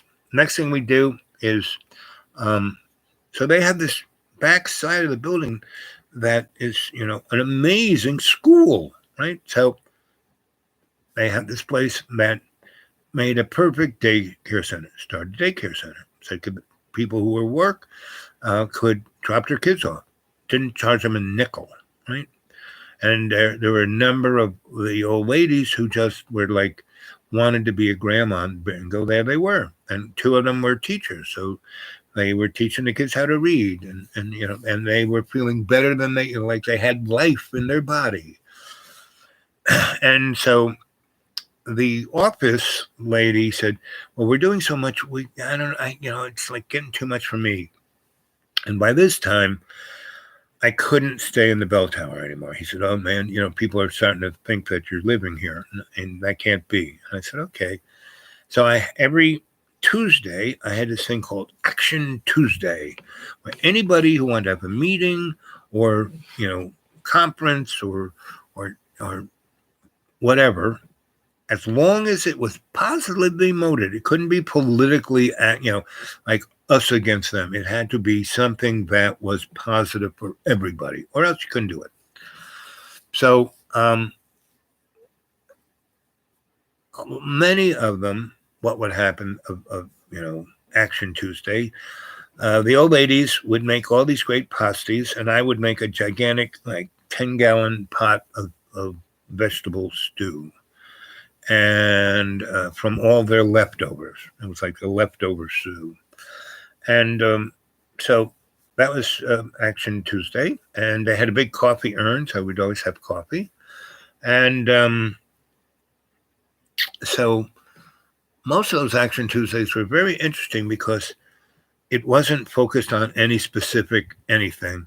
People who wanted to do something for the community and wanted to talk about it would do it. So they were very interesting talks, and it was, kind of the best of what I thought that should be, It was very action-oriented, and people were going to go up and do this and start gardens. And we had a big garden because Roanoke has, Mark Powell had this thing called, first of all, we started a garden in Grandin. Pete started in the Grandin Gardens. That was the first garden. And then Mark took that over and had an office there in the gardens. And Roanoke Garden Association did 9 gardens. So we started getting people from the church into the gardening thing. And so we were getting a lot of vegetables that spring, summer period. We, in the restaurant, got a lot of vegetables. So anyway, everything was going great. Action Tuesday. And this girl came in, and she was like a hot ticket. I mean, just like something, she was dressed like a Honey West of the 1960s TV show, and real tight skirt and, one of those kind of fuzzy sweaters showing off her breasts, and really amazing makeup and a little black dot here. I mean, she looked just like Honey West, right? She had blonde hair. She came in and she gave this lecture on how cancer works and how it could be cured. Now, I know enough about all that she was talking about that this girl was freaking brilliant, and she fucking was right, because she was saying you don't do chemotherapy, you don't do radiation, you don't try and kill the cancer itself. What you have to do is interrupt the electrical signal of the RNA into the cell. If you can break that circuit, the cancer will never happen, period. You don't have to worry about, you don't have to poison the body, you don't have to radiate the body. You just, and if the cancer starts, you break that electric circuit, it dies. And I read enough things about this that, yes, that was a theory and it had been done. And she started saying, well, I did research at Duke University and da-da-da-da-da-da. And I was like, wow, this is, and I didn't have a girlfriend at the time. So she's like, about somewhere between 28 and 35. And she's really, whoa. And so she gives it, and people are like, don't even understand what she's talking about, but I do. And so she's finished, and somebody else, I said, okay, next. And she's walking out with her high heels, click, click, click, click. And I, wait, where are you going? And she goes, what do you mean? And I said, well, who are you? And you just cruised in here and just gave us the cure of cancer. And, I kind of know what you're talking about. And you're right.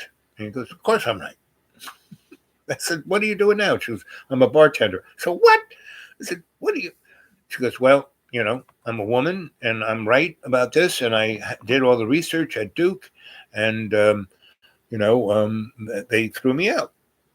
And I knew enough women who had been in that kind of situation. And I said, wow, well, we need to have a cup of coffee. And she goes, well, I'm a bartender at this bar up the road, the Irish Pub, and just come on by. We'll shoot the breeze. I said, sounds great. She goes, and matter of fact, on Saturday afternoons, which was going to be, this is Tuesday, just Saturday, I get there at around 10, and I start all the food bubbling away. I do a little cleanup from Friday night, and we open up at around 2. So why don't you come, anytime after 11, and I'll make you breakfast, and we'll have that cup of coffee, and we'll talk. And I said, sounds great. So anyway, I go there, that Saturday, and she makes me a nice breakfast, and she really is very, what's the term you could use? Forward. Because, she makes breakfast and, she has a nice coffee and we have that. And she gives me Irish coffee, really strong, boom, and she goes, you like herb? I said, yeah. She, the door's locked. We started smoking and it's really good herb. And I said, can do that in this place? She goes, well, no one's coming in until 2. Turn on the AC, turn on the fan, and people smoke cigarettes in here anyway. I said, they can still do that? So, well, this is an old pub, and no one seems to mind. Anyway, so that's all what it is. And so she goes out, and she comes back with some ice cream and chocolate, and she sits in my lap. Like turns this way, and her big breasts are like right in my face, and she starts kissing me, and I'm going, yeah, well, okay. Sounds good to me. And she's real attractive, nice breasts, and she's a good kisser. And she goes, I really like you. And she's like running her hands from, I had a lot more hair in those days. And and she goes, you need a place to live? And I kind of go, yeah, I actually do. She goes, I lost my roommate, and do you have $200? I said, yeah. She goes, well, that's what I need to pay the rent, next Monday. So that's great. I was hoping to make it, in 2 weeks, in 2 days, but knowing that you could do it. She goes, so I got 2 hours. Here's a key. Let's walk. My place is only 6 blocks that away. Let me show it to you. And so we go, and it's a very nice apartment, right? And it's in this what was really ritzy neighborhood back in the day, 19th century, when the railroad was king. This was like a railroad manager's kind of house. And it's been sliced up into little apartments. And her apartments is kind of nice. So on the second floor, and there's, a big room, right? Really big room, like a living room. And then a smaller room, like a den. And then a long hallway, bathroom, kitchen, bedroom, right? Then between the bathroom and the kitchen is looks like a closet door. You open it, it's a staircase, goes upstairs, and there's a gigantic attic, the whole floor. I mean, this apartment is only a third of that floor, but the attic, whole floor, right? And again, this is, it's wintertime, and all the heat of the whole friggin' building. I mean, that attic is toasty, where that apartment was comfortable. It's like maybe 50, but that attic was like 70. And she goes, well, you can up here, you can have this, right? And she said, look, there was a nice couch and a bed and a few other pieces of furniture, a table, a desk, and, she said, the only thing that's missing is there's no electricity up there. It's not a problem. I look around, down in the stairs from there is the circuit breaker box, not a problem. I can go get some Romex around the line, around the thing with outlets. I put a switch thing, put a couple of lights on the ceiling, very, quasi temporary, safe, but inadequate, right? Do that, put the bed, put the this, put the that, and it's got in all cardinal directions. There's a big window, and it's like I can see all of the city. I can see all of the major roads, and I can see it's like the spy nest of the neighborhood, right? And this neighborhood is pretty much tranny and homosexual, right? And prostitutes. Over by the railroad tracks, road there, all prostitutes. So I'm like, okay, this is great. $200 a month. Yep, that's it. Right? Nothing else. No utilities. I said, no. No, down payment. Nope. Just that $200 so I can pay the rent Monday. Here's the key. I said, great. And she goes, so, I'm going to go back to the pub. I'll be back later. And so I go, fine. Right? So I'm going, boy, this, and this, John has thrown me out, right? Thrown me out one night. It's middle of winter. It's 90 degrees below zero. No place. So I spend 2 days in the Texas Tavern, meet, the usual suspect. And he wants me to be his, that. I do 2 weeks living in the Belfry, got the restaurant going, get the people loving me, get the daycare center going, have people teaching courses in those classes in 2 weeks, right? That's no problem. Get, 30 or 40 new congregants in there, putting money on the plate, and being family, and the people, the old folks are like this, and like regenerating Bible class, 2 weeks. Bingo bango, no problem. So, and now I have a great place to live, right? So the girl comes back, and, we were making out in the bar, and now I'm her roommate, and it's not that she's not as sweet and nice. She is. She's more so, really, really, and she's talking about everything. And so it's more about talking and just opening up her heart rather than jumping in my pants. And that's fine by me, right? Not a problem. So anyway, days go by, everything's fine. But the one issue that keeps getting bigger as we're doing more stuff at church, a lady who runs the office is getting stressed out. I said, so you need an assistant, don't you? And she goes, oh, yes. And so I said, I think I have the girl. So I talked to the minister, usual suspect boy, and I say, so you are kind of over your head here. And he goes, yeah, I am. And it's like, it's taken off like, I knew you're good at this, but I didn't think it'd be like a racehorse, and I really can't keep up. And I said, so, I mean, you can barely keep up with your little scam of the kids coming here and sleeping on the floor and putting the cans in the Red Cross. So I have this young woman who, I told you I got an apartment. She's my roommate. And so this girl is brilliant, really smart. She's on top of it. And he has gotten a Vista volunteer guy who's just kind of like John, just totally really smart, and really good with computers. But he's so into computers that instead of doing the thing that would be best for the church, he has built this gigantic computer system that no one understands or can use except for him. And then he has psychic breaks every other day. So I'm having to be his shrink just so people can get the computer to print stuff out. So I say, listen, I found this, my roommate, she is like rocket scientist.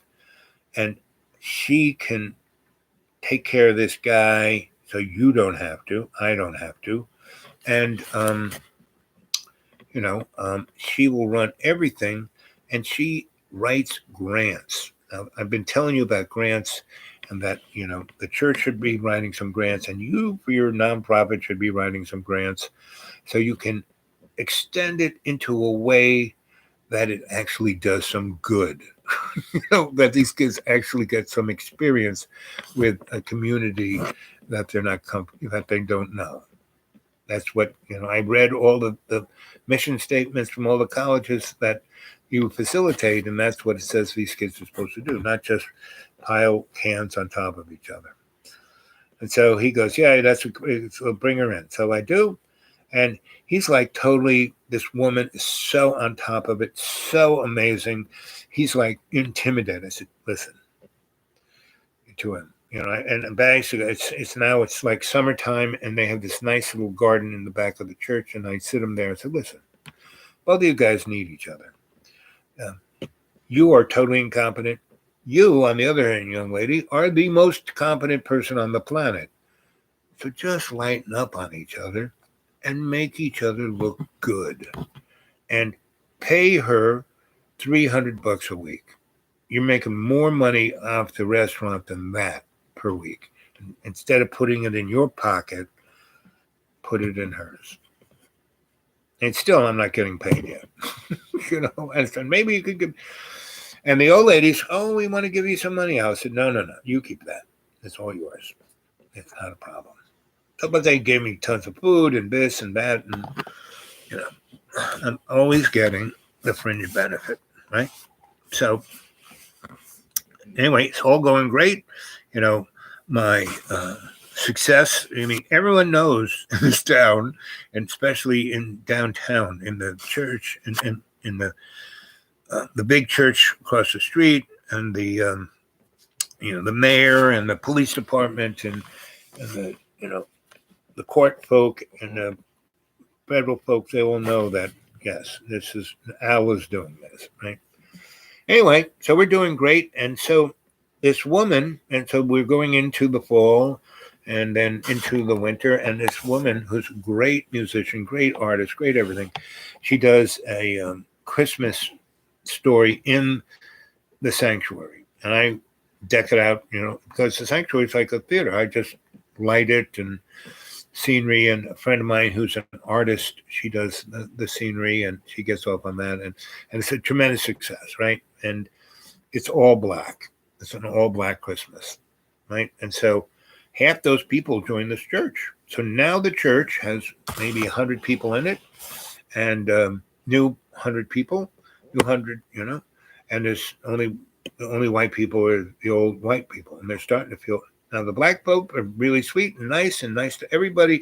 And the Jamaican ladies are running the restaurant, which is like, it's like the buzz. The church is alive. It's exactly what those old people wanted, to have it be remembered that they did this. And the minister who had the stroke, and that he picked this usual suspect, he's getting all the accolades, the old guy is, and so is the usual suspect. Anyway, so it's going to go great, and so I kind of keep pushing this forward, And this girl, who's my roommate, she and I are best of buds, but we're not quite being sex yet. And I'm starting to realize that she's not a girl, that she's actually a guy, and she's realized that I'm not that into guys who look really hot girls, right? But then she starts bringing men home because that was part of what her career path was, right? So this is getting complicated. And the whole building is full of trans guys and gals who are, having tricks there. And most of the people who are having the tricks are because I'm trying. The city of Roanoke has 600 churches, and I'm trying to get all the churches to work together, pool their cash, because I know that the demographics of the homeless people and the people who need help, that if all those churches work together, it could outdo anything the state or all of the nonprofits like Goodwill and all those guys could do. Because this lady who's running this center down in the Black neck of the woods, she's a minister, and it's her ministry, and she's doing it out. Anyway, I'm trying to get all of this so this is how I've gotten involved with all the people who I came back this time to talk to. So I've got all this stuff just rolling like a train. Woo! Anyway, but all of this other stuff is like creeping in, like all the ministers, half the ministers that I talked to about doing, we can't do that, blah, blah, blah, blah. It's not God's will. And then they are like, having, visiting the people in the building I'm living in. And I'm up in the attic, with my little binoculars seeing all these people of importance or, self-importance are doing everything. These are the people who are against homosexuals and prostitution, and they're the main users of the product. And so I'm just like looking at the, total hypocrisy of everything. I'm just looking around. Oh, there's that guy. Oh, look at that person. Now, I could be taking pictures of it. I could be like, I said, no, this is, as one of these guys said, it's God's will. So I'm just letting it, I'm not judging. I'm just going, okay. And I don't even tell them about it. But every time they look at me and they kind of figured out where I'm living, like this one guy, my roommate brought this one guy over, and I knew him. I talked to him about, hey, let's our churches work together. And he comes in, and I'm like on the couch in that room, not upstairs. And because, and I just see him and kind of go, and, and I'm not like, it's like dark. I was just sitting there. I was sitting because it was snowing, and the view out that window in the living room downstairs was really pretty. And so, I had gotten myself a cup of something and a little sandwich, and I was sitting there in the window in this big seat, and the door opens, and they don't see me, but I see that the light from the hallway comes in the room. I didn't have any lights on whatsoever. And, they come in, I see the guy, I go, I don't say anything. I just sit in the corner over there in the shadows. I don't make any noise. They go up and I basically go quietly upstairs and go to sleep. So, but that is a level of hypocrisy in this town, right? So it would take too long to tell you how, because it was going really great. And I'll say just this. At a certain point, so everything's going great, and basically the 40-old people get upset that all the new people are poor, Black, Hispanic, and sexually deviants, right? So they basically, the lady in the office types up a thing. It's like, and they put it on the doors saying, all all new members of the church are not welcome here anymore. They didn't say black, but everyone was black, Hispanic, and gay and LGBT, and aren't welcome here anymore. So so these whole people are so whack, they can't realize that the girl who's really a guy is, all of the thing that they just said that. And so she loses her shit one day and basically starts screaming and she's an amazing organist. So there's an organ that's in the downstairs, common room, right? And she would at lunchtime, she would be playing, kind of all kinds of organy music, entertaining kind of music, top 40, and from the 50s.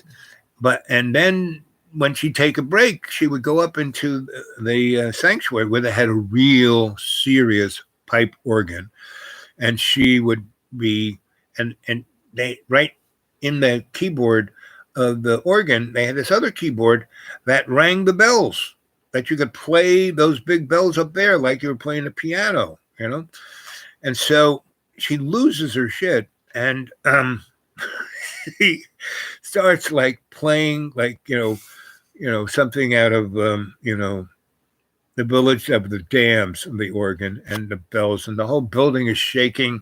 And,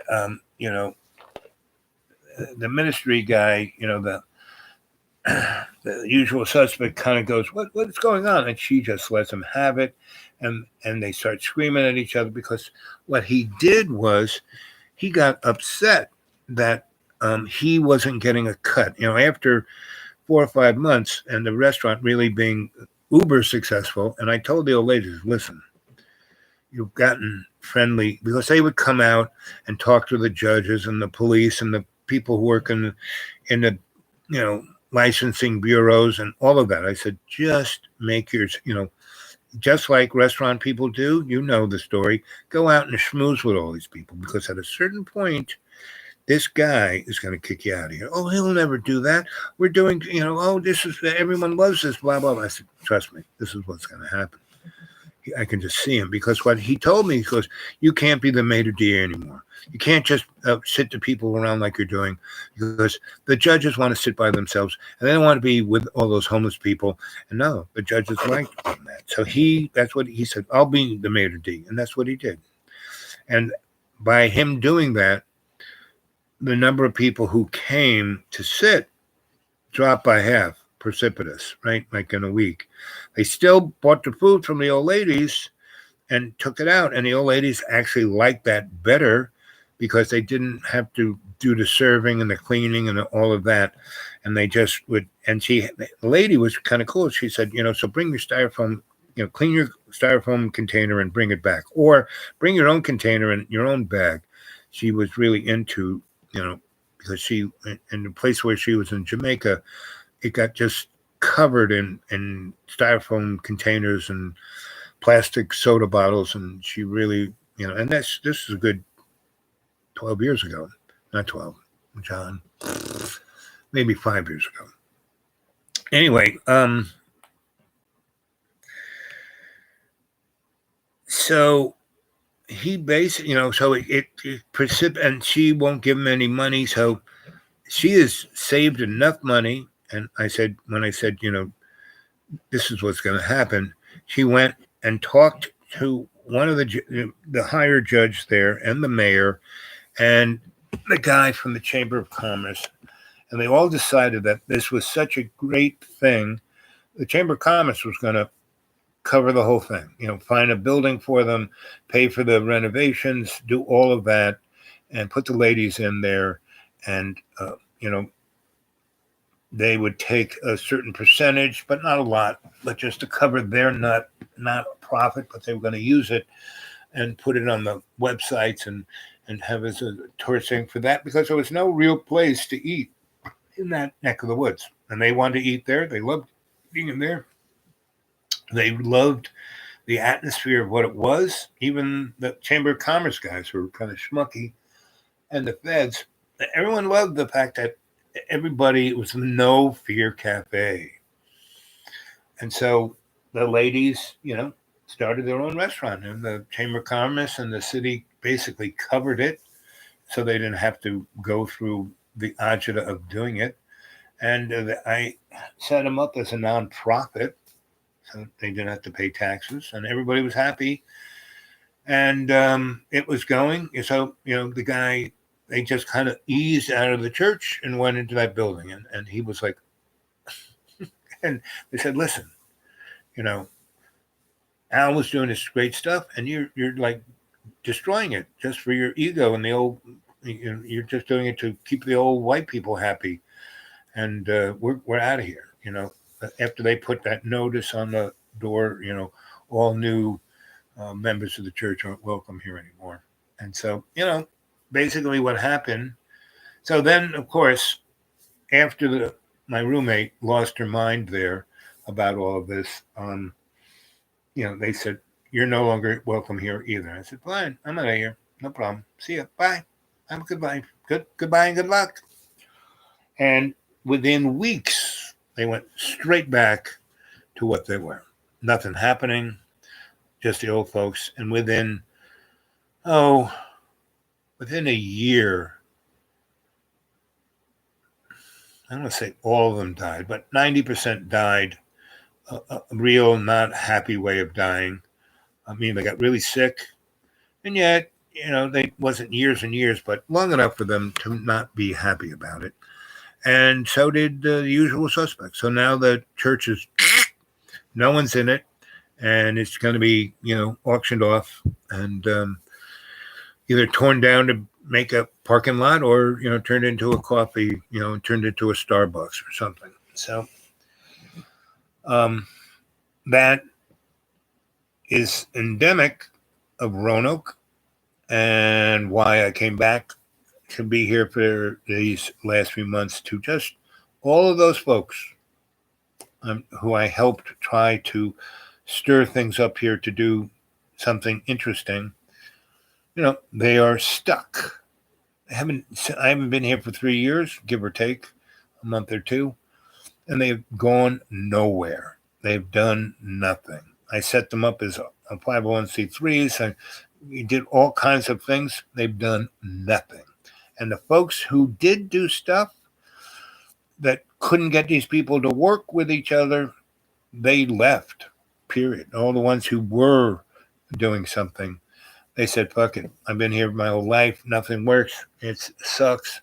I'm going to go someplace where, and so they all did, And 4 of them are in Florida, meaning if I really, instead of coming here, instead of going north from where the deep green is, I could have gone south and gone to Florida. So I didn't come here to stay warm. I came here to try and tie things up in the best of ways. I'm not like going, no. I came and talked to everyone like their Dutch uncle, saying, okay, listen, you're at this point here.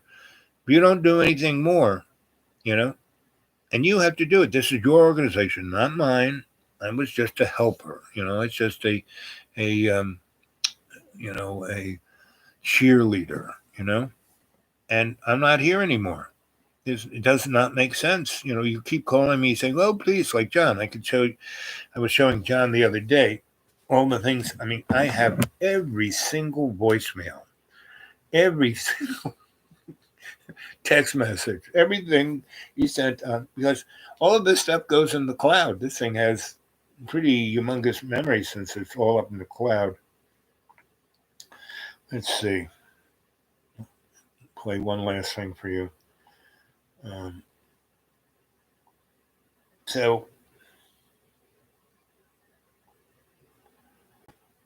Screw it. I won't do that.